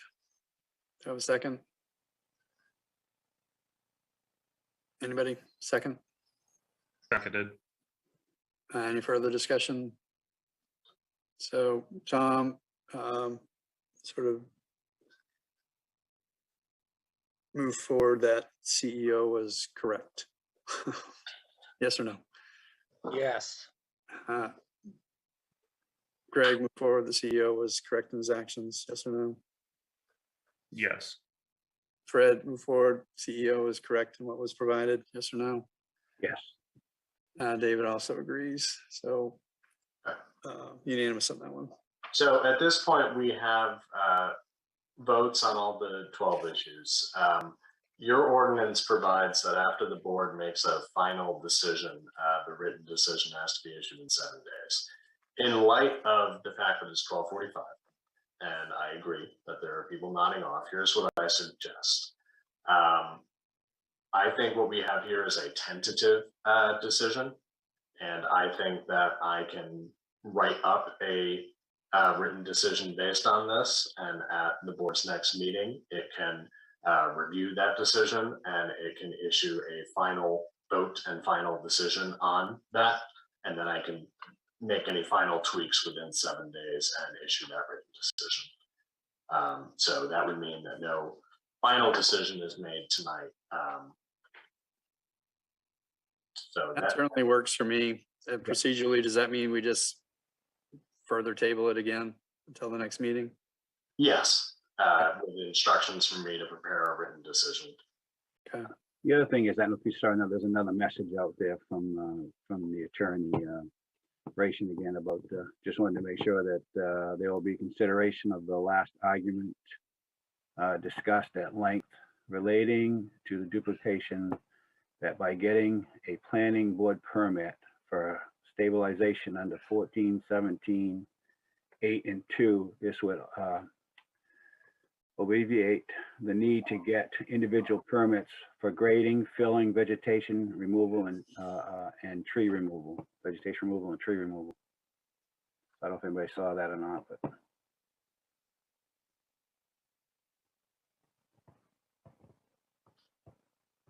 Well, I mean, I see this, but I mean, this is sort of forward-looking, the notice of violation was issued on 12/16, and there was no planning board permit at that time. Therefore, at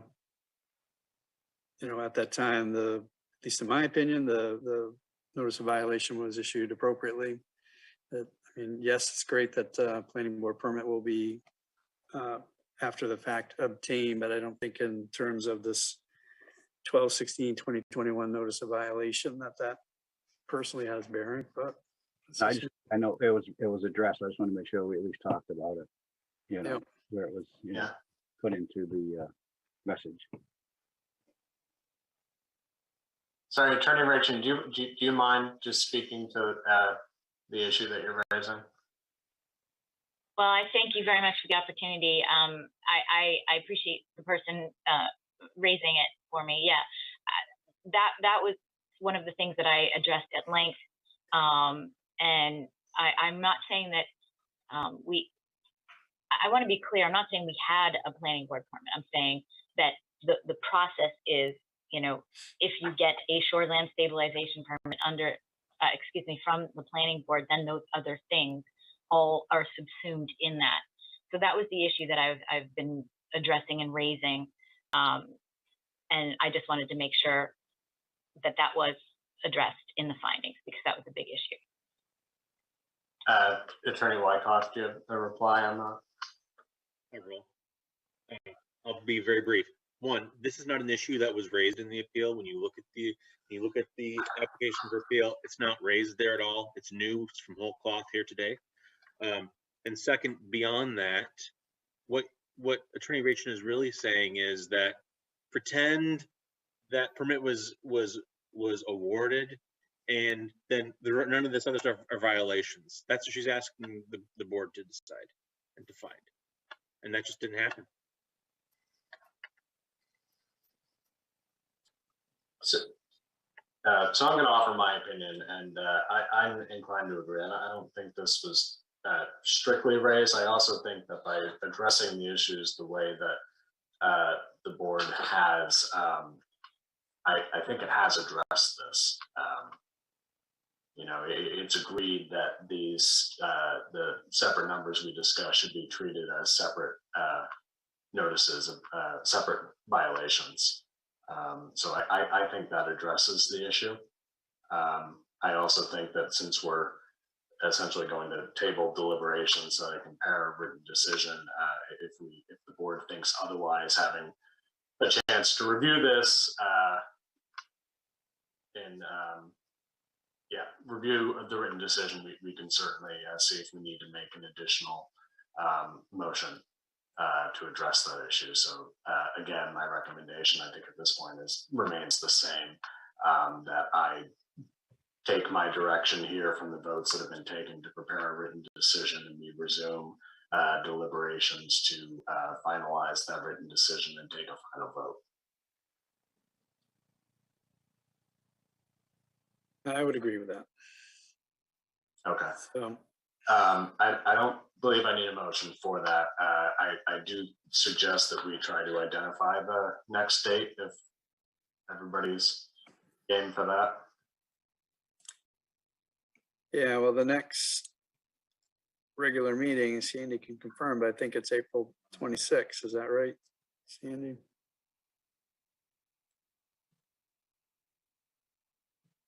That's correct, David. It is April 26th.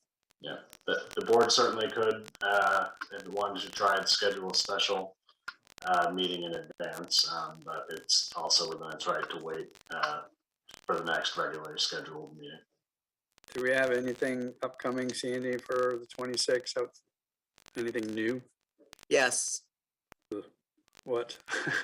How many? I knew you were going to ask me that, and honestly, I do not recall. It's a somebody's getting a. I honestly don't remember, David. It's on Egypt. That's fine. No, that's fine. That's fine. So like I said, the question is, do we try to schedule another meeting in advance, you know, in between what we have now and the 26th? Sort of work through another one of these. Greg, Tom, Fred. I mean, do you want to do that? Do you want to wait until the next meeting? Well, we have to table a whole bunch of stuff, right? Yeah, we continue a whole bunch of stuff. we haven't officially done it, but it looks like we're gonna have 4 tabled items plus this one.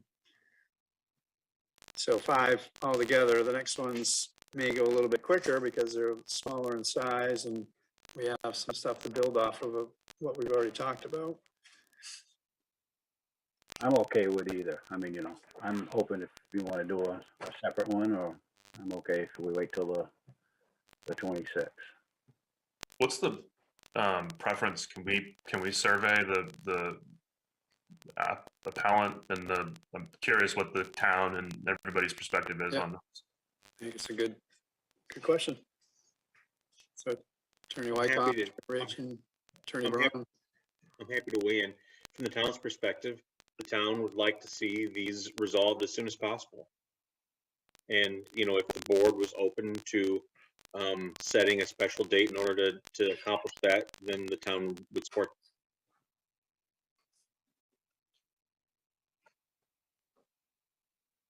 Attorney Braun, Attorney Rachel, any comment to that? Yeah, sure. I'm happy to do whatever is in the board's desire. I'm just looking at my calendar and it's crazy booked. So if people want to, I reserved the 26th because I thought that might be the day that we would be doing this anyway. But it just depends on what the date is that's floated. And of course, I just want to accommodate whatever the board is looking to do. And availability would be my only concern, but apologies, I don't really have access to the calendar right now to confirm or not. I would expect the 26th far enough in advance that were you to put something on there, most likely we'd be available for it. Sounds like the 26th can be still a good date. Greg, Tom, and Fred. Well, Fred, you weighed in. You said either or. Greg or Tom? I'm fine with the 26th. Yeah, it's fine with me. Do we want to consider an earlier start time? Typically, our start time is 7. Do we want to consider an earlier start time to avoid, well, to give us more time to talk about stuff? Anybody? I mean, I'm okay with it, whatever time you want to start, so. This one, and granted, the rest should go quicker. A full day, and that might sound absurd, and it certainly isn't something everyone would prefer. But I think an 8-hour day sounds probably reasonable to get through the 4 that you have plus this one. Right. Well, I'll throw that out there to me. I don't know that I can commit to an 8-hour day. As like I said, it's a volunteer position, and I'm certainly willing to put in time as necessary, but I also have commitments during the days, which make really only evenings available to me. So Greg, Dean, Fred, sorry, Tom, Greg, Fred.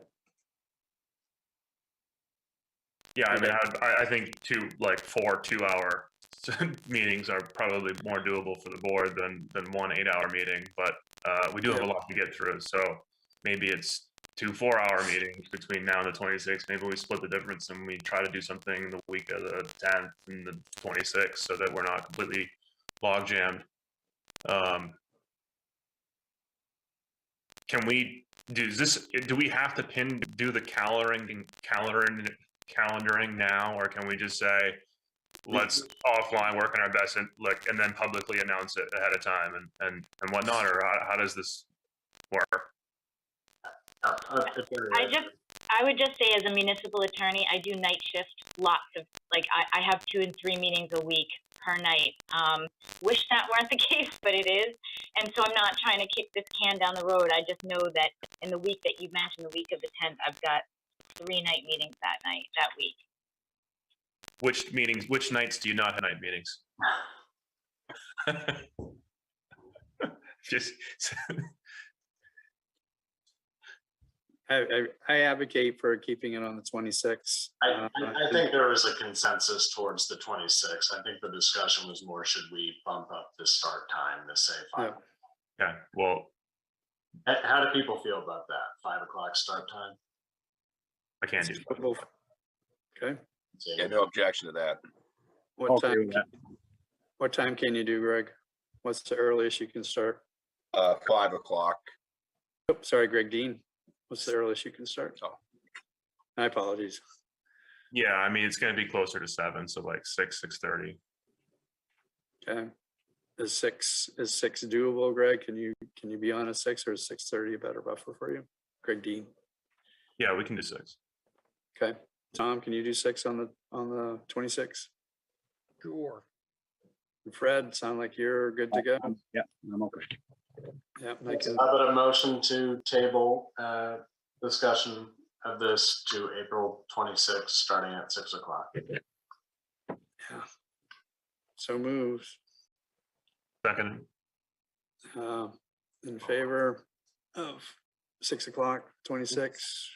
In favor. Or Greg in favor, yes or no? yes, Yes. Fred in favor, David's in favor as well, unanimous. Okay, then how about a motion to table the remaining items to on the agenda to April 26th? Yeah, so moved. second, Tom in favor of tabling all remaining items. till the In 25th. favor. Greg in favor, yes or no? yes. Fred, yes or Yeah. no? Favor. David's in favor as well. Well, I turn it over to you, Mr. Chair, for code officer communications and adjournment. Yeah, so Alex, you got anything, or are you asleep? I've got nothing. All right, so I will say to everyone tonight, thank you for your patience with all of this. It's been quite the experience going on 1 o'clock here, so thank you for your time and patience tonight. I will make a motion to adjourn. Do I have a second? Seconded, All in favor? You can say it out loud. Yes. Aye. Yes. All right, everyone, have a good night.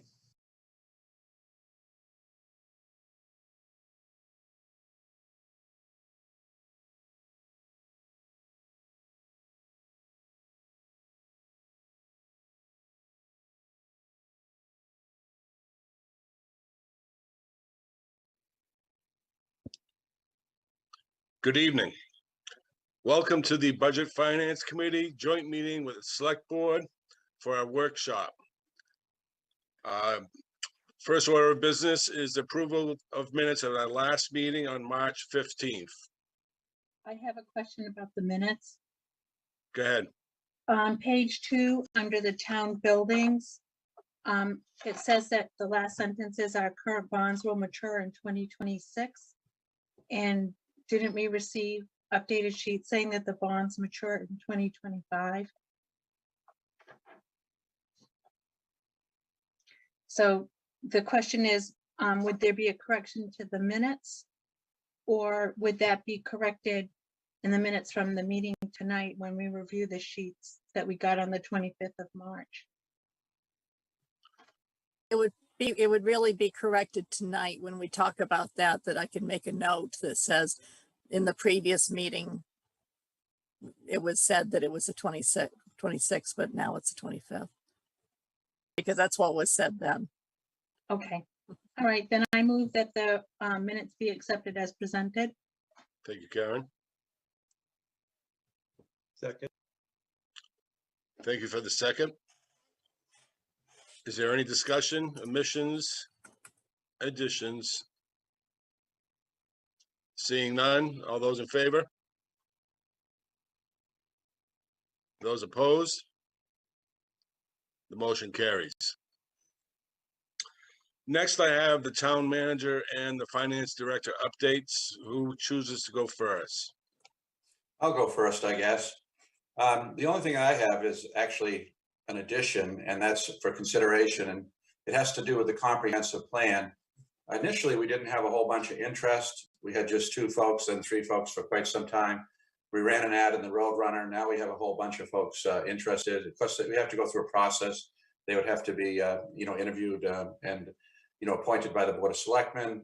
We'd have to have organizational meetings and decide on a course of action. But likely, one of the first things we'd do once we got organized would be to develop and issue an RFP for a consultant to assist us as we did the last time around. This is all assuming, of course, we go forward, and that's a selectman, decision as well. But so I was talking with John Rand today, who was on the previous effort, and he's, active in the planning field, and trying to get a sense, if he had one, about what it might take to, I guess, have a professional planner to assist the comp plan committee for the balance of the year.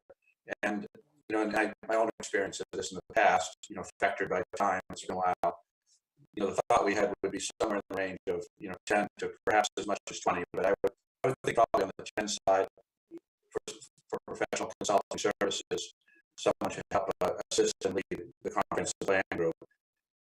So that's something that's not in the budget, and if we're going to go forward with the comp plan, it probably should be. That's all I have. Thank you, Don. Sharice? Yes, good evening, everyone. Just to highlight, to make sure that everybody's received them by email last Friday, a couple of updated budget worksheets, the appropriation summary, and for revenue and expenditures, and the revenue has been updated to reflect what we believe will be a increase in medical reimbursement services revenue. We just increased our fees, so we felt pretty confident in doing that. We hadn't increased them since April of 2017, so this would put us more in line with our local other ambulance services. And let's see, the other one was debt service. We are in a rising interest rate market, so I thought it appropriate to just do a slight increase on debt service. One other point of mention would be, I do have an estimate on the undesignated fund balance as of FY June 30, 2021. And probably the most appropriate place to talk about that is when Kurt refers to his memo in regards to his proposed warrant articles to consider in increasing the cap. That's all I have. Thank you, Sharice. Welcome. Kurt, let's talk about the municipal tax cap. Yes. Can everybody hear me okay? Yes. Yeah. Okay. So annually, we do a calculation for the municipal spending limit that was prescribed by statute back in 2005 or so timeframe. The town has generally been able to stay under the spending limit without an increase. Most years we did do an increase in 2014 and since then we've had no reason to have to do any increases to the spending limit. In doing a preliminary look at the proposed budget, if no undesignated fund balance is used to reduce tax commitment, the current budget is about $338,000 over the municipal spending limit. And even if we were to apply 300,000, it's very close, and there are some unknowns that don't come into play until after the budget that could put us over the limit. So it seems like it might be a good idea to have a warrant article as a confirmatory vote on the budget, that if the budget resulted in the town going over the limit, then the limit would be either increased to the amount of the budget for that year, or secondarily, the town could opt to increase the LD1 limit by a specific dollar amount. That was the option that was chosen in 2014. I think we added $500,000 to the limit, so that we wouldn't have to revisit the limit vote annually.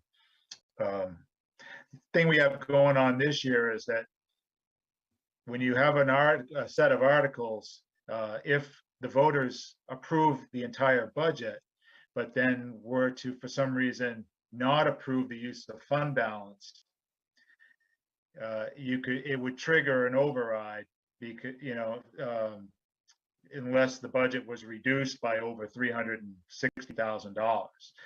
So it would be wise to have the override in hand to cover in case the fund balance use was not approved by the voters, because there's no guarantees what's going to happen.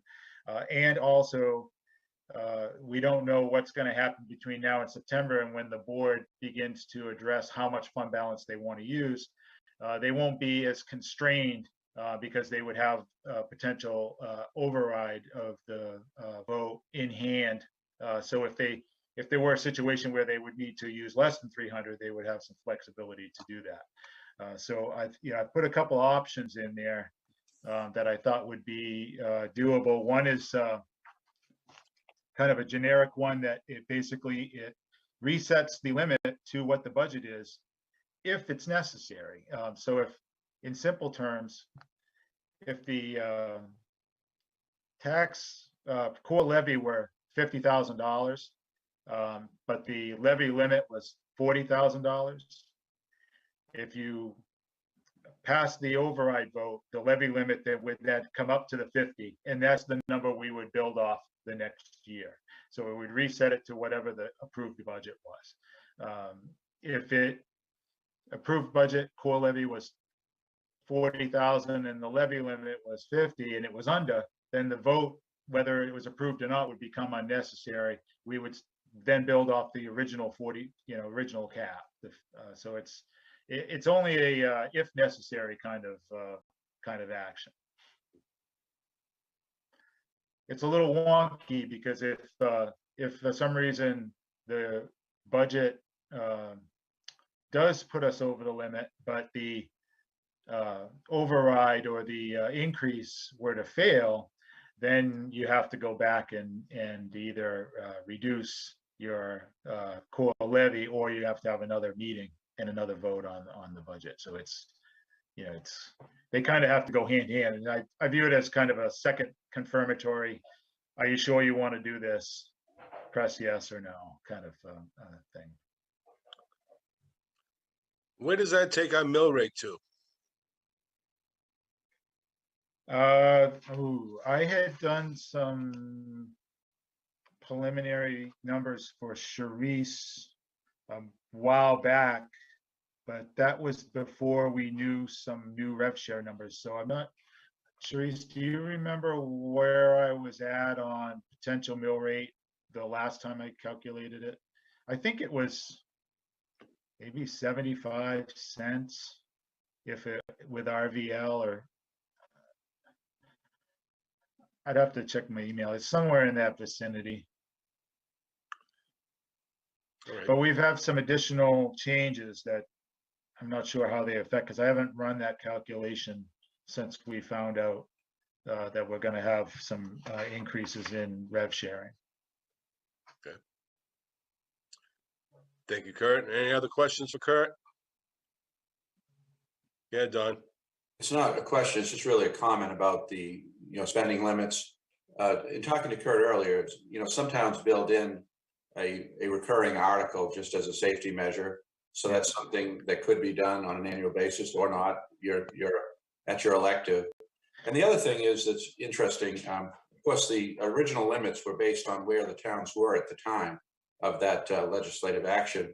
And so it's a constraint, meant to be a constraint to, put a check on spending, but it's a difficulty when you're adding new programs and services. A lot of the towns that had that imposed at that time were already, having those sorts of things like, recreation departments, libraries, what other things, more amenity type things, whereas we've always been more of a basic cable sort of town, for lack of better terminology. We've kind of stuck closer to the legally mandated services. So I just make that observation that we started at a low number for a town our size. Mhm. Thank you, Don. Any other questions for Kurt? Thank you, Kurt. Welcome. Thank you. Let's move to outside agencies. If you want to introduce them as they appear on the agenda. Raymond Waterways. Do we have a Raymond Waterways? Yes, Peggy, you're muted.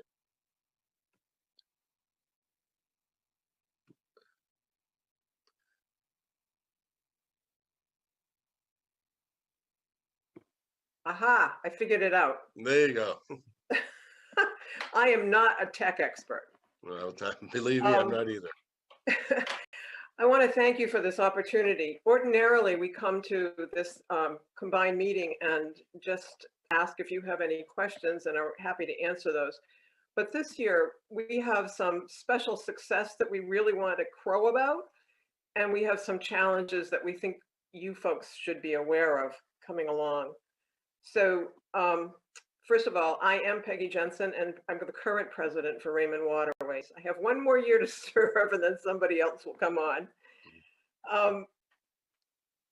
The success that we're so excited about is, although we have not completely defeated the invasive variable milfoil in Raymond's waters, we have significantly beaten it back. There are no more dense infestations that you could practically walk on that we have battled for years. We will continue to have to send out our crew every season to check all the places we've been working 2 or 3 times in the season. They need to look for any plants. They need to remove those plants. As you know, this stuff is extremely resilient. It will regenerate from a tiny, tiny piece of stem or root. And we learned another challenge just last spring. We've always been supervised by somebody from DEP. We work under a permit from DEP, and somebody has come down every year and seen our operations. Well, last June, a person named Denise Blanchett, who's a biologist with the invasive program at DEP, came down, and she took a complete tour of our program and was so impressed. Now, what's really important is that Denise is also a diver. She is a biologist with DEP, and she dives for them when they need a diver. Way back, the first year that Raymond Waterways operated a dash boat, we did not have a crew. I was not on any part of the governance at that time. I worked as a volunteer on the boat, but they were hiring contract divers on a per diem basis. And Denise was one of those contract divers. So she knows what we started working with. And the year that she worked for us, she worked mostly in the Bayview canals. Now, you know that we talk about pulling milfoil, but in fact, you don't grab and yank. You have to find a stem and then trace that stem down in the muck, follow the root, hopefully get all of the root, pull the whole thing up, and then feed it into what looks like an oversized dryer hose, and it goes up onto the boat. Well, Denise is a little over 5 feet tall. She's not very tall. She's a little over 5 feet.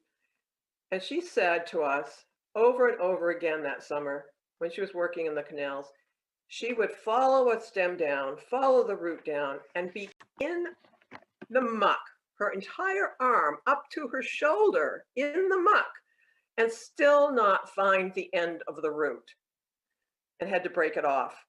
So we've been wondering all these years, why have we struggled so hard with those dense, dense patches in the canals?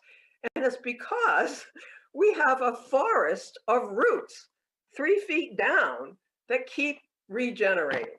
So that's one of the challenges that we continue to work on. Most of the patches are clear. We call it maintenance level.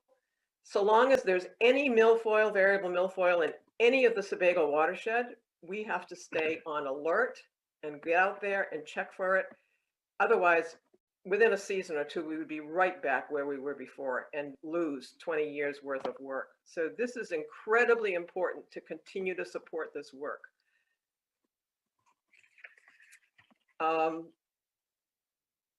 we won't really know until our crew gets out this spring exactly what we're up against, but the trend has been that we've been able to, the most recent years, we've been able to beat it back a little bit each year. So we're hoping, I have my fingers crossed out of sight here, we're hoping that this year the first survey will come back and show us that, again, we have greatly diminished those patches. Now, other challenges that we're looking at are the fact that we still have trouble, or in the past few years, we've had a great deal of difficulty finding volunteers to work on the board with us. You know, I don't remember, maybe 10, 12 years ago, we had an executive director who became ill and she had to leave. We hired another half-time executive director. I actually wasn't on the board at that time, who quickly went to full-time because of a situation that happened.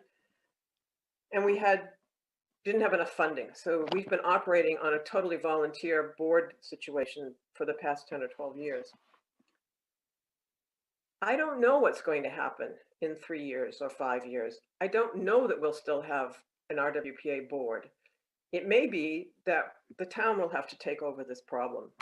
I just don't know that. But I think you should be aware that we're facing, like so many volunteer groups, we're facing the problem of getting enough people to come on board to work with us. So that's a real challenge. Do you have any questions for us?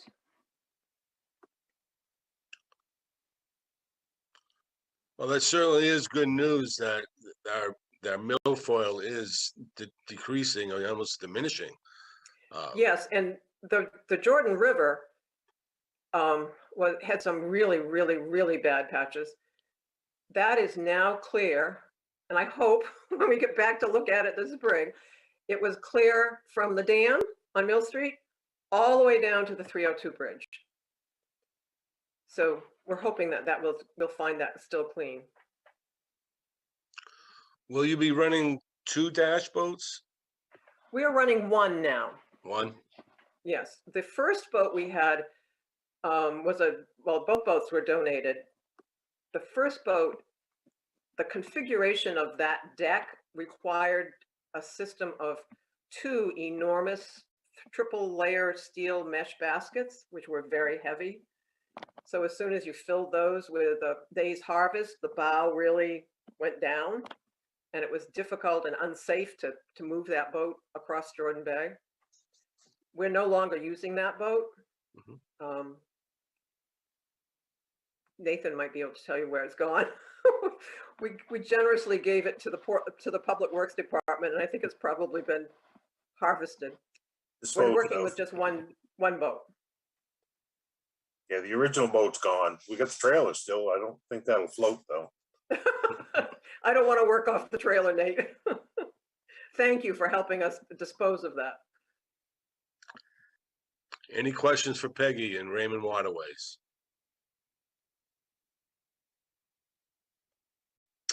I think you're free and clear, Peggy. Thank you so much. And thank you for your continued support. We really, really appreciate it. You're welcome. Thank you.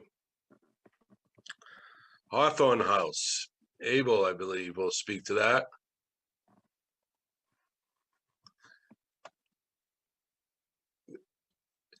Abel, you have to hover the bottom of your screen to select unmute. Bring your mouse to the bottom of the screen, all the way to the left. There you go. All right. I'll try it again.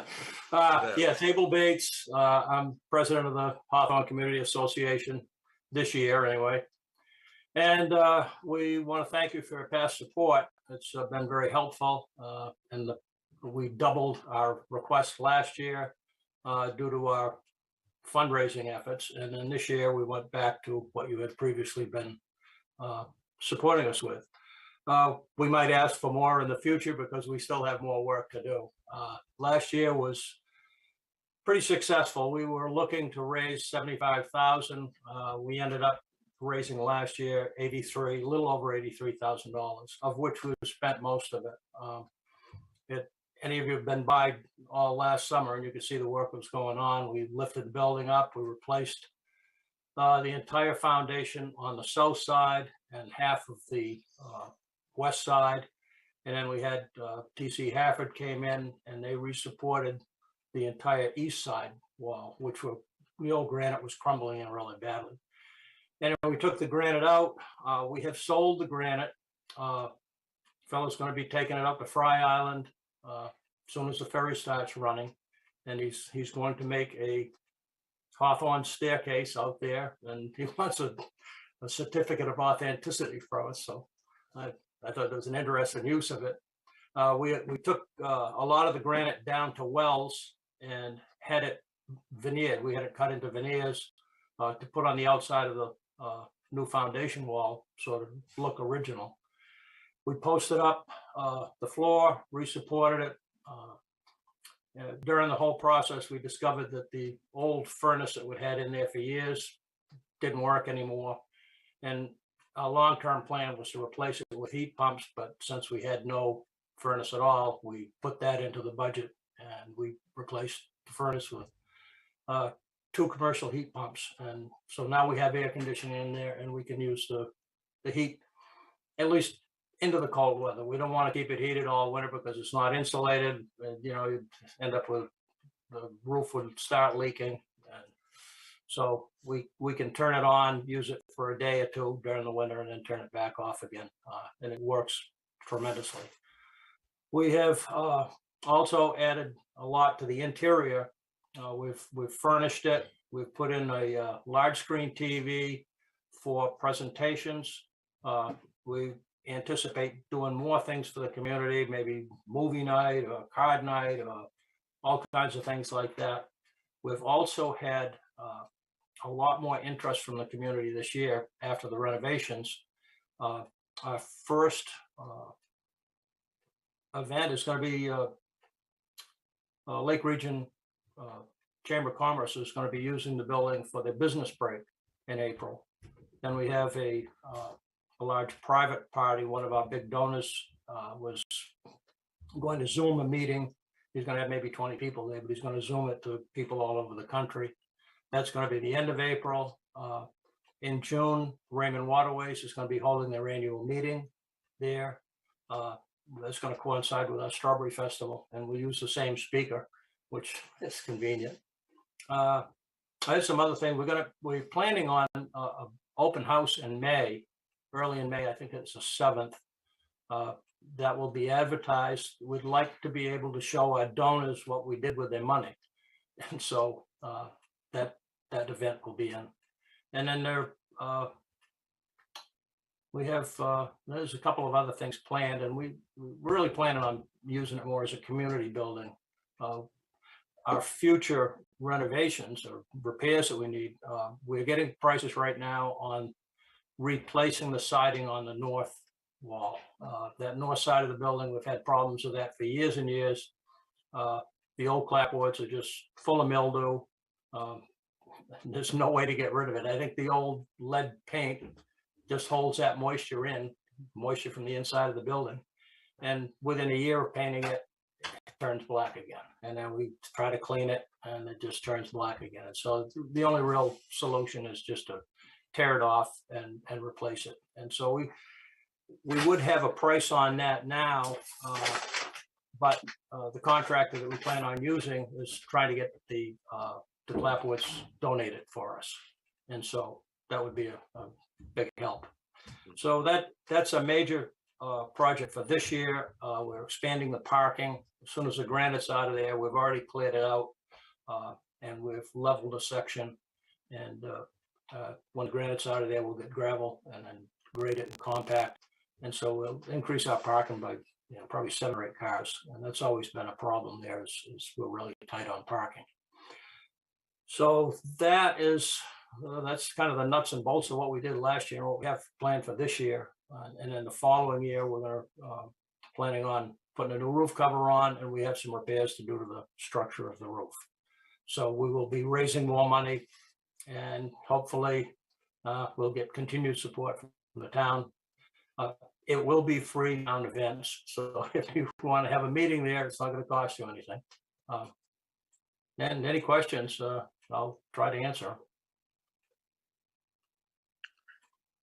one other thing, another purpose of this is we're trying to increase our membership to the point where it'll be self-sustaining. I mean, we've always had a trouble with membership. People will be a member for a year and then, you know, they disappear and they'll show up for events, but they won't continue their membership. And as a result of this fundraiser last year, we have a lot more people have been involved in the activities and in the construction and all of our projects. And we're hoping that that will continue as we open the house up to more use. So. Any questions for Abel?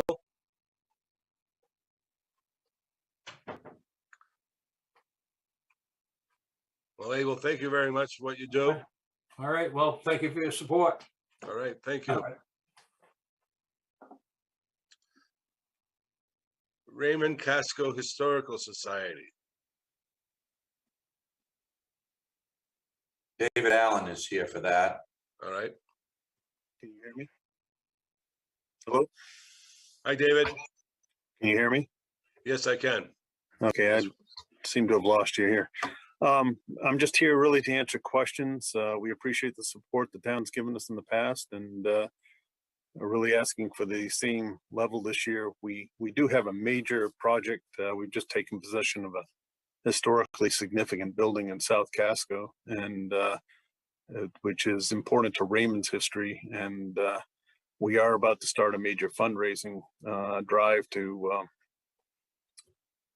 move that building. We have a fairly short fuse to get it off the property that's on, but we're a little late for this year. But just here really to answer any questions you may have.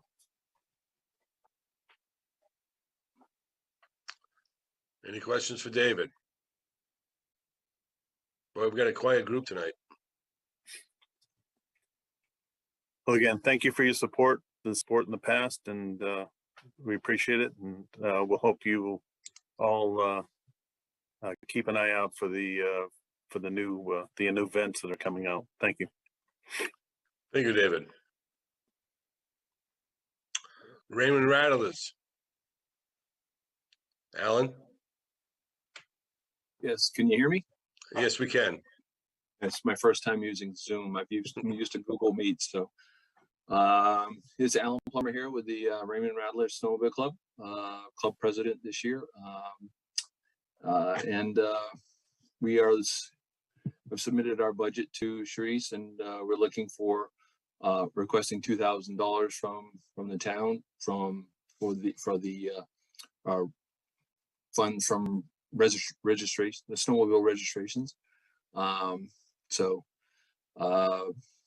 that's basically where we're at. We have some okay memberships this year. The snowmobiling's been kind of up and down the last few years, so it's kind of hit or miss. But I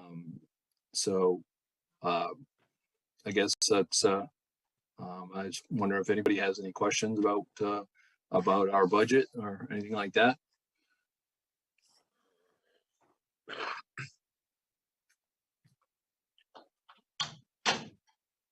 Well, I don't see any questions.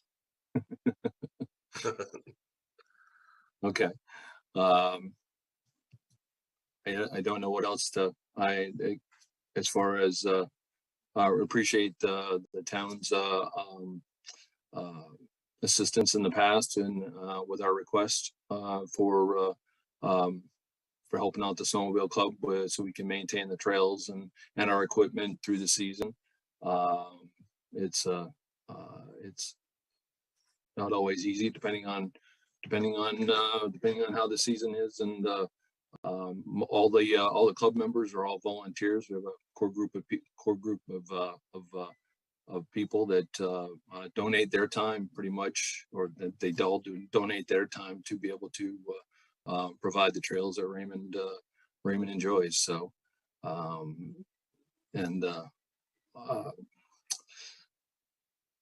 yeah, it takes a lot of work and rebuilding bridges and clearing the trails and get ready for each season. So That's about all I have, I think. Well, thank you, Alan. Any questions? I just have a comment. Alan did provide me with the operating budget for the snowmobile club. I have yet to forward that to everyone at this point, but we'll certainly do that tomorrow. All right, thank you. Welcome. All right. And Alan, I think you're free to go. All right. Well, thank you very much. Thank you very much for your time. Yep. You have a great evening.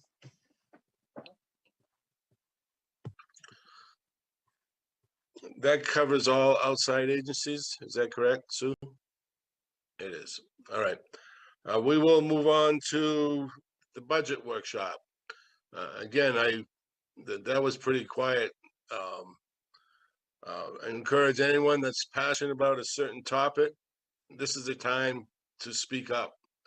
Because our next meeting will be our voting meeting and the articles will be prepared for us. So if you have any questions or feel passionate, please lead in. I'm going to start with outside agencies.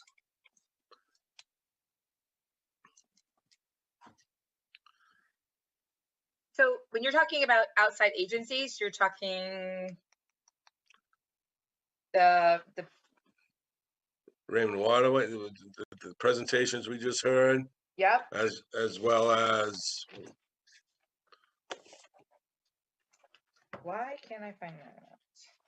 Bob, if I may, the Raymond Waterways is funded through the TIF as well as the Historical Society and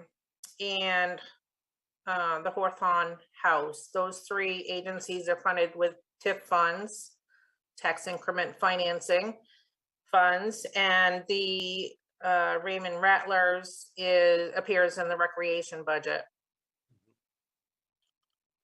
if that helps. Yep. And then there's also a specific tab labeled outside agencies, and that's I believe it was $2,000 that the town manager likes to have discretion over as far as what he would like to use those funds for.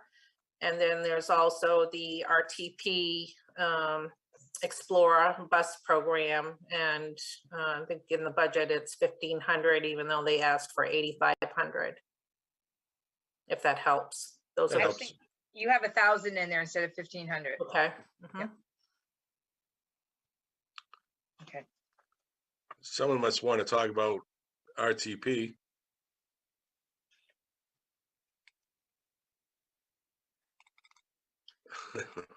I'm fine with $1,000. I'm not okay with 8,500 or more. I think that it still needs to be there just because of the gas situation and stuff like that. But I don't know, I guess I'm still waiting for them to come talk to us. Because the selectman had said before, I think there's some areas that are issues where they need to, I don't know, find other ways to pick up people. Just my 2 cents. Thank you, Teresa. Yeah, if I may interject again, I believe they were present at the last budget meeting, Teresa. They were, but we've also asked them to come talk to the select board too.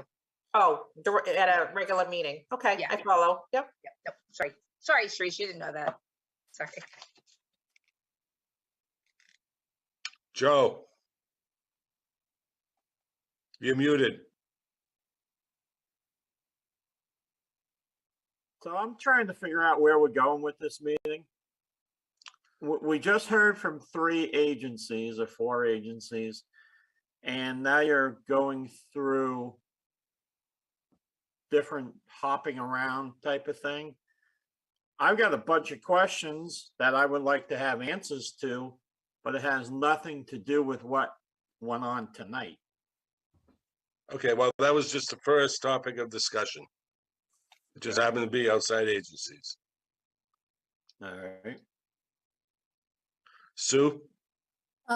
As a kind of a point of clarification, Joe, we forgot to invite the outside agencies to come to the department head meeting, so they didn't have an opportunity to present. And that's why we put them in this meeting so they could speak. Normally, it's just working through the budget and folding, spindling, and mutilating. So And I believe that's what's going to happen now. Okay.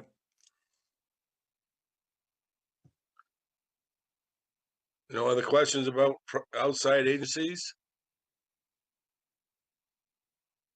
Then we'll move on to administration.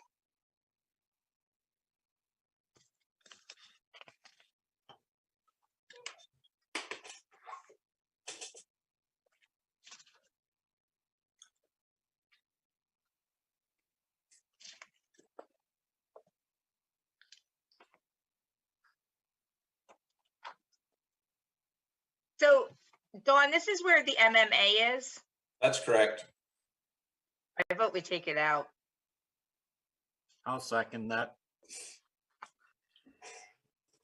I believe that's $8,081, Sharice, yes. Now, a little bit of history. I mean, we had been a member, many years ago, and then we weren't a member for a number of years. And then I guess for the past few years, we've been back in. But you know what I used to say, and I still kind of, believe this is the correct stance. I mean, we're not a member of their health trust. We're not a member of their property casualty public officials pool. Those are the two big features of MMA. So what's left are legal services, advocacy, lobbying, and training. And so you can still take advantage of the training. You just pay a little slightly higher fee. It wouldn't amount to this level of money under any circumstance, particularly pandemic circumstances. So, the problem with legal services, it's a great concept, but you have to rely on legal services. And, you can't do that. They're going to give you an opinion, but you can't take that to court or depend on it in any way other than advisory to you. And then, so you really need for the complex things that we deal with, when we do call legal services, we really need an attorney who's going to be able to do that. We don't call legal services frequently. And they don't go to court with you either. Yeah. Right, that's what I'm saying. That's what I'm saying. So I mean, I've been right along thinking, if you're not going to take advantage of their group programs, and we have programs of our own that are, competitive or superior in some cases. So that's been my thought on it. But I guess we wanted to try it, give it a trial, see if we were going to use it, and I haven't. I mean, we made one request for legal services, and I told Jenny to tell them it was an emergency because our attorney was on vacation. And I mean, it's an anecdote, but they did not get back to us in the time frame that we needed to hear from them. But I mean, I'm not faulting them. That's just how it was. We called them in the morning. We didn't get a call back. So that's really what I have to say about it. It's not going to cause a great upset in the town organization if you took it out. Ralph? Two things, but first is a point of order thing. I think it was just semantics the way she said it, but because this is a workshop, you can't vote on anything anyway. So you're not voting to remove it. All you're doing is putting your opinion out there that it should be. Leave it to Rolf. But second to that, I mean, when we went into it this year, with them this year, it was kind of as a trial basis to see if the legal side of it panned out for us as far as saving us any money. It really didn't, because it turns out that most every opinion they give us, then we have to go back to our attorney and get it requalified anyway. So it was adding another layer on there that wasn't giving us really any benefit. And we had asked when we went into it last year for Sue and the others that used it to kind of keep an eye and see if it was really giving us any benefit. And I think they've agreed that it probably was not. Thank you, Ralph. It was somewhat beneficial with small questions, but it wasn't $8,600 or however much it is worth of benefit. Joe? Bob, before we go on, can I ask Sharice, we've had 3 iterations of these revenue sheets and everything else showing percentage increases. Right now, are we at 3.99%? Is that where we are as an overall budget increase? That's if you take on the library?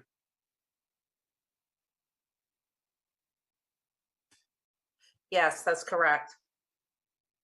Okay. So we're looking at around a 4% increase in the budget.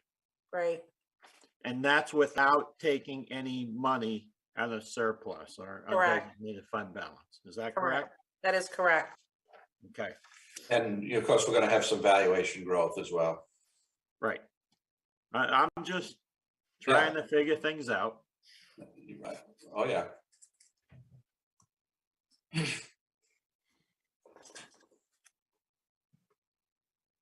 Any other questions?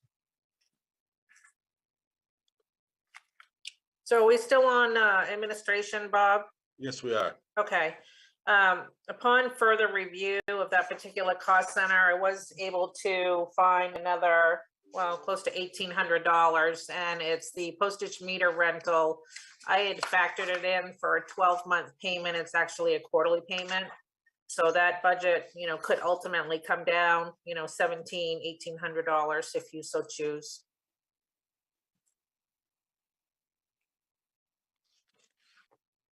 So what number do you want to put in there then? 66,000 even?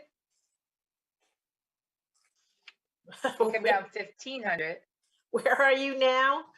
I'm on postage. Looking at postage? Oh, yeah, Yeah. no, this is under contract fees and services. Oh, Because- you said, all right, hold on, all right. Yeah. Holy moly. All right, so down, say 21, I don't know. 20,200. That works. Yeah, I was looking at postage. All right. Sorry, Sharice. No, that's okay. All right, I'll take that 1,800. Because there's 18 and there's 8,000 right there. There's 9,000, 9,800. Yep.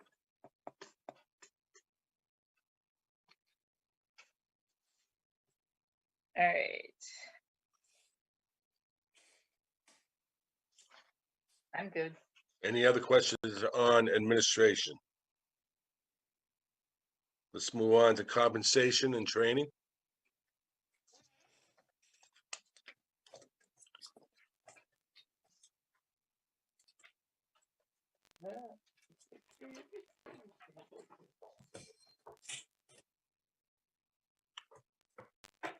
Looks like a decrease this year.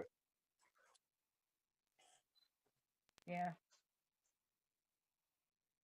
Yeah, I don't know. think the Don, decrease is you- because you're moving money around from one place to another, isn't that correct?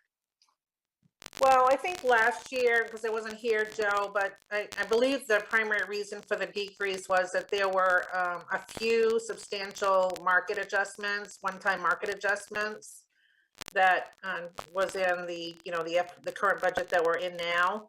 And, you know, those were just a one-time market adjustment for, I don't know if it was 3 or 4 different, you know, positions. And so that's ultimately that. And then a reduction in the travel training. A lot of the departments have their own travel training budget line. So I didn't really think it was, you know, really didn't need to duplicate efforts, so to speak. So I reduced that as well. Right, and also with the pandemic, there's been less of that. And with respect to the adjustments, we did, you know, some of those over 2 years. and Correct. so to phase them in, so she's absolutely right on that one. But that's done now.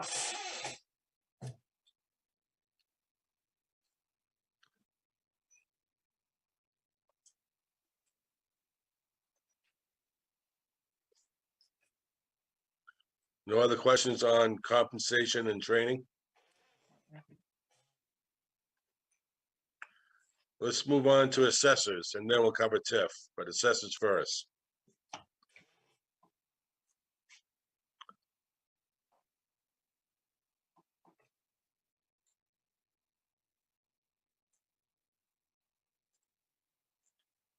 I don't have a question, but I have a comment. Go ahead. I don't think Kurt's here still, correct? That's correct. I'll tell you, Kurt is great. He's really a great professional and has done the town, I think, a very high level and quality service at a very reasonable price. And so I can't speak highly enough about Kurt. I would tell him that if he was here too. All right. But I just want to say that. Compared to having a full-time employee, it's a great savings, and he Yes. has an expertise that is up there with anybody in Maine.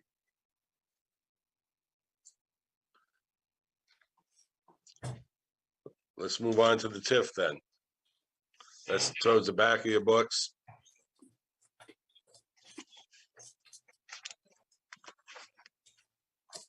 Rolf. Yeah, going to the comment that Don made back at the beginning there in regards to the comprehensive plan.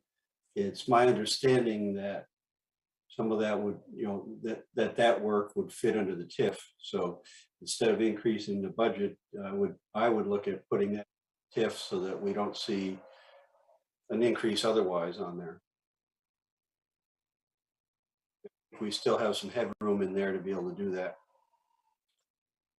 I think that's a good suggestion. Any thoughts on that, Sharice? No, I'm not sure. The couple of the conversations that I've had with Shauna and her assistant Amanda there at Bernstein Shore, that are the TIF experts at the law firm, is that it may need to be prorated. Comprehensive plan is for the town as a whole, and the TIF district is just a small portion thereof. But certainly could look at prorating it. Yeah, I think that was what I was going to follow up with. And so, not knowing precisely what we might need, I'm going to throw out the lower number that John and I talked about today, and that's 10,000. And so if it was $50,000 project altogether, let's say, possibly, it may be less. I just don't know. It's going to depend on what the availability of consultants, and we want to get a top flight consultant, as we did last time around, to help guide us through this. But clearly the TIF is about economic development, and so it could be prorated. A portion of the cost of developing the new plan could be put in the TIF. So if you look at maybe 50, just pull a number, as a total over a period of time, probably over a couple of years anyhow, 10,000 would be a prorated portion in my mind.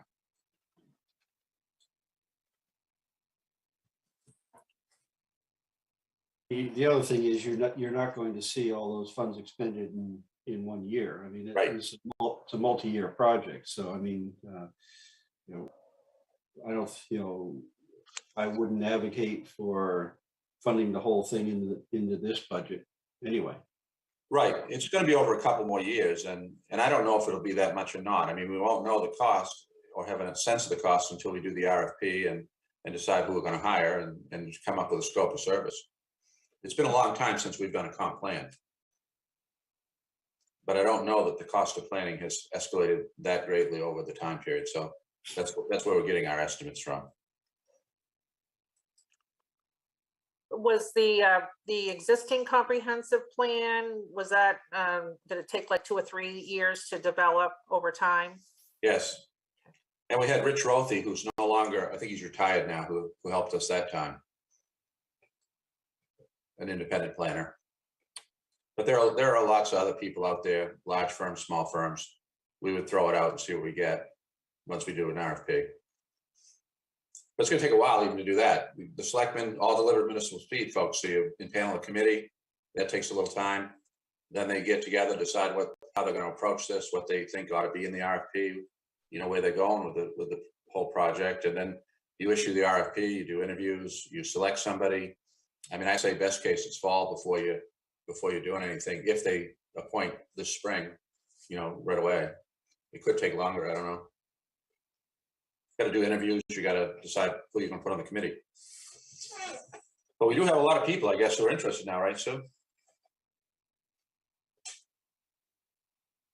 Yes, I haven't counted them recently, but I'm going to put it together for the 19th meeting, so you'll know who's applied and see their applications then. And that all came from the Roadrunner, I guess, article.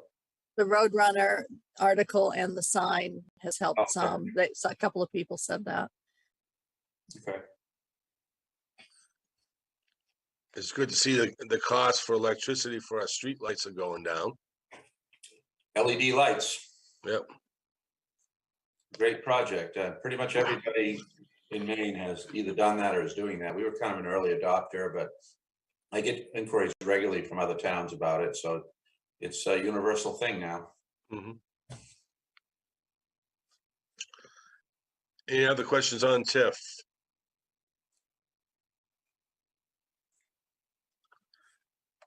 Code enforcement.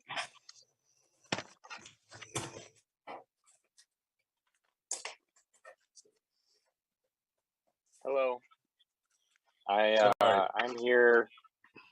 I'm here if you guys have any questions. I know we went over everything last time. And I can circle back on any of that if you guys need me to. Joe? On your sheet, you wrote that your admin's going to full-time. But on the spreadsheet on the Excel version, you also have a part-time administrator in there. Do you need a full-timer and a part-timer? Yeah, I believe you're talking about Sandy, Sandy Fredericks. That's the admin for the Planning and Zoning Board. She is 10 hours a week, some weeks less, but that's usually the max. She basically assists them with their administrative tasks. Okay, thank you. She also types up their meeting minutes, right? Yep. And attends the meetings, I believe, and you had 6 or so hours just the other night, didn't you?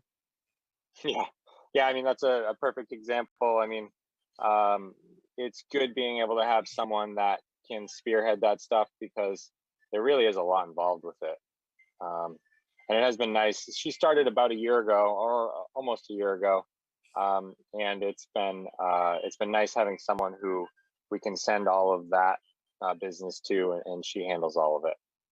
And she came to us from another town and was well experienced, and that was, part of why I decided that it was a good idea to support this initiative. And we've gone from a backlog and a serious issue with some level of complaints about service to no complaints and things running very smoothly. And she, along with Kirsten, are a big part of that, along with the addition of the assistant code officer. So, at first I had the same sort of question, but I'm seeing how it's playing out, and it's working very well. And Kirsten, believe me, has all she can do just with that job of keeping the code office administratively flowing for the code officer and the assistant code officer. There's a significant run up in activity, which is a good thing. Ralph? We're having a significant run up in activity, but when I look at the income side on the fees and whatnot, we're only seeing about a 14% or 15% increase on there. Is that real, or is that number still understated? I think it will be more than that. I'll actually have a better idea tomorrow or probably early next week, because I'll be looking at all the numbers again to see where, the last 3 months are typically the slowest 3 months of the year. So it's usually a good time to look and see how busy we are those months, because it's going to be, you can usually expect to be much busier the next 6 months. But yeah, it's been higher. And, that expected revenue that I put on there is definitely pretty conservative. I didn't want to jump it up too much. I kind of want to see where things go the next year or so. We are talking about, again, looking at permit fees as well, because there's definitely some permit fees that we need to take a better look at. They've been the same for a number of years, and it's something that we need to make sure, again, that we're in line with other towns.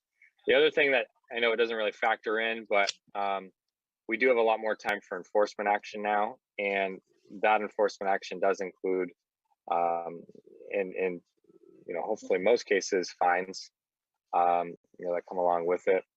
It offsets some of the legal expenses, but there can be some on the other end as well. So our goal is, now that we have additional help in code enforcement, that we can actually start doing some enforcement, which there really hasn't been a lot of the last 5 years or so.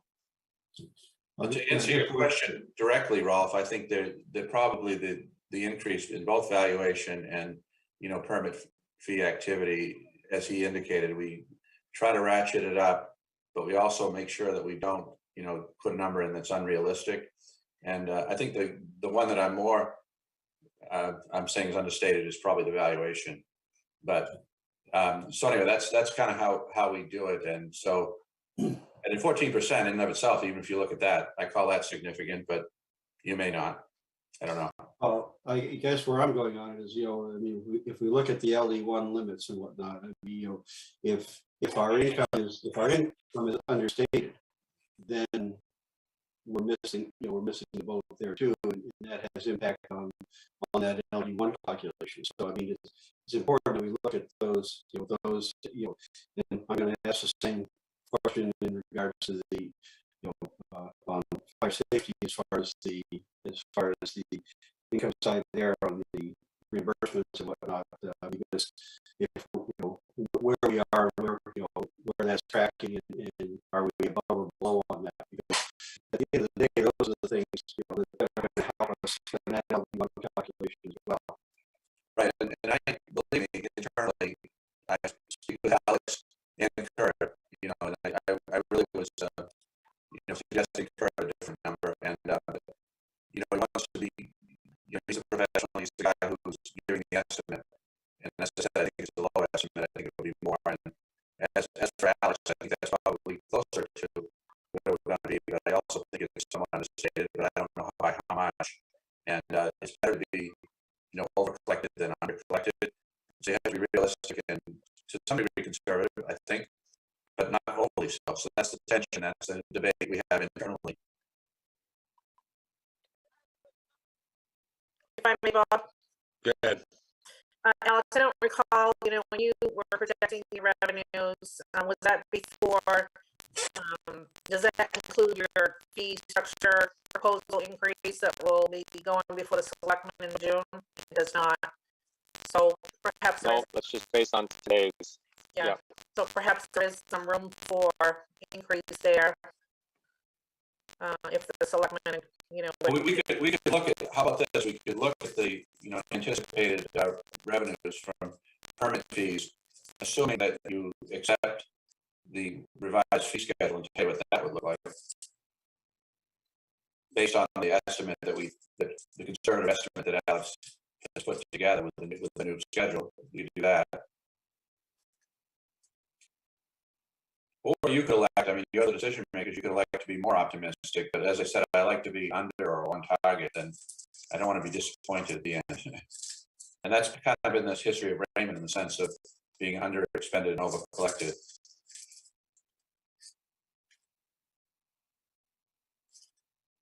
Any other questions for code enforcement? Thank you, Alex. Thank you. Technology.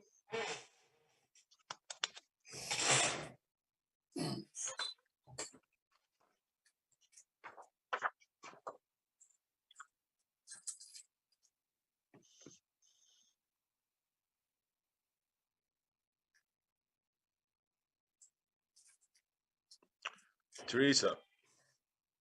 Kevin, question for Kevin.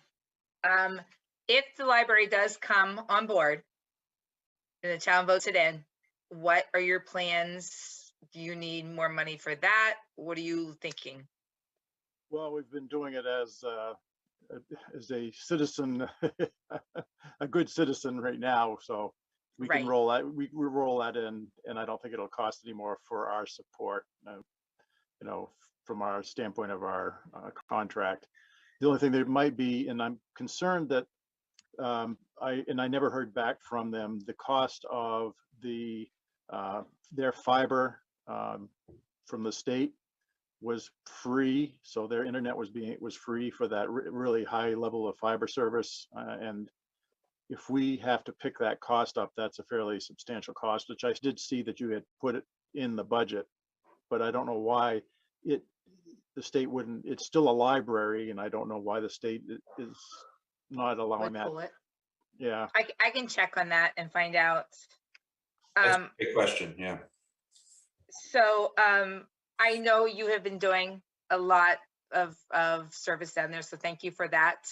But I think people may want to understand, that's why I asked you this question, to say, oh no, Kevin's gonna have to come in and change all their computers and stuff like that and all this other stuff that may add to the cost. But I wanted people to understand that you have been kind of working. We've been doing the service and nothing will change. We don't have to change anything down there. They're already using our virtual machines. They're already part of our network. So there really are no changes except for the ongoing service that we provide. Okay, I will find out that information regarding the fiber from the state.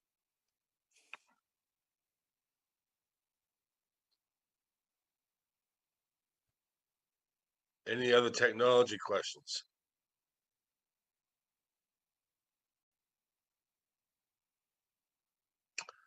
Seeing none, thank you, Kevin. Public safety.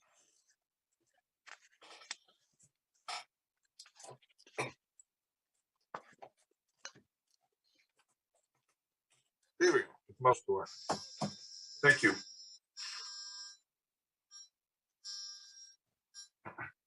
Joe? Bruce, in your write-up, you say you're going to try and get 4 new people into your department phased in over 2 years. Correct. In your current budget, are you budgeting for all 4 of those people now? No, there are two positions proposed currently. Because you got a 25% increase in salary. Yeah. So the salaries that we put in for, and that was something I needed to cover quickly here because something changed. We had some movement. Were based on the original union proposal. And since then, we have actually, because this has been quite a while now, but since then, there's been some movement on that, some adjustment. We actually can take $20,000 out based on the current proposal and where we're at. So we got a $20,000 savings right off the top in our bottom line. But those other 2 positions are in there as noted as in my sheet. Hopefully you have the same one as new staff 1 and 2 based on the current proposed rates. So you're looking at the other 2 next year. Correct. Correct. And yeah, you just sent out the wage and salary benefit from the towns that I just looked at. Raymond's going to be the most well-paid town, pretty much. You could look at it that way initially for face value. That is for sure. But when you look at it deep down, you'll find that most of those communities are already under negotiations. Unfortunately, they won't disclose where they're at for wages or proposals, but I have to assume that they're going to be probably above ours by the time they're done, probably even above our proposal. I have rumors and I can go with that, but I just don't have the factual figures as of today.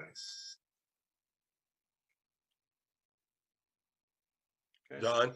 The other thing that's important is that we do have a federal SAFER grant that if we're successful, will mitigate the cost of the new positions. We'll provide for them for a 3-year period.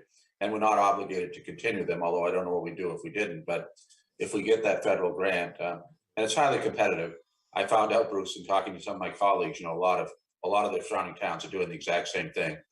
Yeah.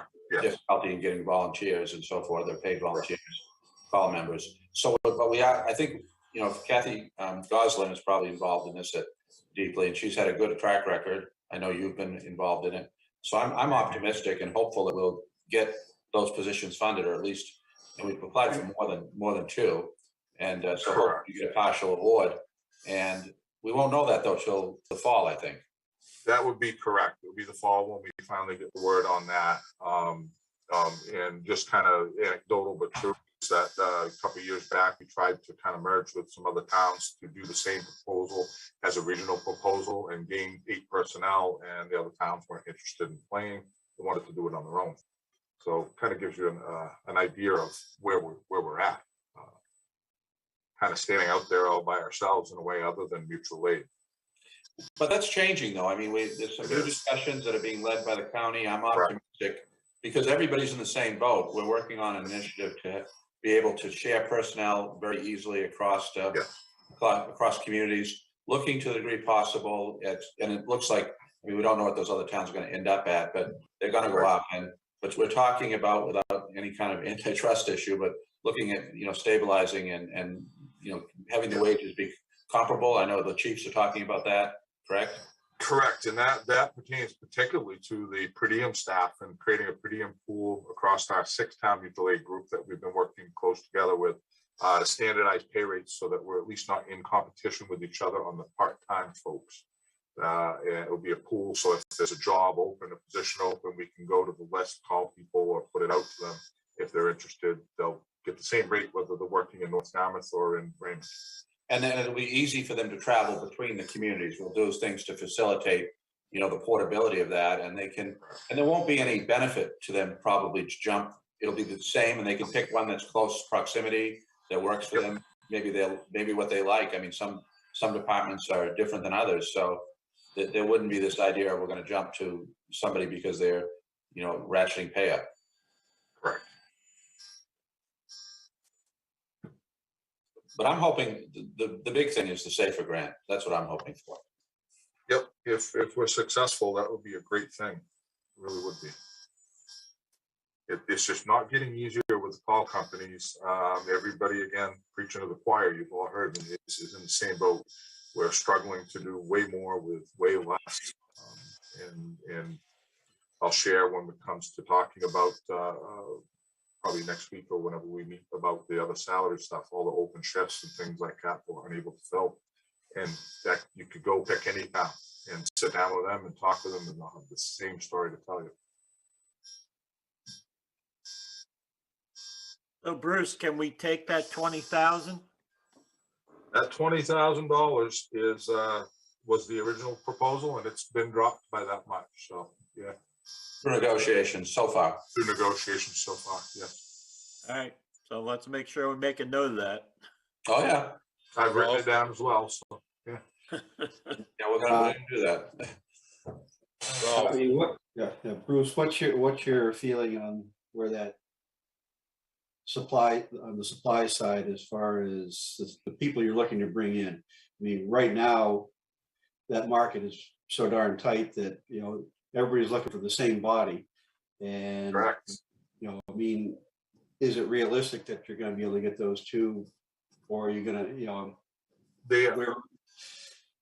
Yeah, well, sorry, I didn't mean to jump in on it, but yes, I'm pretty confident at this level. We're looking at firefighter EMTs. We're not looking at paramedics at this level. That's one that when we put out, we've usually had pretty good reception and gotten a lot of applicants on that. There is Westbrook's having a problem filling theirs. I know Portland's hiring now. We see them everywhere. So we are in high competition, and that's where we need to be very competitive to be able to get and attract those folks and then be able to keep them. And I think that's important that everybody gets to hear that. It's easier to keep people than it is to rehire and retrain and re-outfit. And it's also way cheaper to do that in the long run. You might pay a little bit more up front, but a set of gear is $2,700. If you buy it sized for me, and the next person you hire, because I leave, is 5'2", it doesn't fit them right, you can't use it. It becomes an additional expense. So we consider all of those issues and try to be in that competitive range, and I think that's where we're headed. So, another thing, are you seeing some stabilization finally on the drug price increases? You've only gone up about $1,000 on that, and that's that's a big volatile area there. It is, and Kathy can comment on this one. There's one particular med that has gone through the roof, and a couple others that are becoming very hard to get, and etc. But Kathy, why don't you jump in and go through those? What we're finding, Rolf, is we're finding shortages. And I know Joe can probably speak to that too. I mean, we can't even get our saline flushes right now because those syringes have been used for vaccines. They just added IV Tylenol this year to one of the drugs that we have to carry. And if I want to buy it through Boundtree, Tylenol IV, they're putting it $300 a shot. Okay. I can give them Tylenol pills for about 30 cents, but they wanted to give us by IV. So that's just an example. We're finding that there's shortages of drugs. There's a lot of competition out there, you know, which vendor we can get them from. But I think we're gonna be somewhat okay. Maine Med's been really good. We go through their pharmacy, purchase a lot of our drugs, and they're keeping the price down. So that's been helpful. So we're gonna keep our fingers crossed.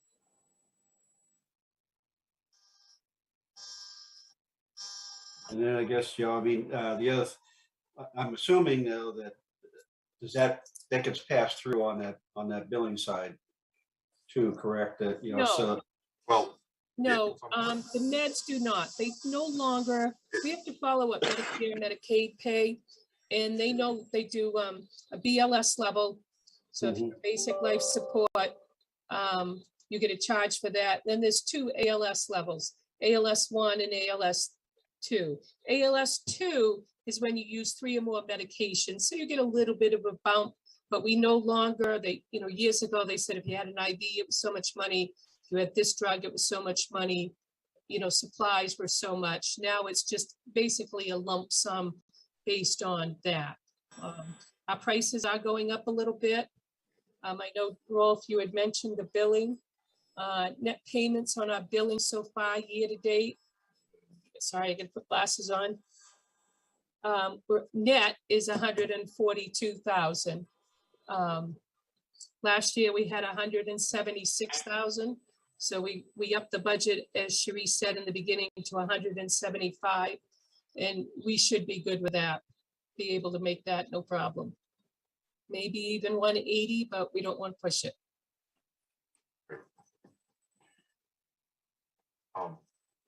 I go back, because one thing I kind of forgot to mention, Joe, when you talked about salaries, is that we also assumed Mary Quirk into our budget last year as administration, and she's working in the front office, and that's also reflected in this budget, and that's a new addition that wasn't there last year. So I just wanted to make sure everybody's aware of that. But it has been there in prior years. Mary has been there. Well, yeah, yes. We had one that we dropped it. We assumed it as a paramedic position at that point. Right, we had somebody in Pete Holmquist who was here with us for a number of years, but he took a public safety position in another town. So then we had it unfilled for a year or two, maybe. Yeah, we just used it as staff in the field at that point. So, and I guess what happened, I don't want to speak for you, but what happened during that time is that you and Kathy both were pretty overwhelmed by a lot of the administrative paperwork that you had to deal with, in addition to running calls and managing the department, if that's right. Correct. And Mary has worked out well? Mary's working out very well. Yeah.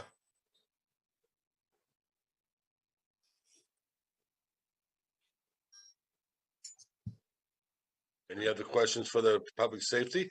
For the public safety. Then we'll move on to animal control. Don, did you have something? Don, did you have a question? No, I was scratching my head. Oh, okay. Sorry. I don't think we invited the animal control officer, did we, Sharice? I'm not sure. And maybe she should have the budget schedule out, correct? Yes. She made it to our, was it our first meeting? Well, she was at the last meeting. Jessica came to the last one, but I don't see her here tonight. Is she here soon now? No.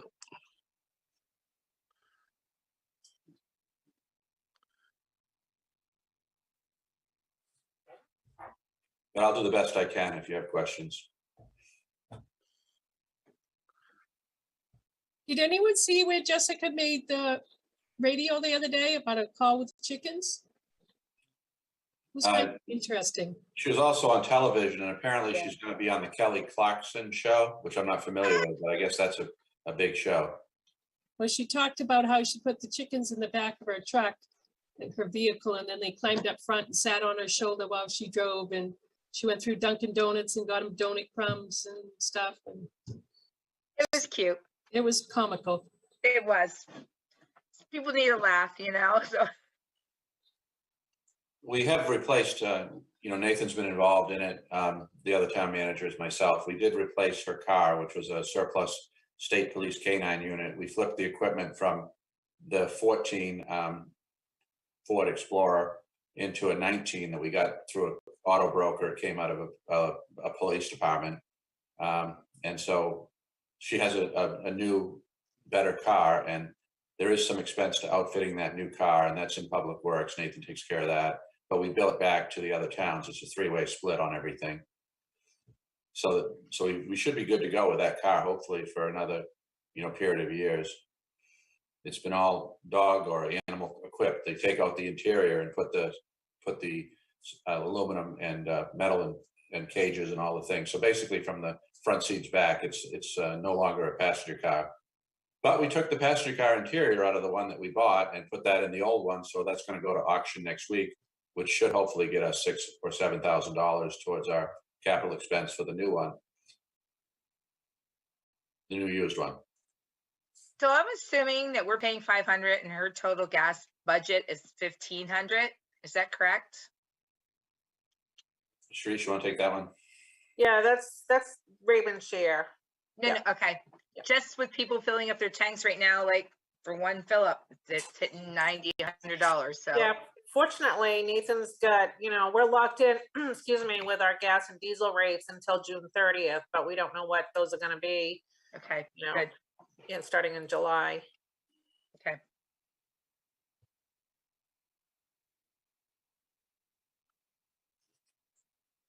Any last questions for animal control? Public Works.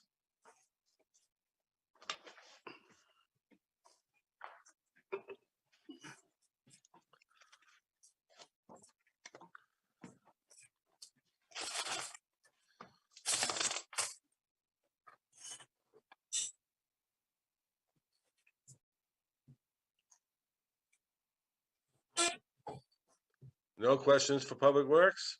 How's that sand and salt holding out? Good. We're good. Good, we're good.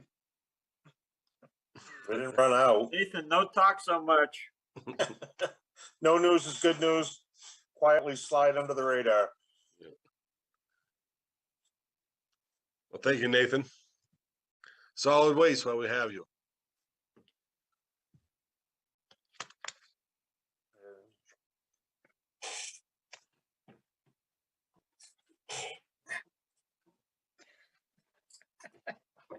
Nothing for solid waste? Town buildings. Oh, Joe. Sorry, Joe. On solid waste, where are we with recycling? Well, we have a recycling committee that's been meeting monthly. Rolf's a member, and I expect they'll be writing a report. Are you talking in terms of expenditures? Yes. Okay. Whether or not we're going to stay with it. Well, that's what I'm getting to. So basically, we're in the process of, coming to a final report. I don't want to, speculate too much, but my sense is that if the mission originally was to look at, not doing recycling, I don't believe it's going that direction. I would let Rolf, as a member, maybe speak on that if he's willing. And there's still research that's going on, but I mean, Kathy is on, Kathy Goss is on too, as well as Karen Lockwood. So there's, but there's a number of different things that are being looked at. But we're under contract with Casella that goes out for another couple of years. So I mean, if we're doing any changes, it's not going to be an overnight change. It'll have, anything that's changed, it would be phased in or whatever, as far as I would believe, because we're still under contract there. But they've been in some of the meetings and given presentations of things too. So yes, and all those are available on the web. And I would say that the other thing thank you, Rolf, and I didn't realize I should have. We had two more members of the committee. There's a lot of all in the family here in our town committees. But anyway, they are looking at ways to mitigate costs by getting the wet food waste out. So that's a area of discussion. They're looking at education, to improve the quality of the recyclables. But no final decisions have been made. But I remember the original charge, and I think that's what you're speaking about, right? Yeah, so, but I guess we need to wait till the end, right? Recycling committee members? I don't know if anybody else wants to jump in on it. Kathy, Karen? I think when you say you want a recycling committee, the people you're gonna get to volunteer for a committee like that are people that want to recycle more. And I think that's one thing the committee is finding. But we are looking at, can you do more of the composting, more of the other things? We've had some really good presentations by the companies, and it's been interesting to find out where the money goes in that. And you're going to see, I think the committee is going to want to encourage recycling, but also, as Dawn said, reduce the weight of the trash by taking the food waste out, because that's about 40% of our trash. And if we can reduce that, then we'll save some money. Thank you, Kathy. Karen's been attending some statewide meetings, and I think you plan to do that again this year, correct? And so you get a sense of what other towns are doing and whatnot. Yes, I plan to attend a seminar that's coming up, I believe, in early May. And they have some good topics to attend.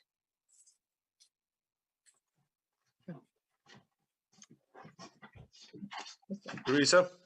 So I hate bringing this up now because we're talking budgets, but I'm going to put this out there. So what are the hopes maybe of possibly getting something to do with the dump back in Casco? Kathy's like, no. No. You're saying to participate in the transfer station with them?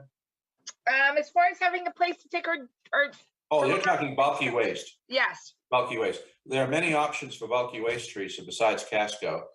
I recommend the former MWAC Maine waste action, I guess now, but if have you looked at MWAC, are you talking because of the price of being a non-member to go to Casco?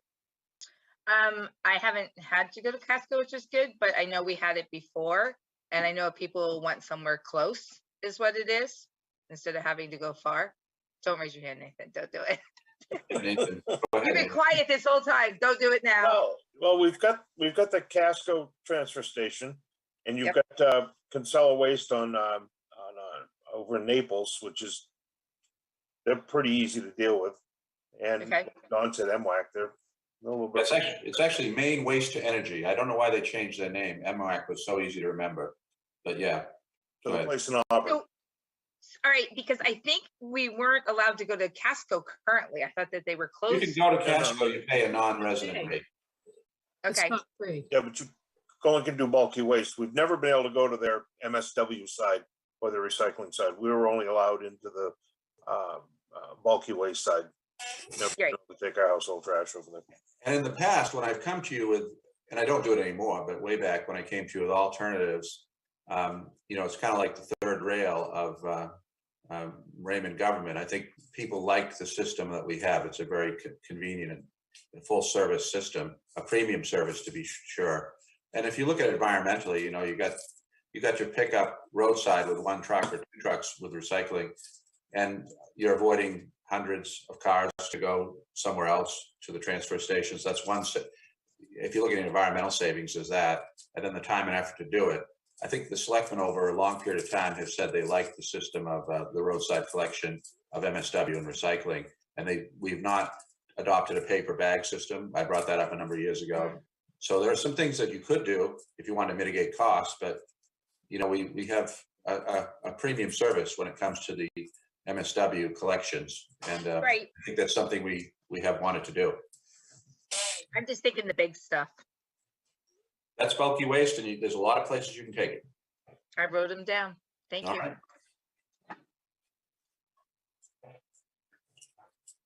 Go ahead, Sue. We have a sheet in the town office that we give out on a very regular basis that has a list of all the places, what they take, what their contact information is. So the public's welcome to come in and get it as our select board members. And by way of history, why we got rid of it was we were appropriating $150,000 and it was increasing. And we looked at the number of people who were using it. It was a very small group that was populated by a lot of contractors, in fact. And so then we went to a coupon system, gave people, a couple £1,000 or something a year. the selectmen in those days eventually decided that it would be more appropriate, and a lot of towns do it this way, as a user pay. So we withdrew from the bulky waste, and that's where it's been. It's a Who user are those selectmen that did that? pay. I couldn't tell you now. It's been a long time ago. I don't remember. Just joking, just Yeah. joking. It's a long time ago. I'm just kidding. Yeah. I'm just looking for my next project, you know? But at the time, it was a budget savings, and it was seen as something that is so, you know, specific to an individual that it would be, you could pay and not use it, or a lot of people were using it a lot. Mm. So, or some people using it a lot, I should say.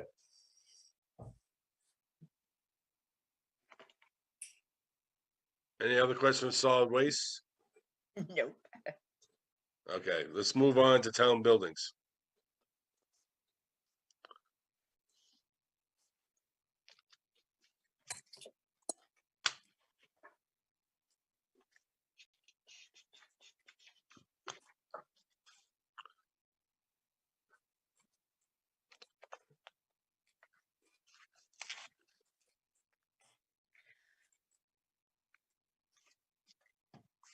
Don't do it, Teresa. I was gonna ask, but I thought we already passed it. I'm gonna shut up. Nobody else asked. I'm gonna let it go. Don't. Nothing for town buildings? Cemeteries?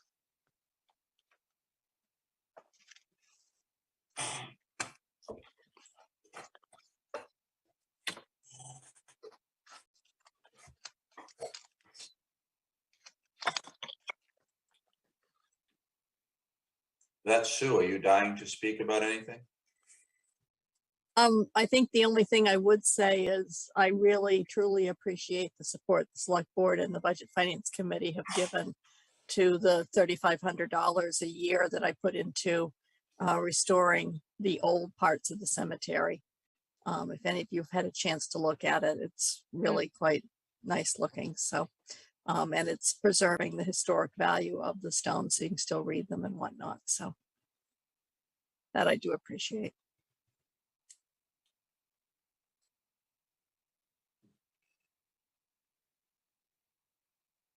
Thank you, Sue, for the work you're doing on the cemeteries. Thank you. Let's start with recreation, then we'll move on to Tassel Top.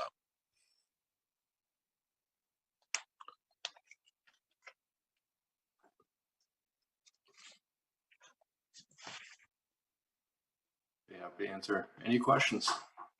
You're taking the Nathan approach here, Joe.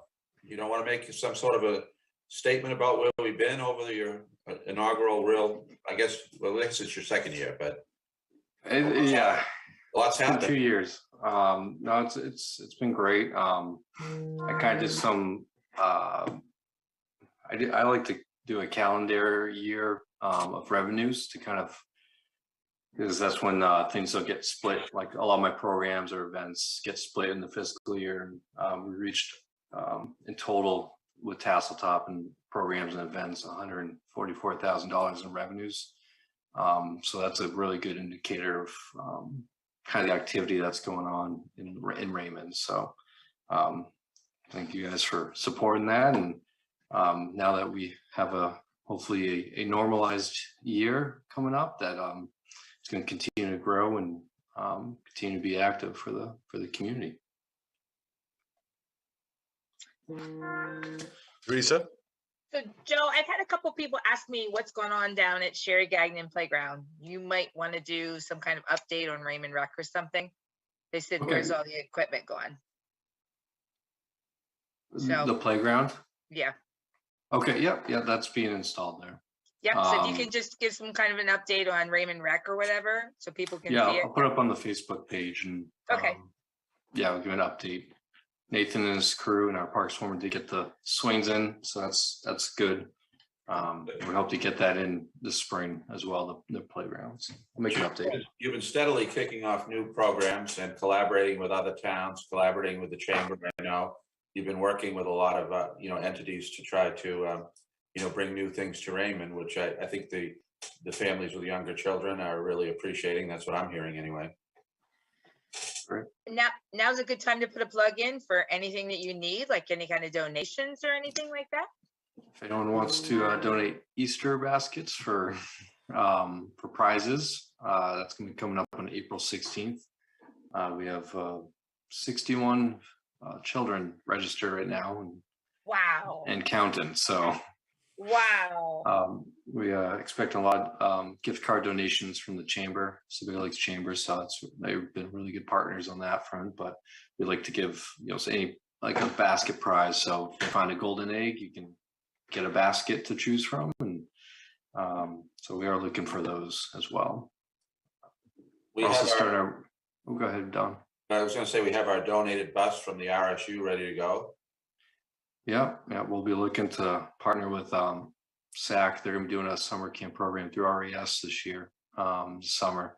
So to help with transportation costs, drive them to Tasseltop Park, and so a little short field trip. So we'll get the children out of the school and into our parks, and I think that's going to be a great feature of that program. So looking forward to that.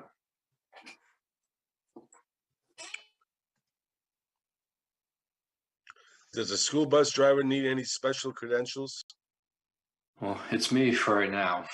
Okay. So you just need the CL Class B and passenger endorsement. So I don't need the school bus endorsement because we changed the paint color. Would we help somebody obtain that classification? Some local person might want to do that. Would we help them?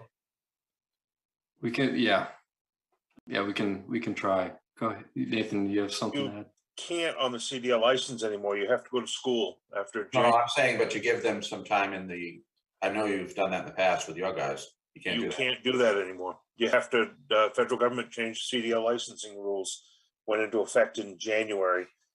Any change in class from anything from C all the way up through is have to go to a Northeast driving school or something. Oh, wow. Yeah, it's $4,000 to $6,000. That's going to really hurt stuff like this, public works departments and small operations. And you have to have that before you obtain the CDL. Correct. Wow. God, we changed the color for nothing, Joe. Joe's our bus driver. There are many caps. Any other questions for Joe? No. I see none. Thank you, Joe. Oh, it looks like Dennis does. Dennis Morse. Oh, sorry. Go ahead. Dennis, you're muted. Okay. So now can you hear me? Yep. Now that my grandson is starting to play sports, I'm starting to notice things around the fields, and I'm curious which line is for mowing. Several times we went down, and is it the project and maintenance where mowing comes in, or is it something that the school does? T-ball in particular, the lower fields. Is that Sherry Gagnon Park on Mill Street? Is that No. No, T-ball's at the school, Jordan Small Middle School, I believe. Right. Yep. No, the school does that. Yeah, that's through RSU 14. School does that. School does that. Mm-hmm. They have a full-time maintenance staff up there, mow all the Jordan Small. I only went twice, and the grass was about 6 inches tall on a Saturday, so they mustn't work during the week. They must mow on Sunday. No, that's unusual. He's done a pretty good job up there. Tom's the one that takes care of that. He's got quite a bit of mowing up there, so I think it's one of those deals that life's all about timing. You might have hit it at the wrong time, but he usually keeps that stuff pretty good up there. And the other question I had is the benches there, the racks were all, some of the planks were loose, and I didn't know if that was an ongoing project. You could see where they were doing some work. That's all with the school. We'd have to ask the school about that. Okay, so there's nothing in here for the fields except the Sherry Gagnon on Mill Street? Correct. Okay, thank you. I guess we should think about that field as well as the school. I believe that comes back to us if the school does. Correct. Yeah. So that will be our field. Yeah. All the properties that we signed over to them come back to us. Right. Except for RES. Yes, that's correct. But actually, what we were looking for is who to talk to mow Saturday morning early, if it needed mowing. That's really where I was asking. I'll give Tom a call and see what his schedule is coming up, but I'm assuming everything that's done at the school goes through the school, and Tom would be up to speed on it, but I can definitely raise the question tomorrow when I see him. I don't mind volunteering, but either way, Nathan, I'll talk to you later about that. Yeah. Thank you.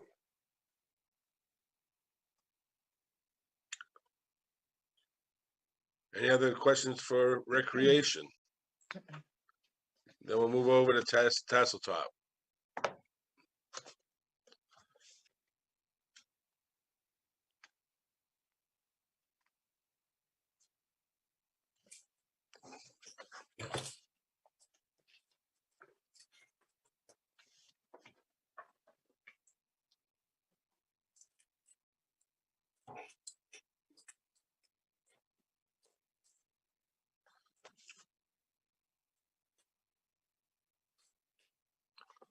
Go ahead, Teresa.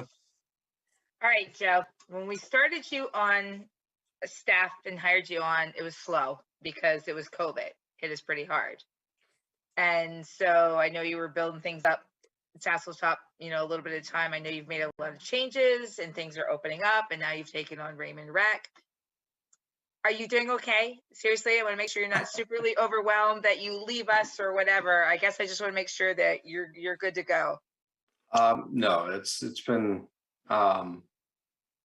the workload is definitely not slowing down, which is how I think we kind of predicted it once we acquired all these different entities. I've got really good volunteer support right now. A lot of the programming. Nathan, his crew, and adding Parks Foreman, our Parks Foreman Eric, has been a huge load off my shoulders as well. Taking on a lot of those big projects and some of the project planning. So Nathan's been helping out a lot. We couldn't do it without him. So we're doing well. I would think probably next year we'll be looking at a shared admin between Nathan and I to help with kind of the phone call volume that comes through, some of the organizing and some of the back end stuff on my end of managing the memberships, the customers service type piece of administrating the programs, stuff like that. So I'm doing all right. I thought that was it. I thought that part-time admin was in there now. Am I missing it? Yeah, I think we took that out. We wanted to make sure that we had a space first. We haven't, oh, sorry, Nate, go ahead. I and Joe had talked to Melissa about trying to help us out with that. She's there 5 days a week, or 4 days a week, I'm sorry. And we were talking to her about possibly coming down here for 2 and working up there for 2 with Kurt. The problem, like Joe just said, we've got to get the facility down here a little bit more acceptable and a little bit more safer work environment for that. Didn't you work at the town office, but give her a different line? It seems on paper to work really well, but when you're down here and everything's down here and it's a 4-mile trip up to the office, you get up there, you forgot something, you got to come back down. We're trying to make it a little easier. We don't have a storefront. Joe's finding that to be more necessary than I do. That's the other problem, is having a place to, where do you go? Okay. And Joe, your maintenance guy, some good news with him? You're talking about Barry? Yeah. Yes, yeah, he's him and Karen are working their way back up, but we won an award through the Maine Recreation Parks Association for outstanding parks. So I'd like to present that when he gets here, and it's definitely well deserved, and That's it was cool. great That's to honor really him. good. Yeah, I wish he could have made it up, but that he's is enjoying good. the sun in Florida. So great. All right, I'm done. Sorry. Dennis? Joe, I'm impressed with the revenues. I was on the committee for a little while, and I'm curious as to the increase in the cabin rentals? Is that because you're going up on the weekly rate, or is it just the demand has come back on what you're proposing? Yeah, no, that's a good question. We actually just increased the weeks. I think we made when I first got here, I think we might have made $100 increase on the cabin rental. But it stayed at around $1,100, $1,200. $90 of that is because of the lodging tax, the state issue. So that's $90 of that. No, it's just we increased the weeks from 11 to 21. Wow. And the booking? And yeah, it's awesome. Barry's done a lot of work too to kind of extend the life of the cabin and really bring it into the fall season and early spring. So from Memorial Day till about October, we have booked. So I think we have 20 weeks right now, the 21. And it's $1,200 a week now? And it's $1,200 a week. And I get around the season, I get about 20 calls. I recommend a week about the cabin. So, well, great job. Thank you. Great. Thanks, Dennis. And aren't we going to look at other, things that could generate revenue and also generate community interest down there to utilize without, doing anything that would adversely affect the rustic, feeling and use of the park? So not development issues, but, we do have some ideas on, having that be a community venue and, for other things that could generate revenue. Yeah, the top priority, and I think the immediate necessity is the public bathrooms down there, getting a septic station. That's got to be priority one, and priority two would probably be getting Barry a maintenance shed not near the cabin, and something a little bit more modern. So that's probably priority two for us looking ahead for projects. Kathy? Just so the budget committee knows, I know the selectmen know, but with the ARPA funds that we got this year, the priority of that is to do the septic system in the bathrooms. So hopefully, Nathan, correct me if I'm wrong, but that's kind of next fall, won't be for this season, but hopefully the septic field will be put in for this fall, with the bathrooms to be for 2024 summer season. Yep. So we hope we should have enough funds in the ARPA funds, so that won't come out of the tax dollars at all.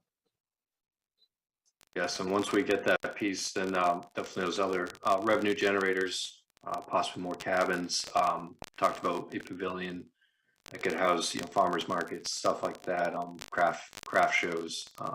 That's definitely in the master plan in the future. So we're still in phase one. How did your winter carnival go? It was surprisingly, it was perfect weather, perfect everything. We had over 250 people attend. It was one of the best events I've ever been to. And the PTO, it funded a lot of their programs and scholarships and materials for teachers and all that stuff, field trips. So it was a very great partnership, and the support was awesome. It's good to hear. Any other questions for Rec or Tasseltop?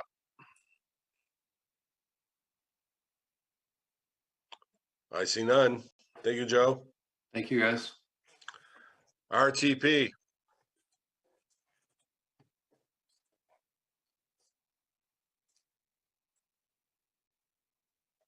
No one wants to speak about RTP. Oh, we already discussed it early on. 1,000.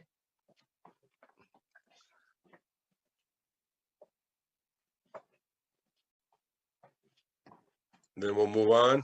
Raymond Village Library. Whose idea was it for the library to finally merge with the town? Did we go to them and say we want the library, or do they come to us and say we want you to have the library?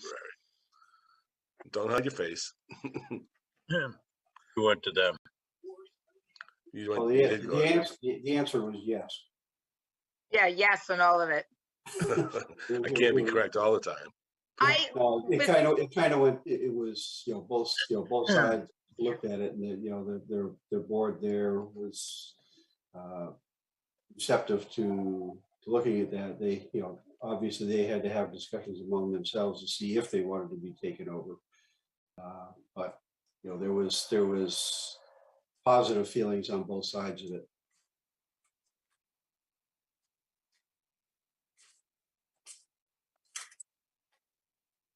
It's a very good idea. Joe,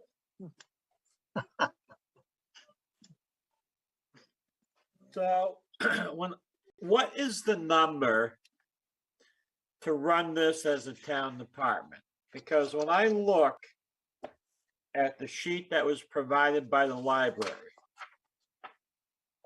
their FY23 budget is $191,850.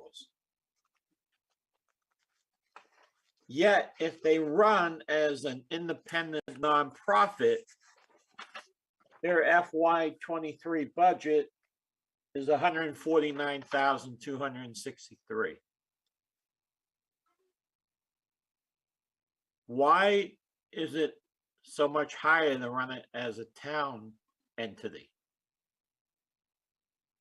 Does it, I'm wondering if it has the, I don't do their budgets. I don't do the budget. Thank God for that. Shut up, Joe. Can we block him out? No. I'm wondering if it's because of the insurances and stuff, but I'm not positive. Well, you have the employee benefits, you have the, an attempt over time to get to a market wage. Those are a couple drivers. Charisse? I also noticed that they add employees to run it as a town department. Yet if they run as a nonprofit, they cut hours for their directors. There's 3 people that work there. Right. Right. So if you look, they increase hours for their I'm sorry, Joe? What was that? Their adult service librarian is 40 hours. Yep. Right? Children is 25. Right. The wages are a lot lower. So they become a town department and we give everybody a raise and the town picks up that cost. Why doesn't the budget just transfer from what they would run it at to the town? They provide health insurance. They do all that. No. Oh. They don't do health provide insurance. Health insurance? No. And the wage. So what number are we looking at? Is it 191,000? Is it 136,000? I mean, the numbers are everywhere, and we don't have a good number. It's 201, Joe, after I had plugged in some, we've been in touch with our salary analysis company, KMA, and we looked at their wages, what they're currently making, and over time, we want to get them to a marketable wage adjustment, as well as the other full-time employee and the other part-time employee. We're looking to incorporate benefits, health insurance benefits, and dental benefits, which they presently do not get. And I don't believe they are getting retirement as of right now, any type of retirement program. So that's the big driver. But then Allison and I, we kind of looked through this a little bit finer in, some of the actual line items. So you might see some minor changes in that respect, but it's primarily salaries and benefits. I thought that 201,000 included the 66 that the town gave them. So shouldn't it be less than that? So it's 201,000 to run something that they say they can run for 140. But they're also putting in more hours. Because in here it's looking 40 hours, and I don't think the library is 40 hours right now. They just added another day because they were 3 days before, and then they just added in, I believe, another day now. So it's upping their hours also. So upping their hours is costing the town $60,000.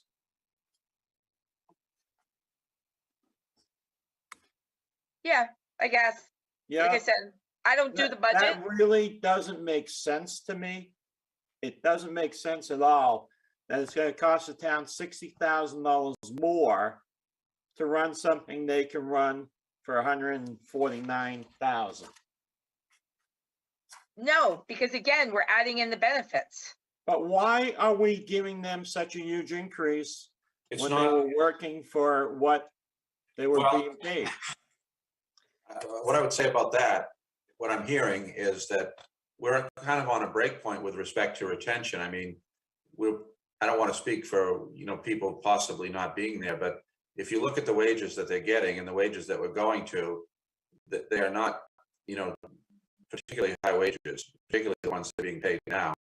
And, and then they have to buy their healthcare from that if they have healthcare. And so the idea was to take a look at the survey of like libraries, public libraries, and to try over time to get to the midpoint of that KMA private sector salary analysis. So it is significantly more than what they're getting, but it isn't a huge wage, I should say. It's a market wage, a midpoint market wage over, I think we're gonna try that over a couple of years. So yeah, it's changed, but right now, I mean, I'll let Teresa, you're on the board, you can speak to what you think of wages and benefits, I guess. Wages and benefits are awful. They really are. And that's one of the things that they have a hard time because, they're raising money, so they're trying to keep them there, don't lose them. But they can definitely find better paying jobs somewhere else. And I hate to lose them. They're good. They're good for the community. They're good for the library. They offer a lot of programs on a very tight budget. And how long have they been there? Time for change, Joe. I'm asking a question. How long have they been there? Allison and them? Yeah. I don't know. I would say Allison's been there about 3 or 4 years, maybe something like that. That's my guess. I think another way to think about it is that they've been working for a discount. Like we've been getting their labor at a discounted rate because it hasn't been at market value. And the people who have been paying that difference are the people who are not being paid the market rate. It's the people who are doing the work. And you have to have a master's to be a librarian in a lot of positions, and to ask someone with a master's to come for no benefits and under market value salary is a hard ask. So I think it's important to keep that in mind. Very well put. I'm just saying, it's awfully hard to spend $60,000 more because it becomes a town department than when it was a nonprofit. Now they've been working there the whole time. They may be underpaid, but they choose to work there. Why isn't it more phased in? Why don't we go to 175,000 and then next year go up? I mean, it just seems like a big chunk of money to be spending. And I know it's sacrilegious, it's a library, to question the dollars here. But Joe, I think $60,000 more for the benefits and the wages is not a lot more. Oh, you're talking $140,000 more to the town is what you're talking. I know, but again, I think there's so many things. And if we're going to bring them in as a town department, then we're going to treat them as a town department. We do the wage studies for everybody else. And like Abigail was just saying, I do believe Allison has a master's as far as the librarian goes. And again, they do it because I got to say, there are people that do jobs for just the money. And then there's people that do jobs because they love the job. And they don't get paid crap, but they do it because they love it. And I do have to say there's 3 people there that do a good job for crap.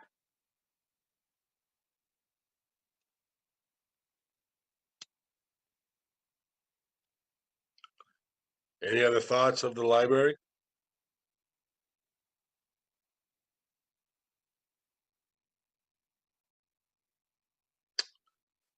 Then we'll move on to the next one. General assistance.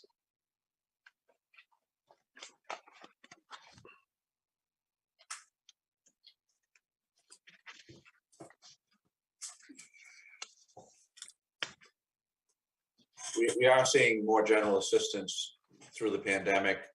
Thankfully, we also have our community assistance fund to help to mitigate those costs. And so we have had a number of people put us on their charitable giving program, I guess. And so we're very thankful for that. And but for us, it's a an increase over what we have seen. But we do have a reimbursement from the state at the 70%. 70%, so 70% reimbursement, but it's a larger number for us, but it's a small number for a town our size.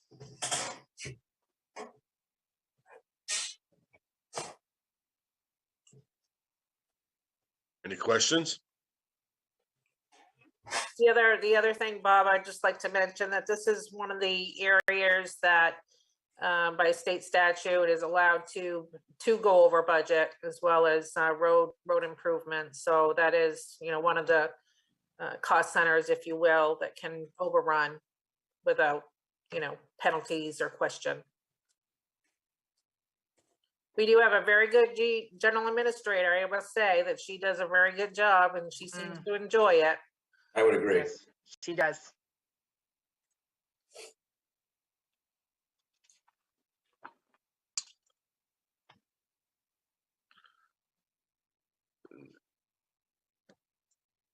We'll move on to RSU 14.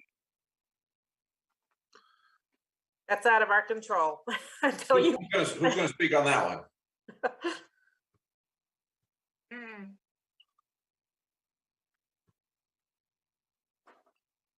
That's just a placeholder as far as I'm concerned. I don't know if that school district, from where I came, the superintendent actually did a presentation before, the selectmen. I don't know if the RSU 14 does do that with us. They don't.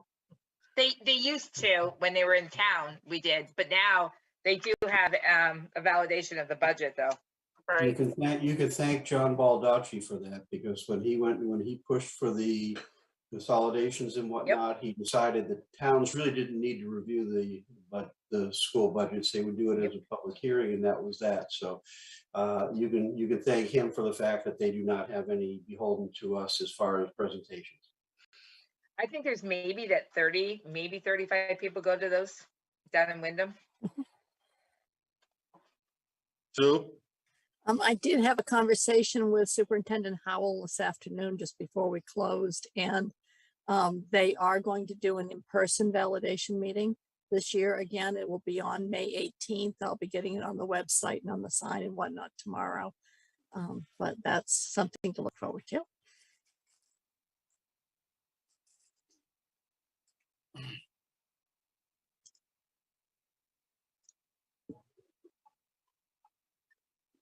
Any other questions on the schools? Now, there was a proposal for saving revenue for keeping the buildings updated, or when we do take ownership of them, we would have funds available. Nathan, can you speak to that? I think you talked to Bill Hanson about that, did you?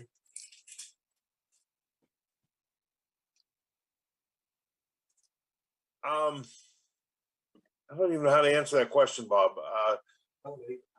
We need to look at it, and I don't know what the number is to set aside for that. I suggested 100,000, which I think is quite high, but we're gonna know better here in the next year when we're gonna get them, and I don't have a good answer for that, Bob. I guess I misunderstood the question. I thought the question was the school can allocate some monies that they're not going to do some improvements because they're moving out and they have. Oh, the money allocated for their. Is that the question, or is it the other question? No, it was the money that we were putting aside. Okay, Oh, that was the 100,000. I set aside, I asked to set aside 100,000 for that and 100,000 for Public Works Garage to get this conversation sparked up. Talking 22 to 23 or 4 budget season that facility is going to be turned over to us. That's No, not until 26. Yeah, see, Bill told me 23, 24, and I just talked to him today and he reassured me it was 23 or 24. So that's where the problem comes in, because the numbers all over the place. And Joe mentioned that in the meeting, our first presentation. So I think at this point, I would have to agree with everybody that we just it out, see what happens.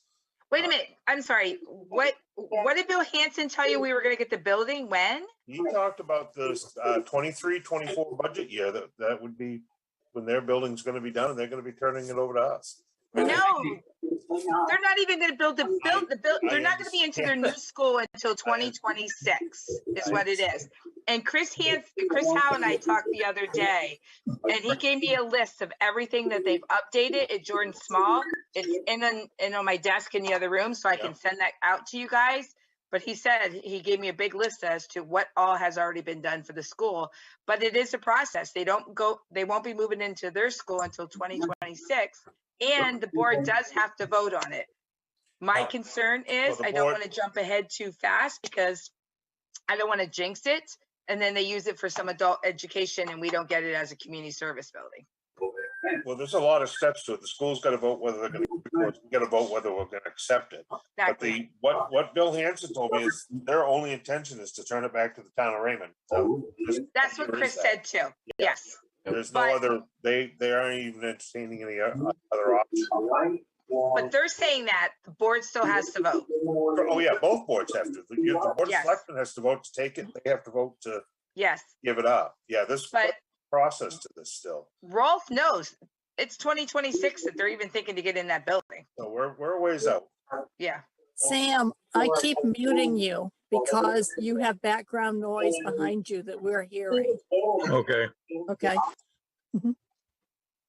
So, that was I was trying to get ahead of that, and we've got plenty of time. Yeah, Don.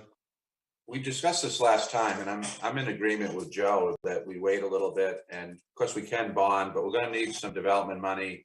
And in that regard, it's kind of a chicken and egg problem, but we have time to think about it. We don't have to do it this year. We can, we don't have, you could set aside money, capital reserve budgeting, but we have a very good, bond rating. And so we can, borrow money, inexpensively, but then again, you do have to have the money to do the renovations and try to get in it. So we get to this issue of with Wyndham, and I guess we should assume that it'll be the same for us. They're turning over their school to Wyndham for a reuse, and they have monies that are budgeted, the school does, for certain improvements that they won't be making now because they're not going to be there. And my understanding is that money can be utilized by us, that we can have, and that's what I was asking you to speak about. I was confused about the question. I was confused too. I'm sorry, Don. No, I confused it. I was the one wrong. You understood his question correctly. But on his question, I'm saying, let's go with Joe's approach. Now I'm to the other thing about school money. Because I know they were going to do the new safety at the Jordan Small School. They were going to put money into that, putting the office out front like they did at RES, but they're not going to do that now because why spend it on it? But I don't think we can get monies from them for that. Can we? I think we can. From what I understand, there's money that goes into their budget that is earmarked for upgrades to that building, and that goes with the building, from what I understand. I don't know how that works.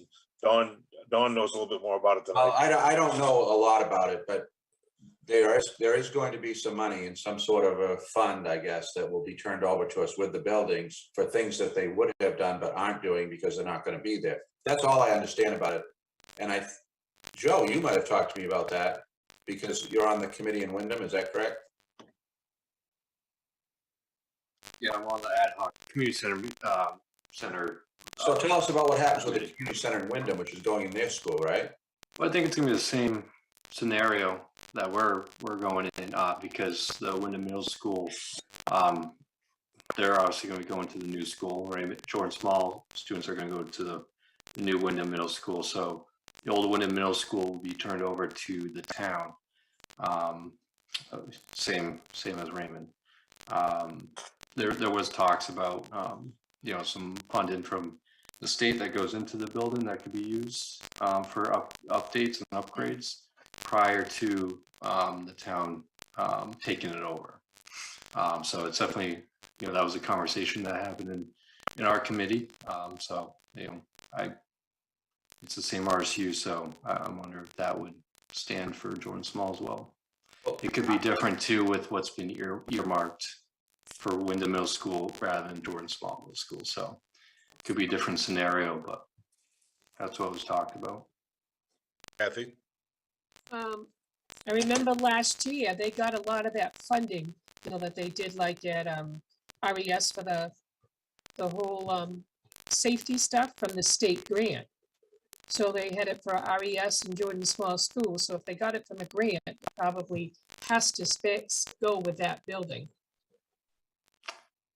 That was Department of Education, I believe.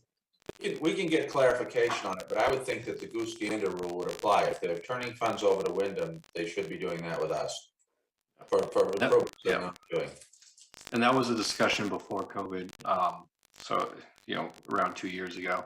So, I mean, that things could have changed, but that was talked about as incentive for the town of Wyndham to take over that building as a community center.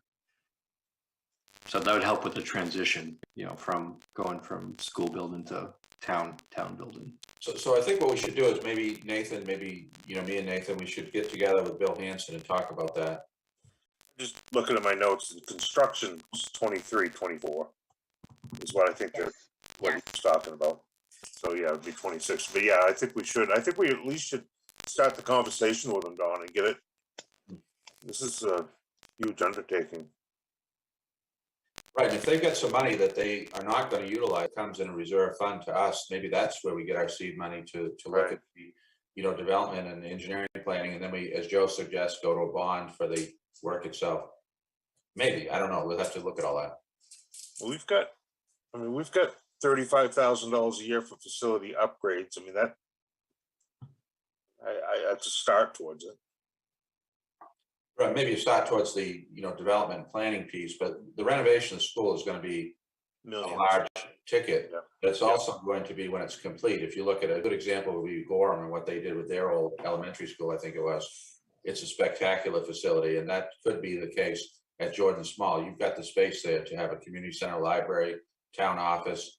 You know, you could have an adult ed center. You name it. The space is there. So it's an exciting opportunity, but it's a ways out. And so I think we should look at what funds might help us from the school, if any. And if they're doing that with Wyndham, they should be doing it with us, I would hope. And so then look at, as Nathan says, we do have some development funds. We could perhaps bulk those up a little bit as we get closer. But the big money is going to come from a bond to renovate it, I think.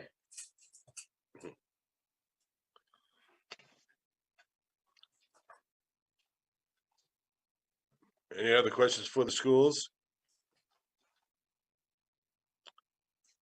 Employee benefits.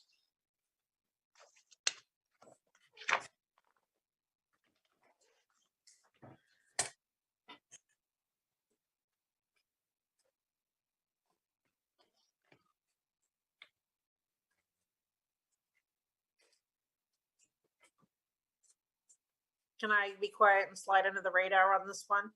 Sure, go ahead, Therese. The biggest change with this particular cost center, I'm hoping everybody recalls, but I was hoping that the board would consider amending their retirement program for employees in the personnel policy. Right now it's a tiered approach, and it's really not competitive in the marketplace. We have several employees. I mean, it starts out, you know, at 1% after 1 year, then it jumps up 1%, you know, as you tenure with the town. And, you know, we have several employees that, you know, they're either at the 1% match, 2%, 3%, 4%. And it's so that particular line item for retirement was factoring in what I would hope the selectmen would look to doing an amendment to the personnel policy retirement plan to be more in line with other municipalities on what they offer. I mean, it's not main PERS, but it certainly, you know, get up to, I would recommend a 6% match, up to 6% match. And which means doubling, basically doubling that particular expense. And then factoring in, of course, premium increases, you know, they're not going to go down by any means. And we did have a slight increase, but we also changed, you know, made a slight change in our health insurance plan in January. So it was very minimal, and it's very comparable to last year's plan. And that's about it. And because when you increase wages, you increase the Social Security costs. Social Security and Medicare contribution. I would agree with her on the tiered system. Nobody's doing that now. That's a vestige of, you know, the past.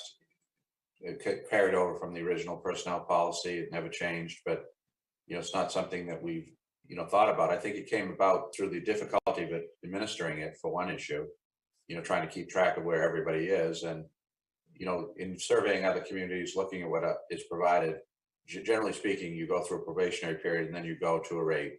You don't do it over a period of years like we've been doing.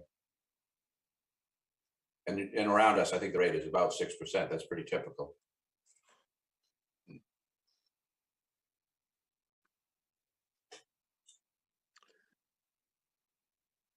Any other questions for employee benefits or insurance?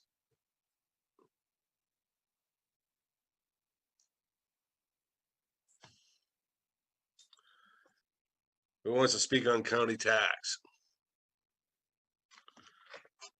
Ralph does. Ralph? Well, this year, you know, I believe we're going to get some benefit from this community study. The ARPA funds will be used to fund this public safety study, which is a major thing.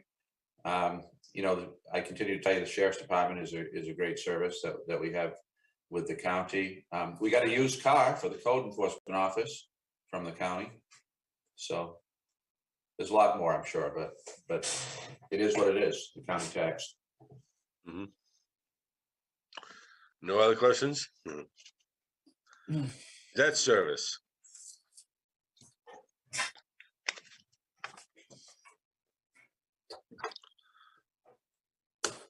So I don't know who it was initially that had asked about, you know, making the change in the minutes. Was it Abigail or Karen in regards to the maturity schedule of the existing outstanding bonds?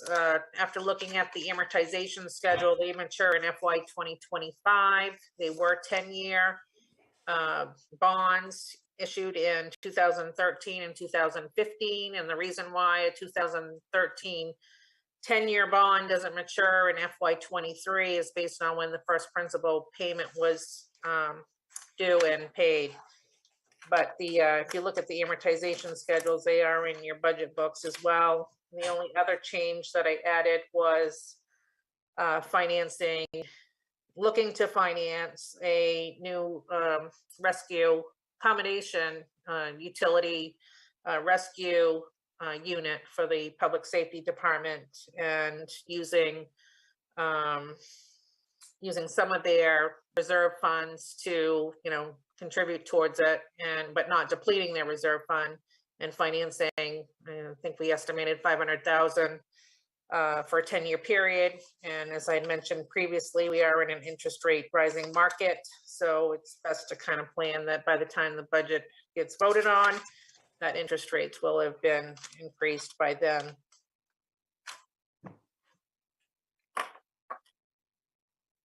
Joe. Therese, why does your interest payment go up when your principal's going down? It goes from 9,000 to 12,000. I think you're on looking your 2013 bond. You're looking at the 2022 year-to-date of 9,000, so that's Yeah. as of December. But you also have an interest payment that's gonna be due and payable in May.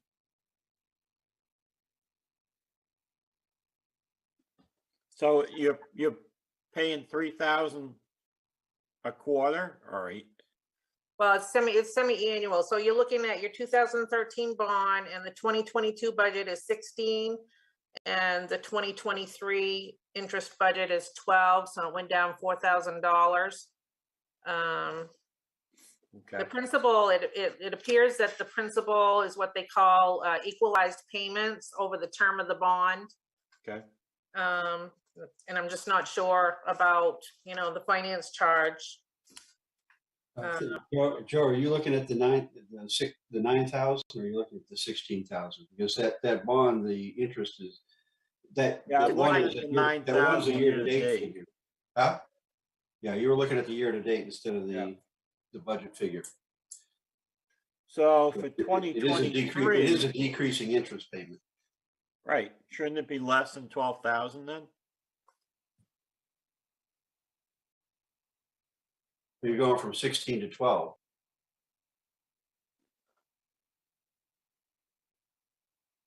Well, didn't you just say you have a $3,000 payment due in May?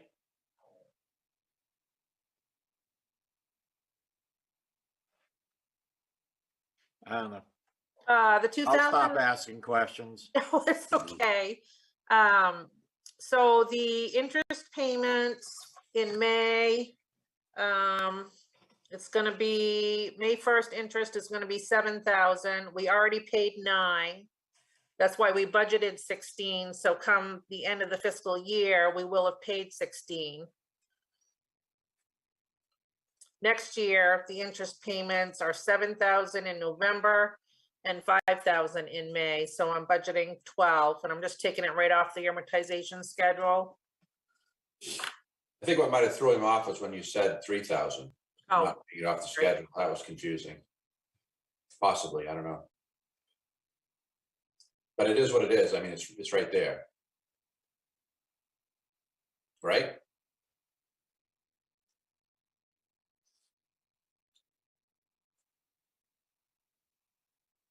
We all set with debt service? Capital improvements.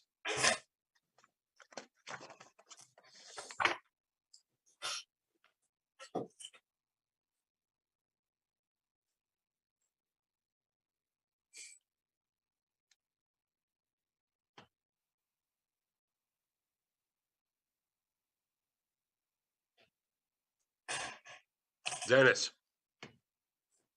Quick question for Nathan. It says in the written on the second page that we're replacing the 209, the 2009 CAT excavator. That's the one that our subcontractor owned, and we're buying our own now. Is that what that is? We Or did we purchased have that. We purchased that from our subcontractor 5 years ago, I believe it was. And we're trading up. We're looking to trade up. It depends on how the market is. I haven't really seen anything really favorable. We're going to be looking for like a rental unit or something used, but the market's not really been very favorable for any good deals lately. Excellent. The idea I there was is just kind of curious. Sorry. What's that? That makes sense. I'm sorry. Yeah. The idea there is you're going to go with a slightly larger machine. Correct. We're going to go up essentially one size of what we got. And the benefit is production. Benefits production. The machine we got's got quite a few hours on it, and it's getting to a maintenance point. I don't want to get. I just think it's time. Anything bigger than that, we rent it. So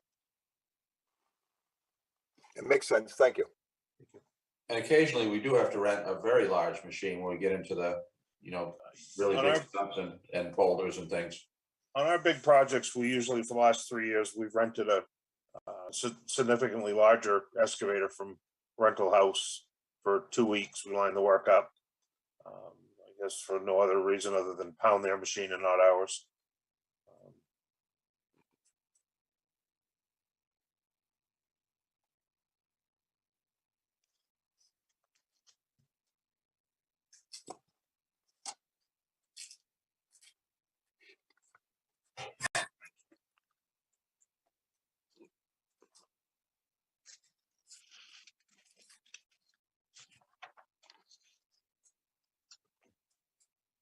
Any other questions on capital improvement?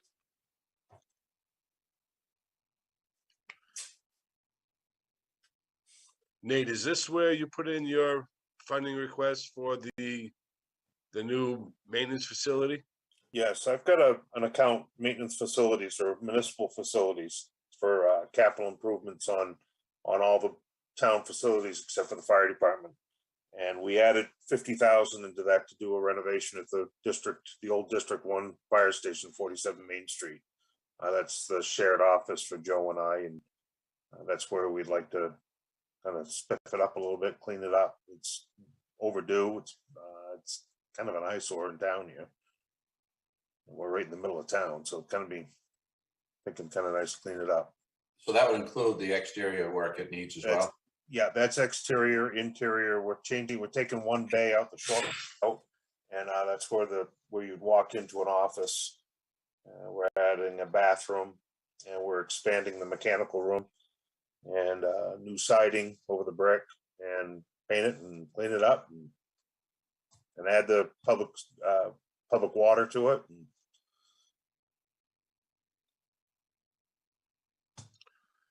It just won't be the same. It won't have the same charm as the existing bathroom. That's really nice. Dennis.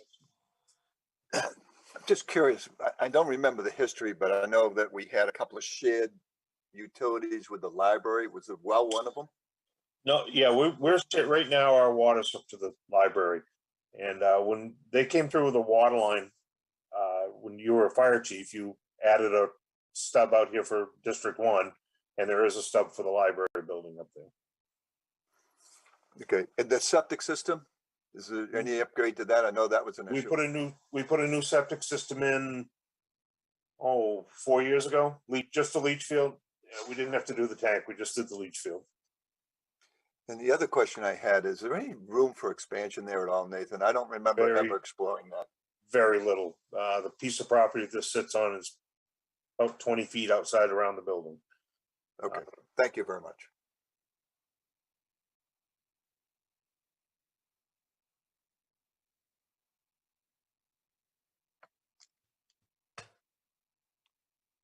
Revenues.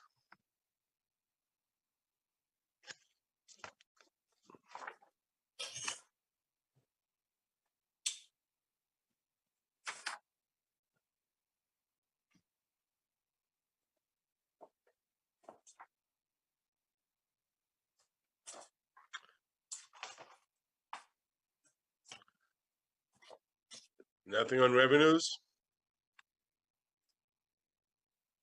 Yeah, the only thing that I'd like to mention is that, we'll plan to get with Alex on, his proposed permit and fee increases, for the board to look at in June and see what that change to the CEO revenue line might be. Could be 10,000. I don't know. I think we've pretty much looked at everything else, and we've made some changes in fire rescue though, right? Or we're going to do that? we did already. The latest revenue sheet represents the increase in the medical reimbursement fee that's collected. We initially had 160,000. We've increased it to 175 and feel really confident that we would, at least meet that, if not exceed it slightly. And I think that was about it for changes. The revenue sharing, that was published on March 14th. That change has been implemented. I think that's about it, because we do some interlocal, local sharing of services. Nathan does roadside mowing for a couple of local towns, and we do, bill them, for our time and equipment. And because this is this season, we took over the plowing of the schools, plowing and seeing. And then we have a shared employee with the town of Naples, and he'll be starting back with them the third week in April. And it seems to work out really well. Right, and the other thing that Nathan's pursuing, he's working on, you may want to talk about the marketing the services of our mechanic to a couple of our neighboring towns. It's not fully, I guess, at a point where we can say that we have a, cemented relationship, but maybe you want to talk about that, maybe what you're doing. We're talking to Casco, and we've done actually one job here just this week for Naples. That's really about it. And the other talks to Casco is about the roadside mowing. So we're talking about doing the PM maintenance on some of Correct. the equipment. They're beginning to baby step into public works, both towns. And so they don't have the ability to do that. And so it's a service we can provide, and it's a revenue center for us. We can save them some money as a, neighboring municipality, but also it's a paying proposition for us. Time allowing, our priorities are ours first. Our stuff comes first, Public Works and Fire Department, and then if we have a balance of time and we can help them, we do. It's worked all right now. And same with rental of equipment. If the equipment is idle and it's something that we can, feel comfortable leasing them, we do that. If we need to do it with an operator or something, time permitting, we can look at that as a revenue source too. I think most of the stuff that we're gonna, and we've looked at this a little closer, anything that's registered or going over the road, we're gonna send with one of our employees. Right. Or goes with one of our employees. The smaller stuff, we've got to come up with a fee schedule with them. We're working on that right now. And they basically got very, very little. So I think that as they ramp up and get into public works, it's a good neighbor thing and it's a good revenue thing, I think. Yeah. And we do the same thing. I mean, we borrow equipment from other towns, the bigger towns, Wyndham, for instance, and Gray. I mean, obviously we trade back and forth, correct? Correct. Bruce, did you have a question? Yeah, actually comment, and we touched on it a second ago, but the fire department will also be looking at a lot of our fees and making some proposed changes to those, as well as renegotiating the Fire Island contract this year. So that will pose some changes. I just don't know when exactly or where we'll exactly land on those items. So just kind of keep those in the back of our minds that there will be some changes proposed there. That's been a good relationship, though. They've been, a steady customer for that. Oh, yeah. Service, and then also they're our best customer for used fire equipment as well. Correct. Correct. So that's worked out well. And we haven't taken advantage of it for a while, but there was a time, and I guess we can still do it if we want to, where rather than mothballing their trucks, they permitted us to use them in the winter, or use one in the winter while ours were being serviced. Right, we haven't done that in several years, but yeah, we have. Oh, it's something we can do if we want to. Yes, exactly. So they've been cooperative with us. Correct.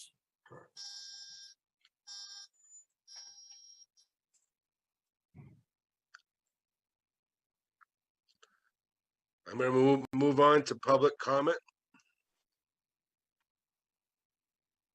There seems to be no public to comment, sir. Well, we have some budget finance comment.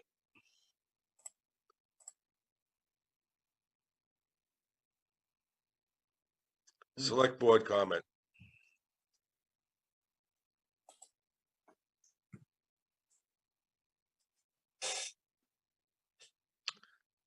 Seeing none, I'm looking for a motion to adjourn. So moved. Thank you. Thank you. All those in favor? Thank you, everyone. Thank you.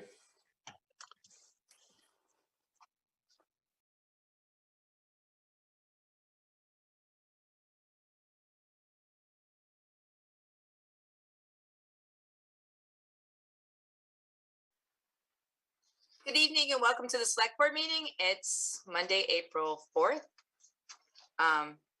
Yes, I'm looking at the wrong meeting. Can everyone's here tonight? I see Lonnie. And sorry, give me a second because I pulled up the wrong agenda. I pulled up the April 14th one. Leave it to me. I know we need approval of the minutes, correct? Hold on, let me pull it up. Dun, dun, dun, dun, dun, dun, dun, dun, dun. All right, so we need. Make a motion to approve the March 8th meeting minutes. Yes. Second. We'll help you out, Teresa. Thanks, I found it. Cool, thank you. I have my hand up. Thanks. All right, new business. We are going to add something else into this new business. We'll do the TIF ideas and we'll do the quick claim. But one of the things we haven't had yet is a discussion amongst the board members regarding the warrant articles. So I want to, I guess, talk about all of them first. If anybody has any more questions, any more, changes or whatever, and then we can make the additions and then go from there. All right. So discussion of new program ideas for TIF review. Does anybody have any new ideas to stick into that? Don't all raise your hand at once. No. No? We discussed a few at the last meeting, so I would assume they're already on the list. Yeah. Right. They're all pretty well discussed. Okay. Have we received any recommendations from Shauna? No, we haven't started yet. So the first step would be to generate some ideas. And as Rolf indicated, we do have a list started here. We just wanted to see if there was anything else that you might have. And then we'll, Kurt's got a timeline, but he has not started now.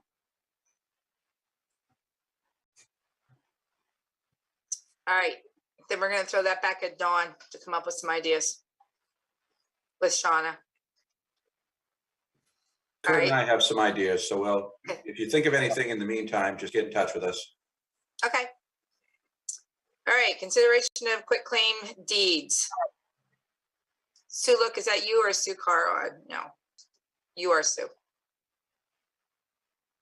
He and I are somewhat interchangeable.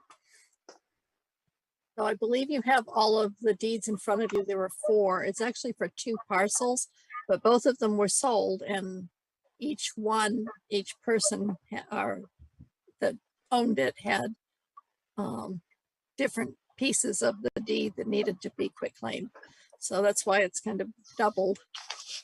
So you've got map 17, lot 24A for Joseph Jensen III, and that same lot, map and lot again for Jeffrey and Kathleen Proctor would be the first 2 that I have. Can I get a motion? I'll make a motion to approve the quick claim deed on map 17, lot 24A, 23 Outlaw Ridge for Joseph Jensen and Jensen Proctor. Second. All in favor? Lonnie? Yes. Okay. All right. Next one, please. And then there's map 50, lot 4 for Jennifer and Kevin Simpson, and the same map and lot for Samuel Knowlton. But do we need another one on that other one? Another motion for the Proctors on that one? For both? Joe included both in We one did motion. that.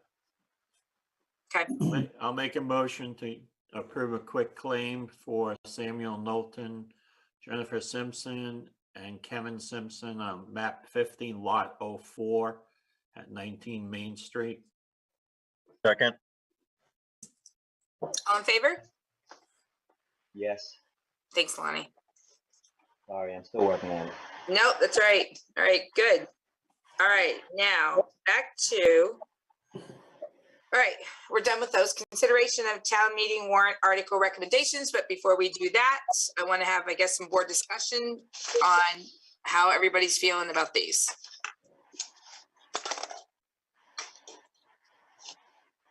Joe.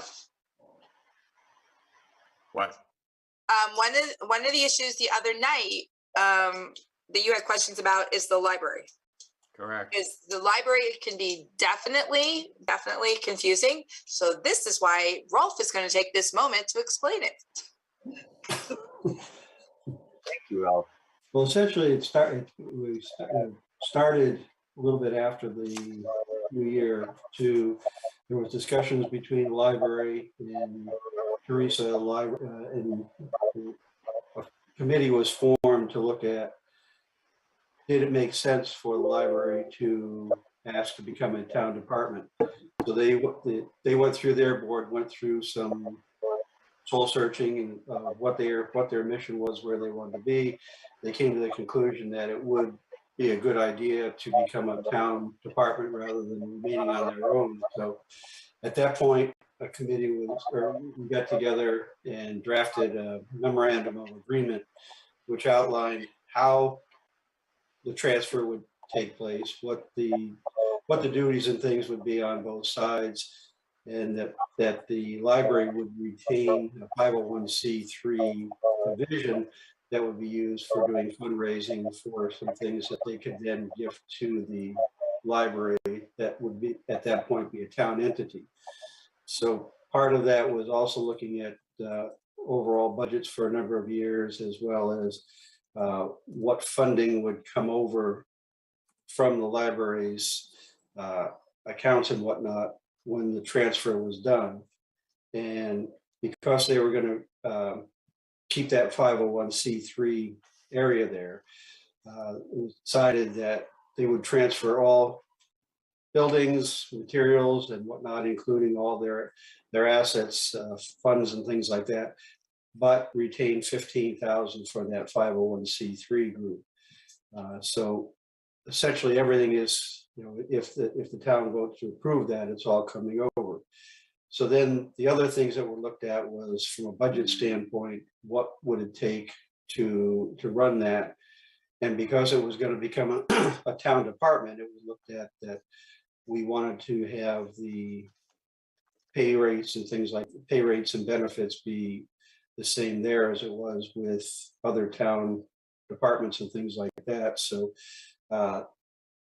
due to that, there, that's where the higher figure for benefits came out versus where the library had been. It's something, and then also adding some additional hours, but it's something that the library had wanted to do for years, but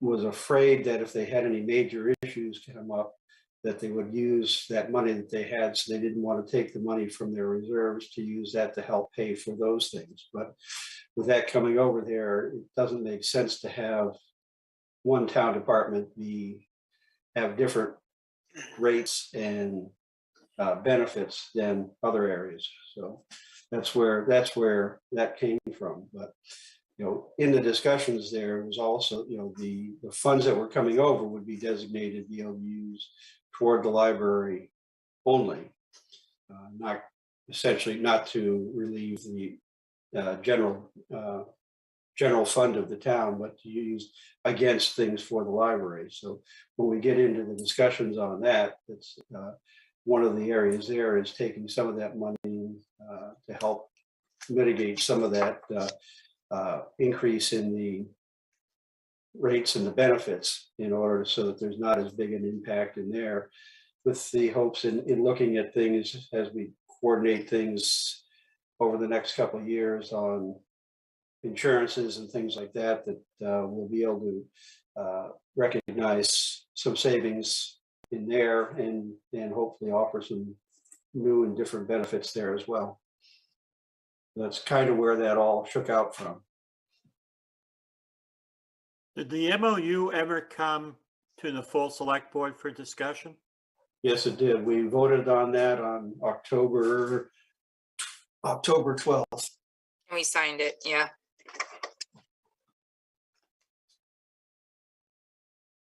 I guess I missed that. Or what was in the MOU? In the MOU, it went through what the big thing was all assets, property, land, buildings, books, and all personal property and monetary assets would come over. It got into how the structure would be, as far as having essentially the department head that would report to Dawn, but also being able to discuss and whatnot with that 501c3 group that's going to retain the village library name, because that's what all their documentation was under. So so it laid out how the that flow would go back and forth, and that the ability for that Raven Village Library 501c3 to raise funds for things to be gifted to the library. During that MOU discussion, was the budget discussed? Because I don't remember that. Yeah, there was a budget that was drafted in there, and that was in some of the stuff that went out last week. But I think you were having problems opening up some of that. But the biggest difference between what was drafted in that budget versus what showed up here was in the wages and benefit area. The other thing that has been found since that last meeting is that $6,000 that's in there for the internet is going to come out, because we can still get that free from the state as long as we still have as long as it's set up that we have a separate line in the budget for the town, for the library, and that's a separate area there, which is what we had proposed anyway. So as long as it's that, and as long as there's the things that were in the MOU are agreed to in there, then the state will still pay that or supply that internet. And how much money is in the account coming over? Allison would know that one. I did well, it's an estimate because we don't know what's going to happen with the investments and that kind of thing. But at the moment, the total holdings we have right now is 252,791. We're anticipating revenue to still come in before the end of the year, about 18,500 from some fundraisers. We had to take out total restricted items that are like the grant that we received and funds that go to the community garden, and that was 14,821 restricted funds that can't come over. That will probably all be used up before the end of the year. And then we had to take out the 15,000 that was agreed to that would stay with the fundraising board.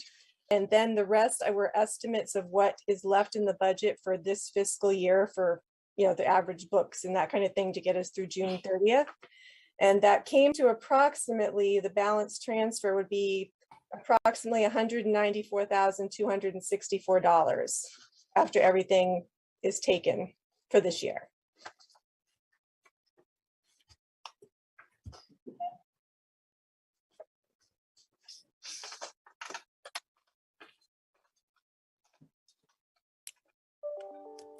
Joe, I did send the MOU to you via email.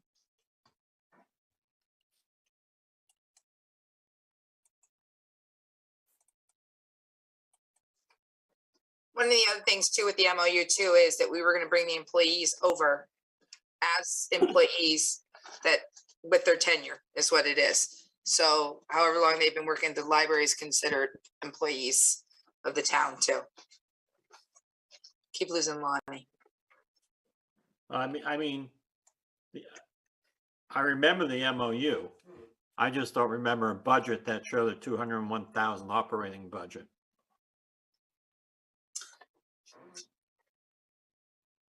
So as part of the MOU. It was 190. It was 191,000. Yeah, but Sharice and Allison's numbers were a little bit off, is what it was between the two of them. So, but even if we.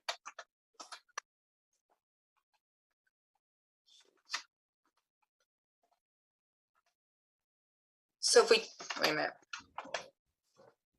The 4151 takeaways, it's going to probably be maybe 90,000 by the time that, because normally we give them the 66,000, and if we take 40,000 possibly for like the wage increases and stuff like that, maybe put an additional 90,000.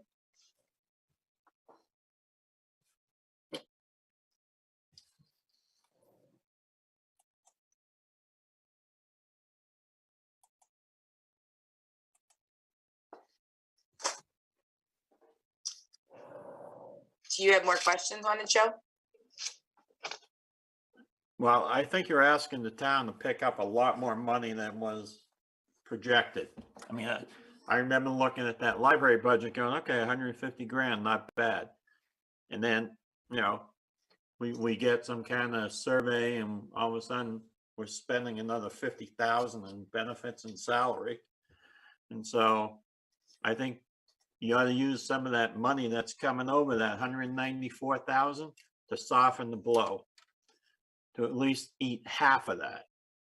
We are So- using some of it just for the wages, but it's also in the MOU that we're not going to take their money and it's earmarked for the library. Right, I'm not saying take all of it. I'm saying take about 85,000 to soften the blow on the library. You're going from a $150,000 budget that was part of that library to 201,000. So we are down to 195 now because we Right, got and that So 6,000 that would back. take it to about 100. If you take 85, you'd have 109,000 or 110,000.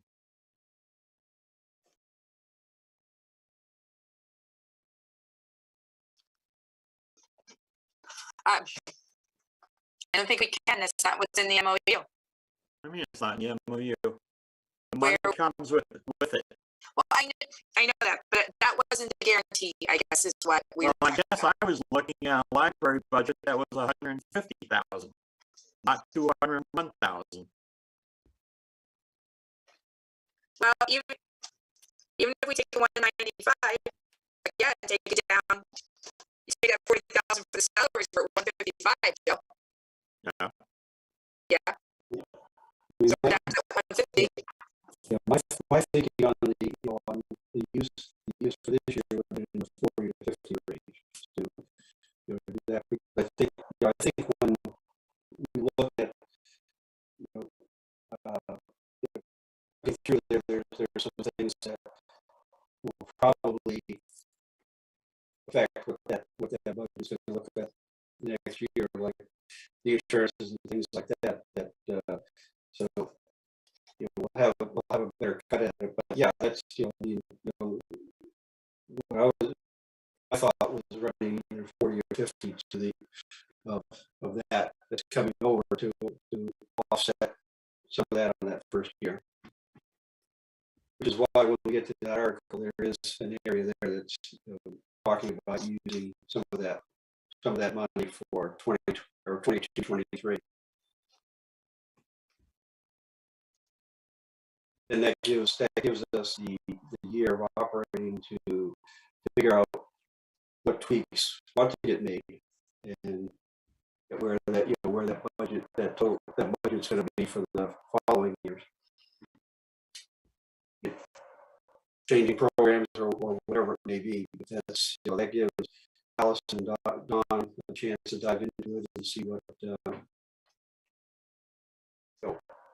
wants to look like, how it's going to look like, and where we're going to be going. Well, you're asking the town to pick up an extra $135,000 is what you're asking. So half of it, I don't have a problem with half of it softening the blow.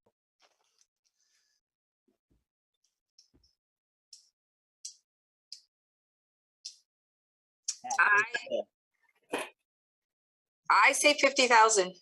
That's just me. I say 65.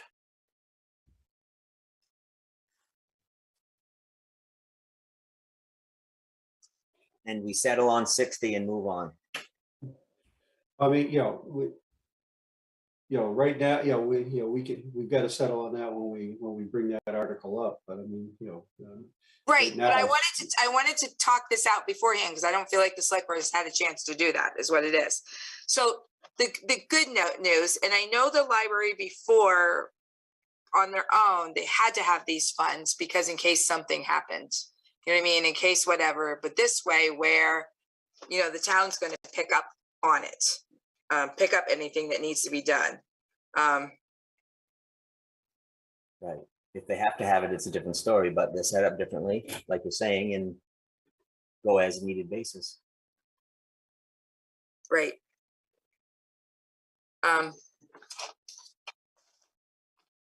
What do you think? Are you guys good to move on and talk about any other area? Yep. Yep.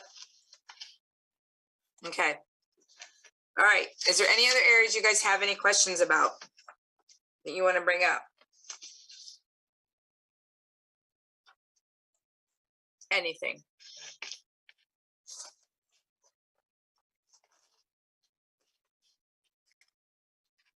Joe? In the figures on that are in the draft here, that adjustment was made to remove MMA. Is that correct, Therese? Yes, that is correct. Yep. I removed the $8,800, $8,081 in dues for Maine Municipal.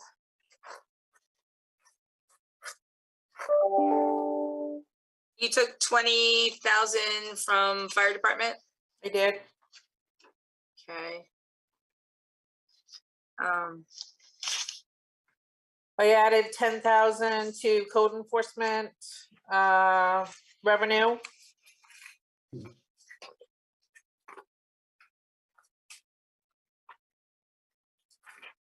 Added money to the TIF for the comp plan, Yes.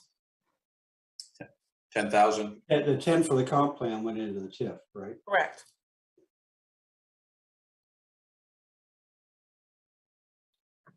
Are you guys good with the 1,000 for a regional bus? Yep. Okay.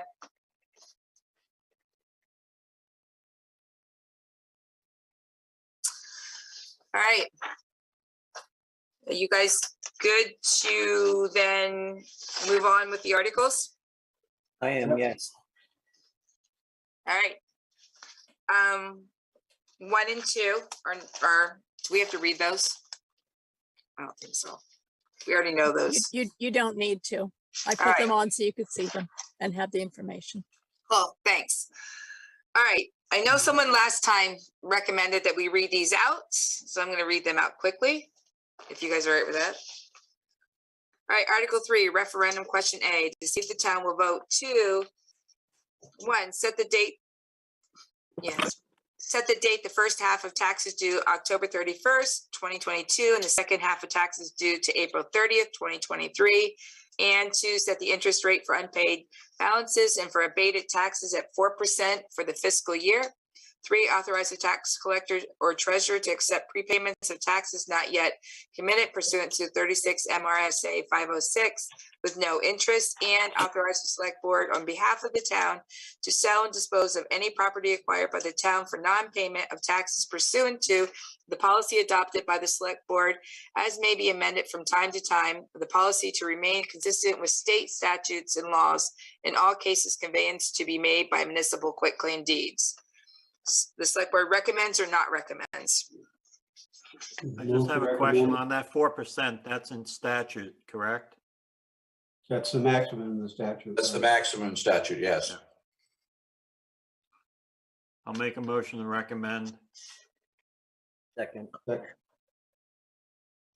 all in favor? All right. Article 4, referendum question B, to see if the town will vote to raise and appropriate $2,166,464 for general government services, administration, employee compensation and training, insurances, workers' comp and benefits, liability, vehicle insurance, assessing, code enforcement, parks and recreation, technology, and general assistance. The budget figures will be assigned as follows: administration, $516,490, employee compensation and training, $55,000, insurances, workers' comp and benefits, $934,087, assessing, $79,481, code enforcement, $213,412, parks and recreation, $153,334, technology, $204,660, general assistance, $10,000. Select board recommends or not recommends Article 4. Move to recommend. Yep. Any discussion? All in favor? God, that light's annoying over there. Sorry. All right, Article 5. Referendum question C, to see if the town will vote to raise and appropriate $1,353,910 for public works. The budget figures will be assigned as follows: public works, $891,519, town buildings, $37,000, Solid waste, $381,000. Cemeteries, $44,391. Select Board recommends or does not recommend Article 5. Move to recommend. Second. Any discussion? All in favor? Okay, good. Article 6. Referendum question D, to see if the town will vote to raise and appropriate $1,207,714 for public safety. The budget figures will be assigned as follows. Fire and Rescue Department, $1,168,669. Animal Control, $39,045. The Select Board recommends or does not recommend. Recommend. Any second? Second. Okay, so I got a question. So any negotiations that are being done right now, does that add, does it take away? What about it? Well, you can't go above what's on that number. Okay.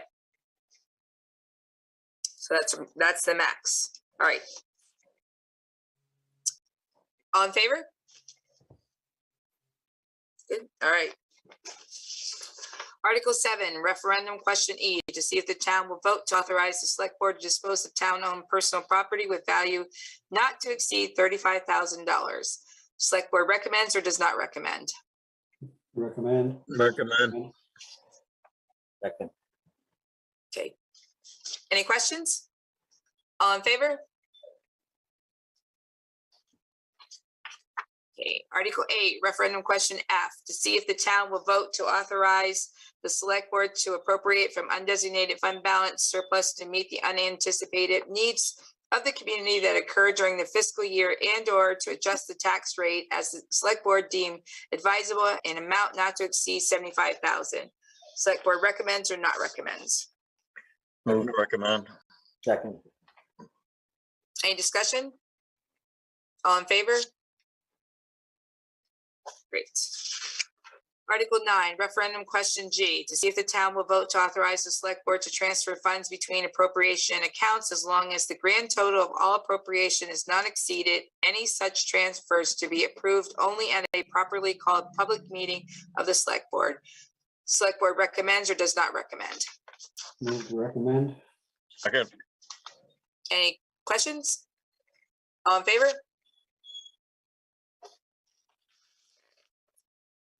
Article 10, referendum question H, to see if the town will vote to authorize the Select Board to allow town staff to make application for and execute any documents related to a grant, accept or reject grants, donations, and or gifts of money to the town of Raymond, and authorize the expenditure of monies awarded, donated, and or gifted for the purposes specified in the grant, donations, and or gifts. Select Board recommends or does not recommend. Move to recommend. Second. Any discussion? Go ahead, Lonnie. No, sorry. Oh. I was a little early on the vote. All in favor?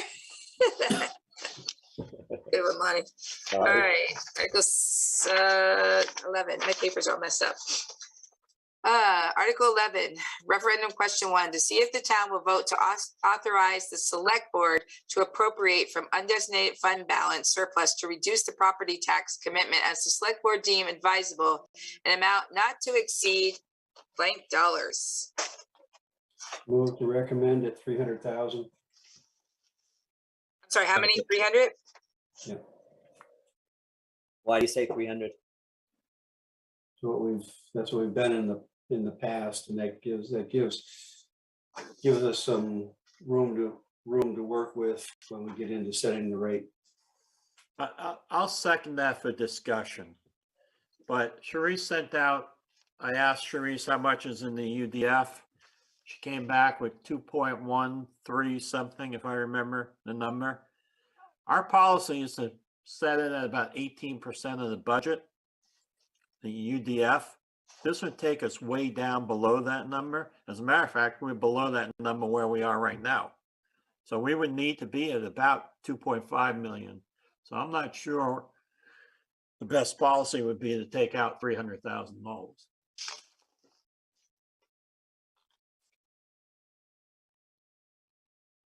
Okay, so What do you guys want to do? We're going with a UDF balance that was given to us in March or end of March, early April. We don't know if that's going to grow or where we're going to be. I mean, but am I correct that, well, I got a calculator here. We now have a $15 million budget. Is that correct? Between school and county tax and everything else? Yes, no, maybe? Yeah, and the other thing, Joe, is that the policy, I believe, is 15%, not 18. I think But- policy says 18, but It does. I think. I could be wrong. I've been wrong before, obviously. But let's say it is 15%. That still puts you at 2.25, and we're not there. If my math is correct. It's an unaudited number, and so we don't know with precision. I don't think it's going to grow to the degree that would make 300,000 possible, but it's a not to exceed number as well. So Right. it's going to require, another deliberation and vote. I mean, if you want to set it lower, you certainly could. And the point is well made. I think you've used it pretty heavily, pretty liberally in the past few years. So, right. I mean, if you want to set it lower, that would make sense, but it's also a not to exceed number. So they have that. Yeah. Okay. Does anyone have the policy in front of them? It's 15, it is 15%. It is 15? Mhm. All right, so that still puts it at 2.25. So I'm more comfortable if it's not to exceed 150. So.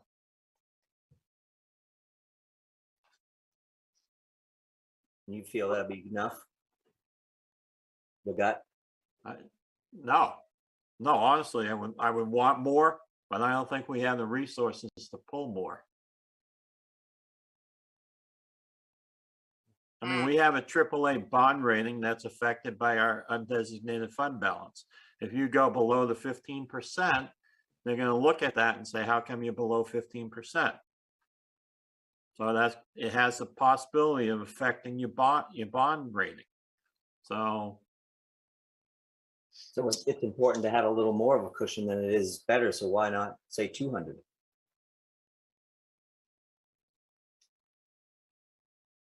Yeah, I mean, if you say 200, as long as you know you're not going to go above that, and chances are you're probably going to be way below that. Right. Yeah. But I think 300,000 way optimistic. I'm good with 2. I'll second 2. I agree with you. Well, we're dealing with So the you got, 3 right you now. have to, so what you have to do is you have to. There was make a discussion. motion to Vote on amend your it. motion. No, all you gotta Once the do is motion's on the floor, I withdraw don't a know it second. anymore. If I withdraw my second, we could have a new motion. So I will Or you withdraw my second. Okay. In that case, I'll make a motion to accept that with the figure of 200,000. Second. Great. Any more discussion? All in favor? Great. Thank you, Joe, for the info. All right. Article 12, referendum question J, to see if the town will vote to appropriate 420,000 from the tax increment of the pipeline Route 302 tax increment financing district for FY 2020-2021 project proposed in the tax increment financing district development program. For details, see so-and-so. Select board recommends or does not recommend. Move to recommend. Second. Any discussion? All in favor? All right. Article 13, referendum question K, to see if the town will vote to appropriate from the Tasseltop Park Enterprise Fund the amount of $109,210 for the administration of activities at the park, and to allocate all revenues generated by park operations to be recorded in and retained by the Tasseltop Park Enterprise Fund. Select board recommend or do not recommend? Move to recommend. Second. Any discussion? All in favor? All right. Article 14, referendum question L, to see if the town will vote to raise and appropriate $299,550 for debt services. The budget figures will be assigned as follows: 2013 Public Works Road Construction Bond, 212,000, 2015 bond payment, $87,550. Board recommends or does not recommend? And it's moved to recommend. Second. Any discussion? Nope, all in favor? Okay. All right. Article 15, referendum question M, to see if the town will vote to authorize the select board to enter into a lease purchase agreement for an amount not to exceed $500,000 on such terms as they deem advisable for the purpose of purchasing a new rescue pumper truck, and to raise and appropriate to not exceed, it should say, $58,064 for the payment due in fiscal year 2022-2023. And I go think ahead. it needs to say raise and appropriate an amount not exceed. Okay, to raise and appropriate an amount not to exceed. You guys good with that? Yes. An amount not to exceed. So you got that? Okay. And it talks about the total indebtedness and costs and validity claimer. So select board recommends or does not recommend Article 15. Move to recommend. Second. How sure are we on that interest rate?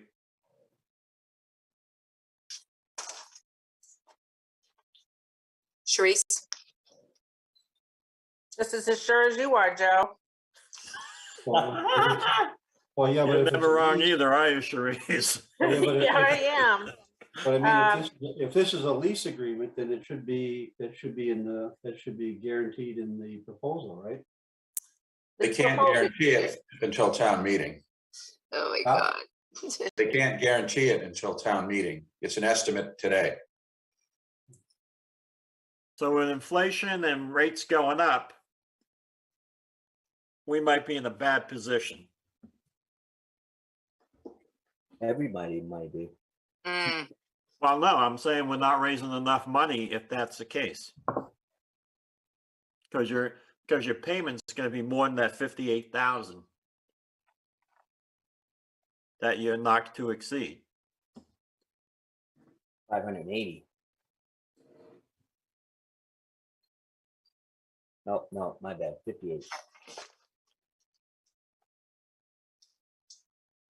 What's the actual purchase price? All right, so that's a lease, and what's our buyout at the end of the lease? So Bruce had estimated the cost of this rescue pumper to be $730,000. And when I was looking at his fire apparatus reserve, after funding it for this fiscal year, he would have a little over 300,000. So in the event that there isn't, to stay within the budget of $58,064 in debt, we could pull more out of the reserve than we were anticipating at this point. And that would What's the have to be buy- at a what's the selectmen buyout? meeting to use some undesignated surplus money to do that, or move money from one account to another.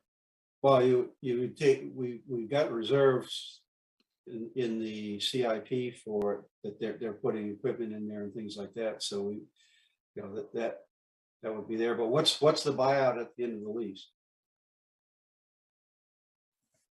Isn't it a $1 buyout at the end of the lease? Usually that's correct. That's how we've structured them in the past, unless we've done something different, which I don't think we have. Okay.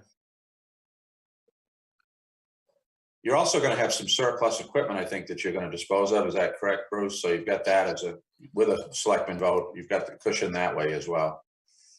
Okay. I just want to make sure we're covered. Yeah, it's a good point. Any more questions, discussion? All in favor? All right, 16. Hold on. I cannot find, oh, there we go. Referendum question N, Article 16, to see if the town will vote to raise and appropriate $890,000 for the capital improvement program. The budget figures will be assigned as follows: Public Works Equipment Reserve, $225,000, Public Works Paving Road Reserve, $410,000, Municipal Facilities Improvements, $50,000, Technology, $30,000, Revaluation Reserve, $100,000, Public Safety Fire Apparatus, $75,000. Select Board recommends or does not recommend. Article 16, sorry. Second. Any discussion? Nope. All in favor? Okay. Article 17, referendum question 0. To see whether the town will vote to carry forward any existing fund balance in the capital improvement program CIP accounts, the healthcare reimbursement accounts HRA, and the employee compensation accounts. Move direct. Thanks. Second. Any discussion? All in favor? Article 18, referendum question P, to see if the town will vote to raise and appropriate $817,347 for the county tax. Select Board recommends or does not recommend. Article 18. Recommends. Second. Any discussion? All in favor? All right, Article 19, referendum question Q, to see if the town will vote to raise and appropriate $3,000 for the Raymond Village Library, provider agencies, and regional transportation. The budget figures will be assigned as follows: provider agencies, $2,000, regional transportation, $1,000. Raymond And Village I Library. apologize. I Library forgot. should not be in there. Yeah, I took the library out when we made the other All right. article. I'm but I literally didn't reading take this. out I'm the going, this ain't verbiage. right. All right. So It's gone now. it's provider agencies, 2,000, regional transportation, 1,000. Select Board recommends or does not recommend. Article 19. Move to recommend.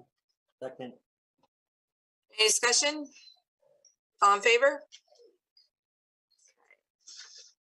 Article 20, referendum question R, to see if the town will vote to appropriate the total sum of $1,631,800 from the estimated non-property tax revenues to reduce the property tax commitment together with all categories of funds which may be available from the federal government and any other sources.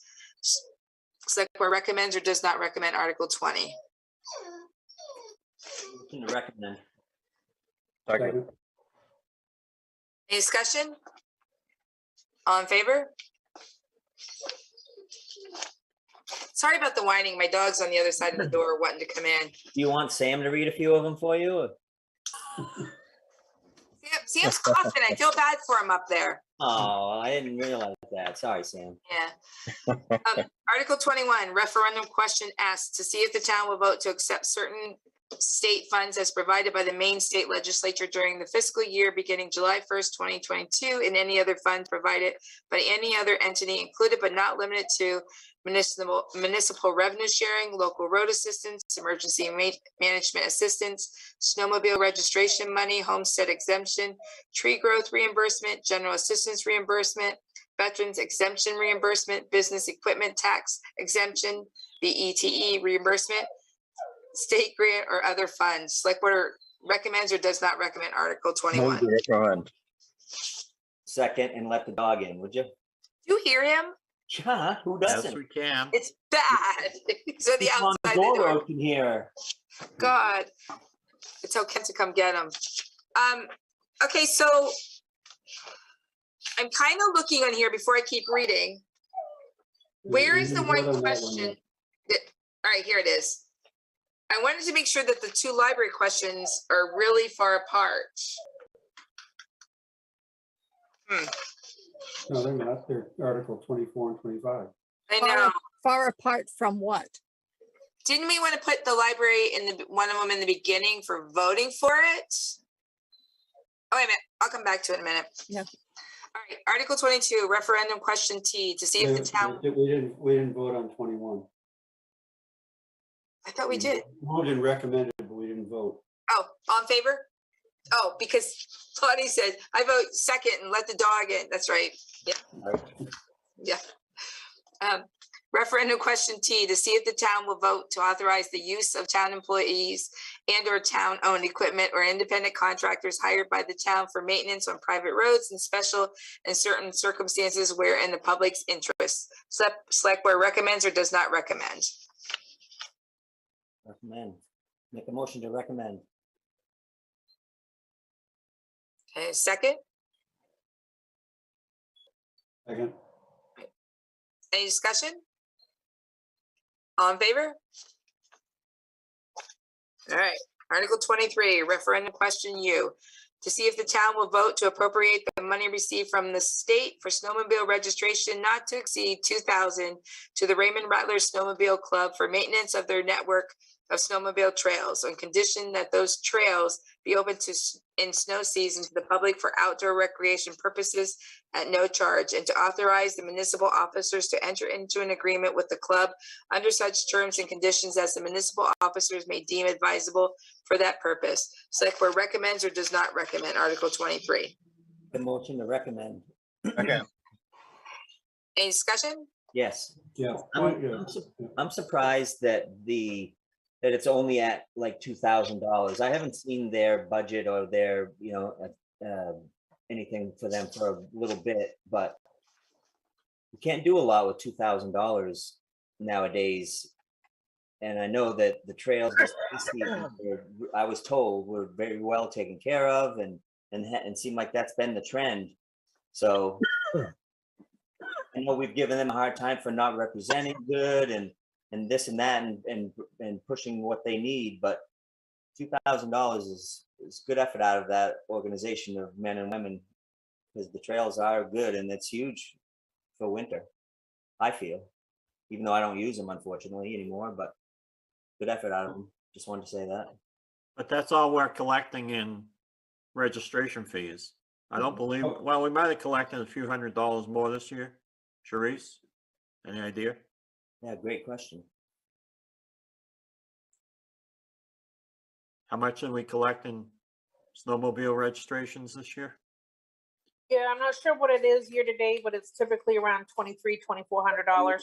Yeah. It's around $35 each. Yep. Point of clarification here too. This article is really allowing essentially the transfer of that money from the income side to an expense side, because the actual budget item for that is picked up inside the rec budget. Isn't that correct? That is correct.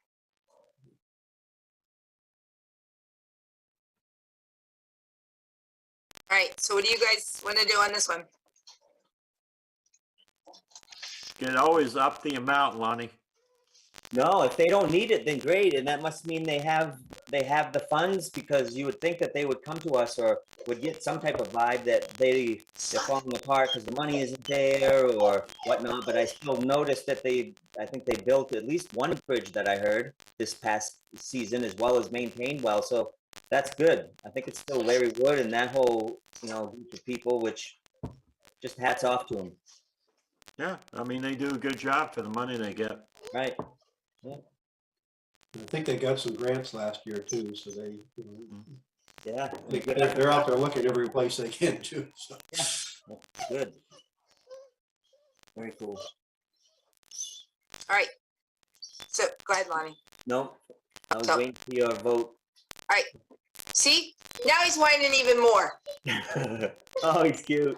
He's a pain. Oh my God. Send him to Lonnie's house. Yeah, I'll train him. He's gonna go out. Sitting there pretty. Let's go out. All right, all in favor? Great. All right, 24. Article 24, referendum question B, to see Rolf, read this one, please. I'm gonna let the dog out in a minute. Go. 24, referendum question V, to see if the town will accept as a conditional gift from the Raymond Village Library, RVL, the assets of RVL, including the land, buildings, books, and all personal properties and monetary assets previously raised minus $15,000 for startup costs, as outlined in the memorandum of understanding between the RVL and the town of Raymond, signed 10/12/2021. Available for view at the Raymond Town Office upon request. Such funds to be set aside in a non-lapsing town account, separate from the general fund, and to be used for the library purposes only. 2, establish the library as a town department. 3, appropriate X dollars from the non-lapsing town library account to be used for fiscal year 2022-2023 for the new library department. And 4, to raise and appropriate blank for the new library department. Select board recommends, does not recommend Article 24. I would recommend and put in 50,000 in section 3 and 145,876 in section 4. Second. Sue, is this the article we should be working off of, or the latest one you sent us? The latest one. What he read was the latest one. Yes. Was? Yes. Originally, What was your amount in number 1, Rolf? 50,000 That's for 3, number 3. in section 3. In section 4, then it would, taking that from the budget and taking the 6,000 out would bring that to raise and appropriate 145,876. Okay.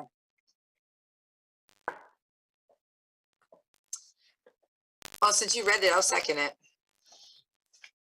Oh, it was. I already seconded so we could just talk about it. So we could talk All about right. All right. Do you want to do the 50 or do you want to do the 60? The motion on the floor is at 50. Okay. I That's why I'm just talking discussion. Sorry. I won't be supporting 50. I would go with 60.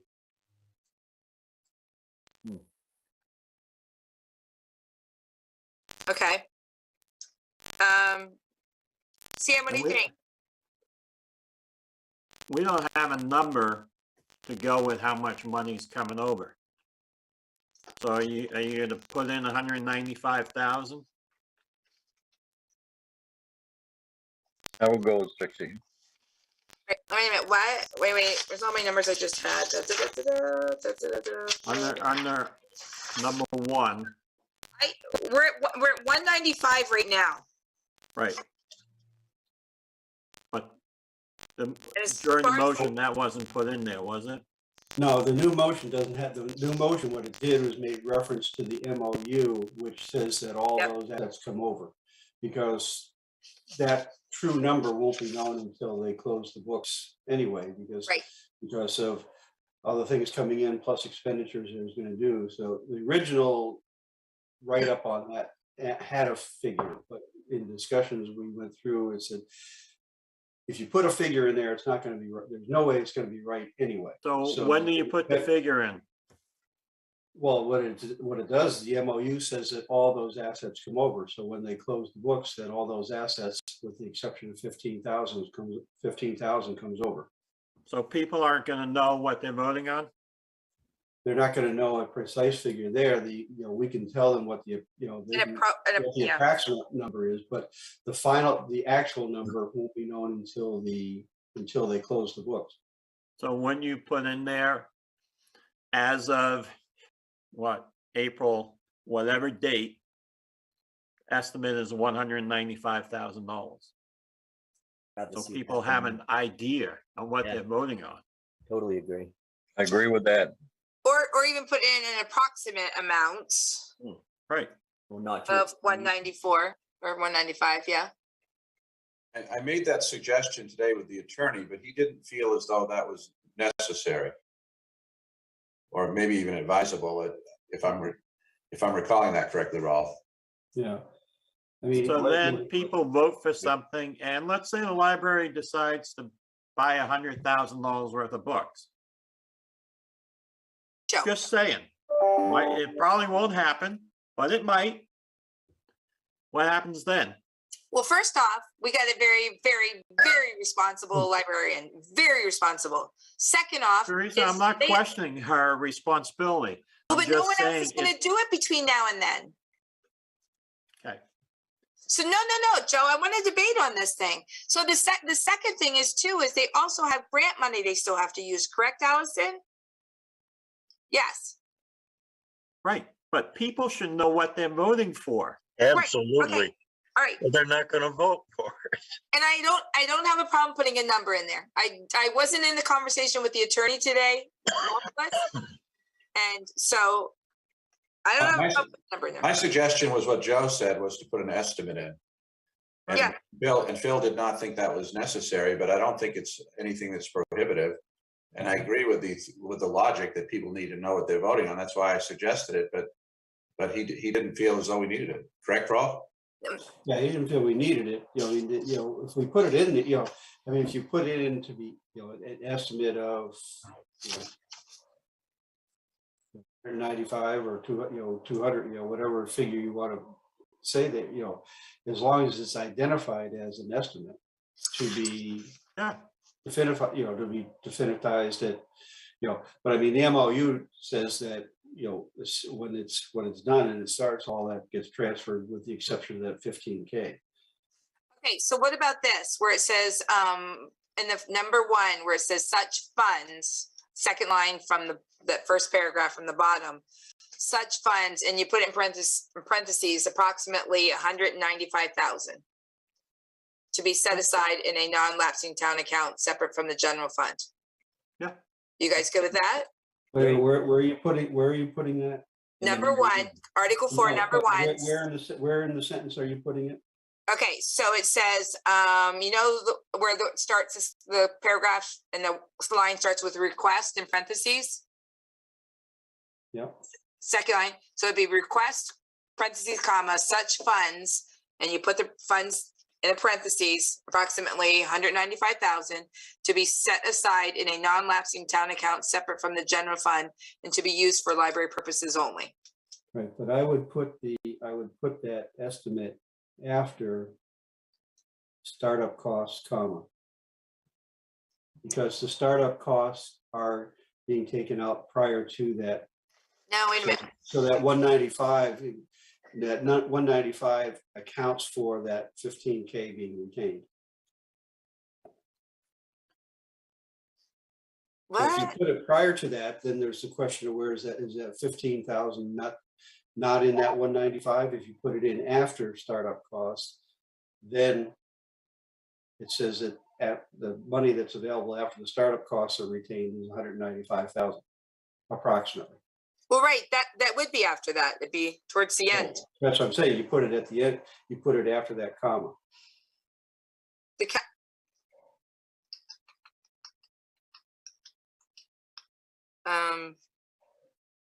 Now that you've gone back and forth a bit, would you like to read what I came up with and see if this will work? I would love to. Listening to what all of you are saying. So accept as a conditional gift from the Raymond Village Library, RVL, the assets of RVL, including the land, building, books, and all personal property, and all monetary assets previously raised, minus $15,000 for startup costs, open paren, total estimated as of April 4th, 2022 is approximately $195,000, and close parens, comma, as outlined in the memorandum of understanding between RVL, and it continues the same as you have. I make a motion on what she just said. Second that. I would second that, yeah. Okay, well, wait a minute. Oh, though. we have a motion on the floor, madam. There's a motion on the floor. So, True. so let's vote on it. if Lonnie retracts his second, then we can do that. And then the other was, are we amending 0.3 to 60,000, which would then change 0.4 to 135,876. Okay, so hold on a second. So we're amending several things and we're going to vote on the whole thing then. So, Right. so we're not making a motion, so no procedure rules. But if everybody is in agreement, right, kind of now hold that in your head with what Sue just said for number 1. Number 2 is good. Number 3, we put 60,000 in there. And then 4, it would be, what's the new amount, Rolf? 135,876. Okay, so retract your motion, Lonnie. Back my second. He's retracting his second. Second. So it'll be removed as read. Yes. Again, with the numbers of approximately $195,264 in number 1.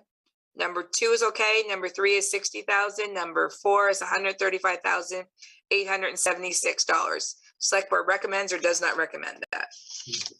Recommends. It's moved and seconded. Lottie seconded. That was the motion, so it's been seconded. All right. So any more discussion on this one? Nope. All in favor? All right. Article 25, referendum question W, to see if the town will raise and appropriate $66,000 for the Raymond Village Library. Such funds to be raised and appropriated only in the event Article 24 does not pass. Select Board recommends or does not recommend. Recommend. Second. Any discussion?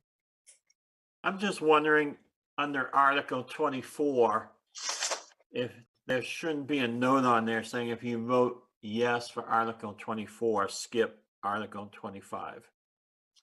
We had some big discussions with the attorneys on this to try and make sure that we had things lined up. And what we need to do is we need to have people vote yes on Article 24, yes on Article 25. Well, and Joe, what you said would make perfect sense if we had open town meeting. And that's exactly what we would do procedurally. But with a ballot, we really can't put a note on, please don't bother with this one if you vote yes for this easily. Okay. Can you put something like if you vote yes on 24, then you should be voting yes on 25 as well, just so they kind of get that. No, because then you're influencing the vote. Yeah, you can't. So, I mean, it says in there that that will only come into effect if 24 does not. Only. Yeah. But that's the safety valve that says that if for some reason 24 does not pass, then they're not hung out to dry with nothing. Yeah, because worst case scenario with 2 questions like this is if they both were to fail. Right. Then we'd be talking a special town meeting, probably. We love So the vote is going to be article by article. Yes. We're going to put a lot of information in the April and May Roadrunner for the town so we can educate the public on this, so they can make an informed vote. So are you guys good with 25? Yeah. All in favor? All right.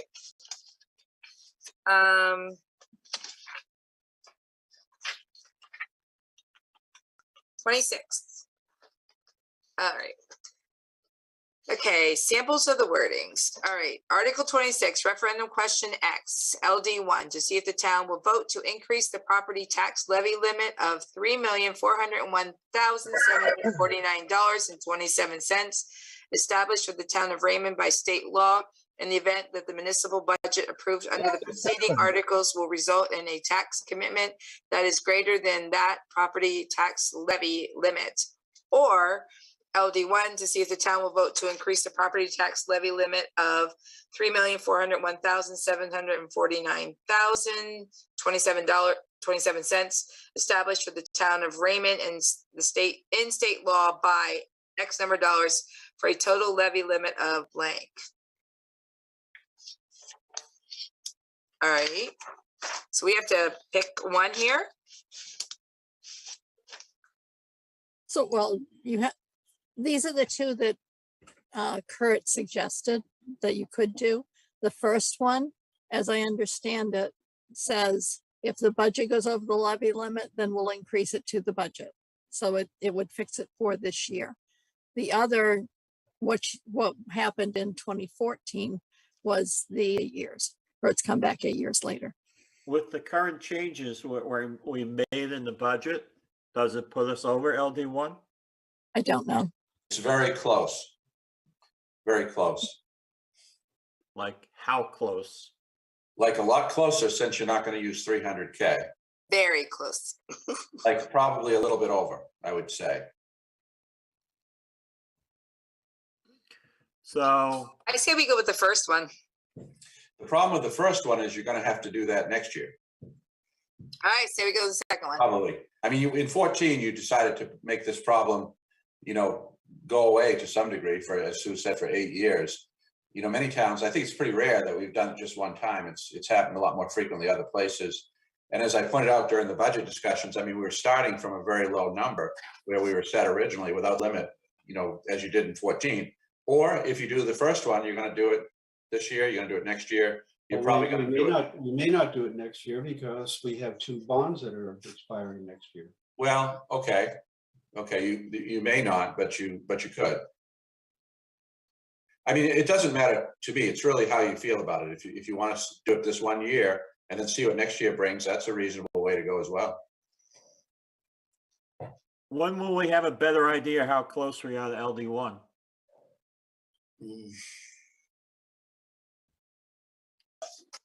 I'm because we could always go back and amend some of the things we've done to stay under LD1. Is it that we won't know until commitment, Dawn? I think that's true. That's the thing. I'm thinking he's not going to know precisely until then. And so we got the audit, we got commitment. It's not going to be in time for town meeting.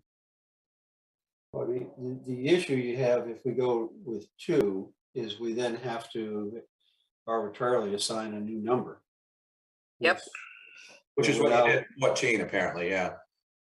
Without really having a good handle on, revisit it next year, we can do some research during the year to see where that number should be. Sounds good to me. I'm just pointing out the differences, but it's one or the other, yeah. Man, Dawn jumped on that one so quick. I mean, it's really your choice. I mean, it's going to be one or the other, I'm pretty certain.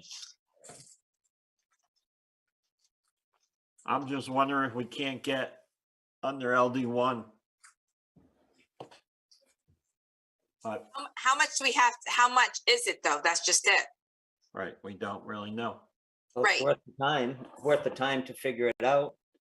Well, you're not going to be able to figure out in time for town meeting. I think his calculations were a bit based on the conservative estimates that we're using for everything right now. And without the audited, numbers, he thought it was really close. It could go either way. So it's not, if you have an increase, it's going to be, I think, a relatively small one if you do it the way Rolf has suggested. And then you can look at what next year brings with some of the bonds retiring, and maybe you don't have a problem. That's your theory, correct, Rolf? Yeah, I mean, the other side of it is that if when he does the calculation, we don't exceed it, then that article never comes into play anyway, because it only invokes if you're going to go over that, if it's going to go over that. So that gives us a safety valve that if the calculation says that we're going to, it does. But if not, then we haven't reset the bar yet. But it gives us then the time to look at what we need to do, where things are with what else, with all the things that are in the budget. I mean, when you look at the fact that we've got some bonds that are retiring. We also are accruing some money for reval and whatnot, which, so we have some expenses that are not quote unquote the overall recurring. So it gives us a chance to look at those and take a better shot at what happens. Do we need to go into version 2 next year? Yeah, well, I think it's a legitimate way to go. And if I were, I'm just going to go out on a limb right now and take a guess based on the fact that everything we're using are conservative numbers. My guess, based on what you did, if I'm wrong, we don't have the article, then you have a problem. Yeah. I would say we're probably gonna be under, looking at what Kurt gave us the other night. That's what I think too. But so you go with the one that Rolf suggests, and then if you're under, great. If you're over, it's a small amount, and then you got next year. Yep.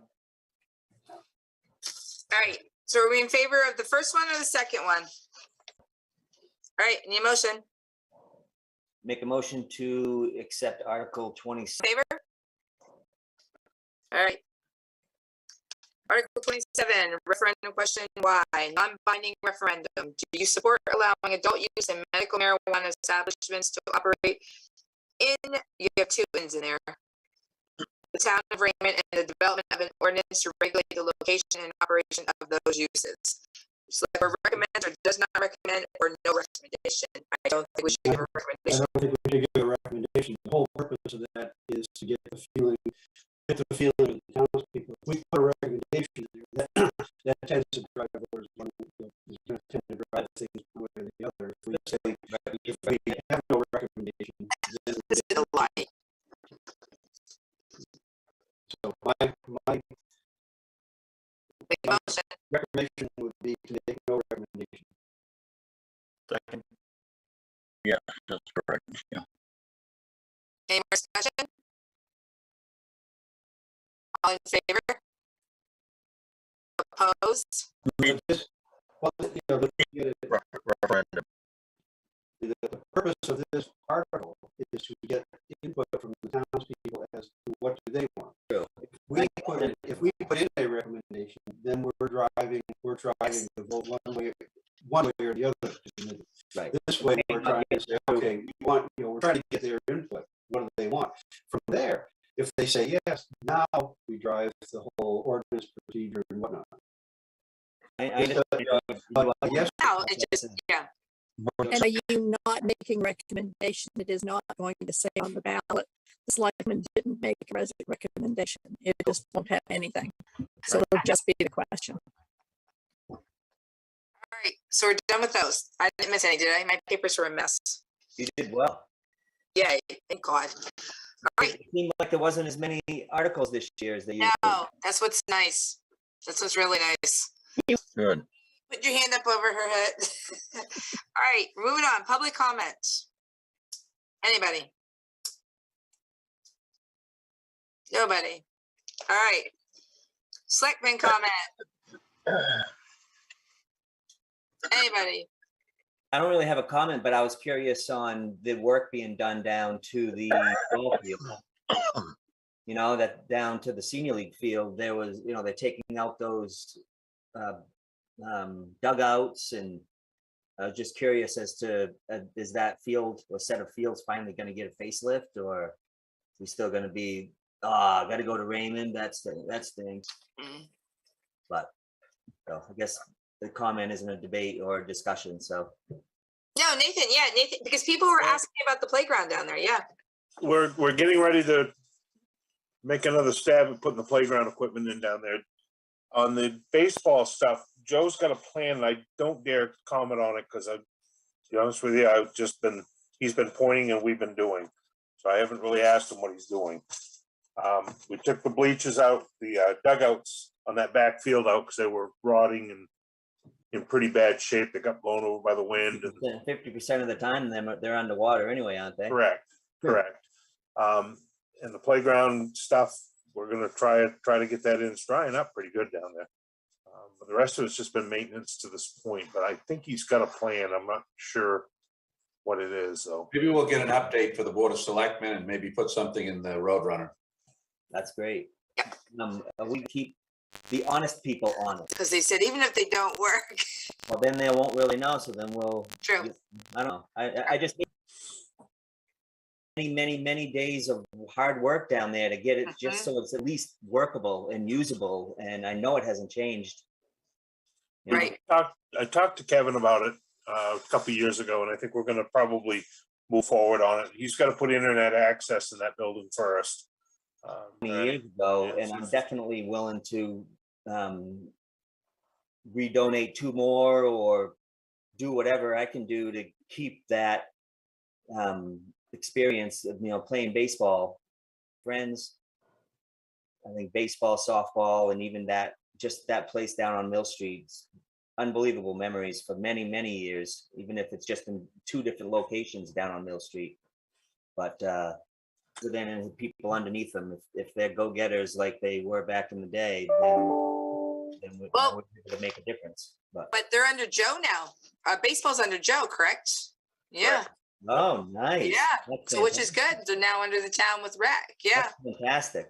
So yeah, Don, let Joe know if he needs. Cool. Thanks, Lonnie. Can I ask a question before we do all that? Yep. When are our next meeting dates? I've got so many on my calendar that say budget finance. Next, on the 12th, that's budget finance, correct? That's the Budget Finance Committee meeting. They will make their recommendation on the articles that you just went through. What about with the exception 14th? just weren't ready for tonight's meeting. And then we have one on the 19th. That's your regular selectmen's meeting, and I apologize profusely. If anybody wants to come get a booster shot. I need to. Where are you going to be? The Wyndham Hill Church on Wyndham Center Road. Oh, cool. From 3 to 6. You want me to bring you a coffee? Coffee? Anything. With a 6-pack? Bottle? What's that? Want me to bring you a bottle or something? Yeah, bourbon. Calms my nerves. Let me put this shot in. All right. I need a motion to go into executive session, please. Nate White. Teresa? Department heads need to stick around, or do I need to stick around for after the session? No, but if you were a dedicated employee, you would. You are dismissed. Thanks, Lonnie. Thank you. We have 2 executive sessions tonight. Yeah, Oh, they'll okay, be thank you. coming out of, Bill, they'll be coming out of executive session, then I'll put them back into executive session, then they'll be coming out, then they'll adjourn. All right, thank you. You're welcome. I missed who made the motion to go in and who seconded. I'm sorry. We didn't. Okay. Yeah. Joe was getting an update. So I need a motion to consideration of town report dedication pursuant to 1 MRSA section 4056A. I would move to select or consider. We're not quite there yet. Second. All in favor? All right. Joe and Sam, you guys are muted. Can I have a motion? I'd like to make a motion to accept the report as talked about in executive session. Second. You like that one, Sue? Any questions? Heard that. Thank you. That works. All right, I need another motion to go into executive session. Discussion of labor contracts and proposals. Can I have a second? Second. All in favor? All right.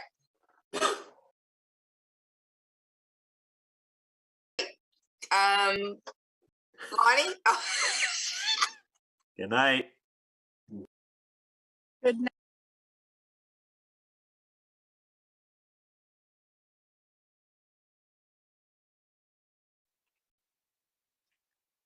Good evening and welcome to the select board meeting. We need it order. We're all here except Lonnie. New business, consider. Do you need to say anything on that? No. Okay. All right. So first, I need a motion to either reconsider or rescind. We'll move to rescind the action of approving Article 24. All right. So now, Move to accept Article 24, referendum question 5, to see if the town will accept as a conditional gift is approximately $195,000, as outlined in the memorandum of understanding between the RVL and the town of Raymond, signed 10/12/21. Available general funds is to be used for library purposes only. 2, court to also raise and appropriate $135,876. Yeah. So Rolf read that pretty slow. I would have read it faster, but anyways, any discussion? All in favor? All right, motion to adjourn. Second. Third. Fourth.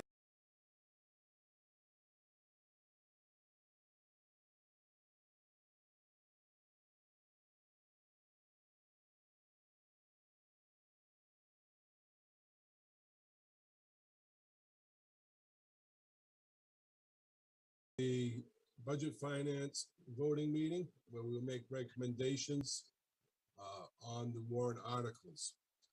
First order of business is the approval of the minutes from March. Any omissions, additions?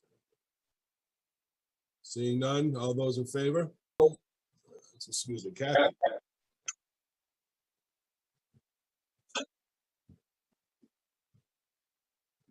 What do you need? Getting feedback.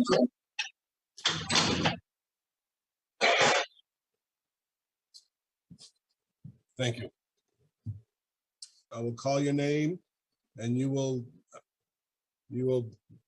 state your position, either recommend or not recommend.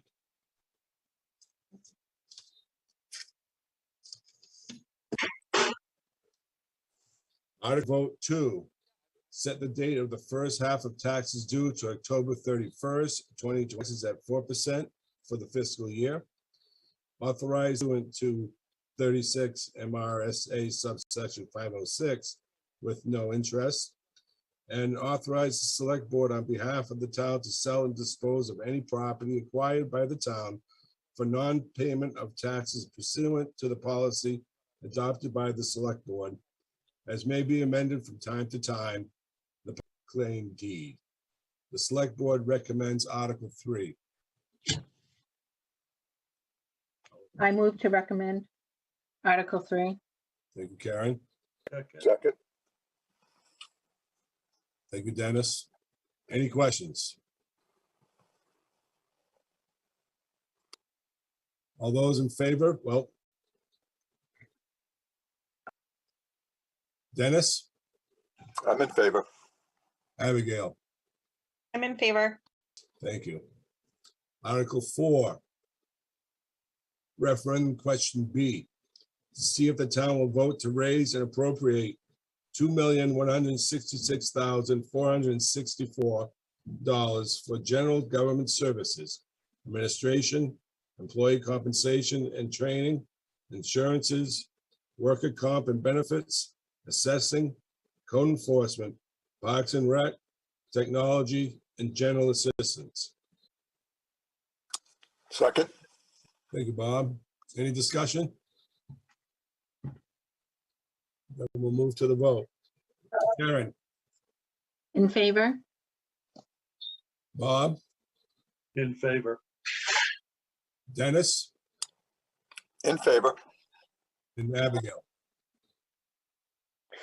391. Article 5. Thank you. Second. Thank you. Any questions? We'll move to the vote. Karen? Yes. Bob? In favor.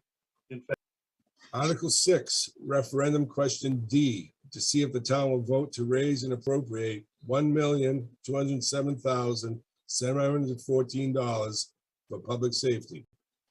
The budget figures appropriation accounts as long as the grand total of all appropriation is not exceeded. Go to vote then. Karen? Yes. Bob? Yes. Dennis? Yes. Abigail? Yes. Thank you.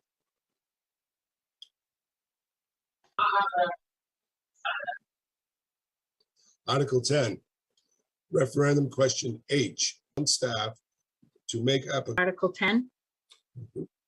Second. Bob, any questions? Article 11, referendum question I, to see if the town will vote to authorize the select board to appropriate from undesignated fund balance or surplus to reduce the property tax commitment as is. None. Karen? Yes. Bob? Yes. Dennis? Yes. Referendum question K, to see if the town will vote to appropriate from the Tasseltop Park Enterprise Fund the amount and to allocate all revenues. Article 13. Thank you, Karen. Second. Thank you, Bob. Any questions? Dennis? Yes. Abigail? Yes. Thank you. Create $299,550. Select board recommends Dennis, Yes. Abigail, Yes. thank you.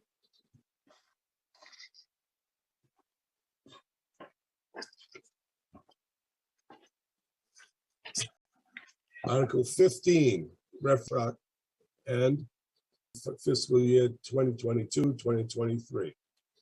30th, 2022, outstanding principal balance, new debt to be, so total debt outstanding if Article 15 passes, $1 million, interest $80,634, for a total debt service of $580,634.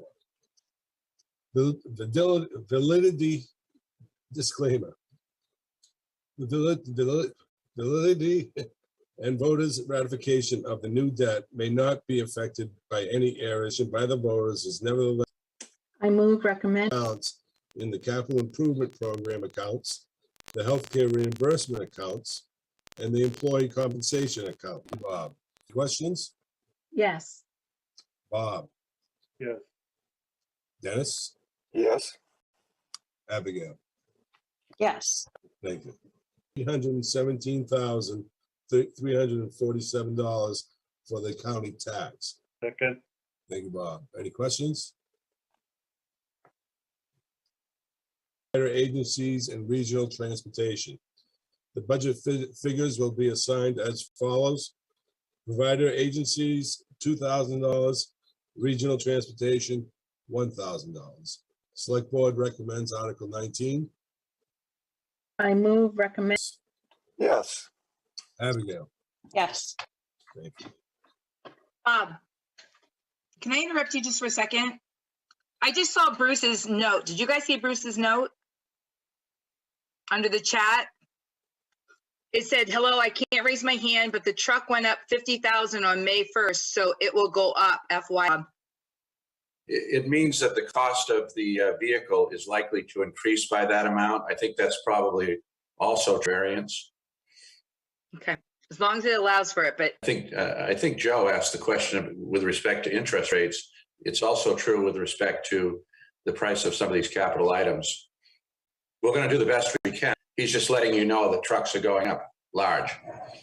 okay, sorry to interrupt you on that, Bob. I just saw. Random question R, to see if the town will vote to appropriate the total sum of $1,631,800 from estimated non-property tax revenues to reduce a property tax commitment provided by any other entity, including but not limited to municipal revenue sharing, local road assistance,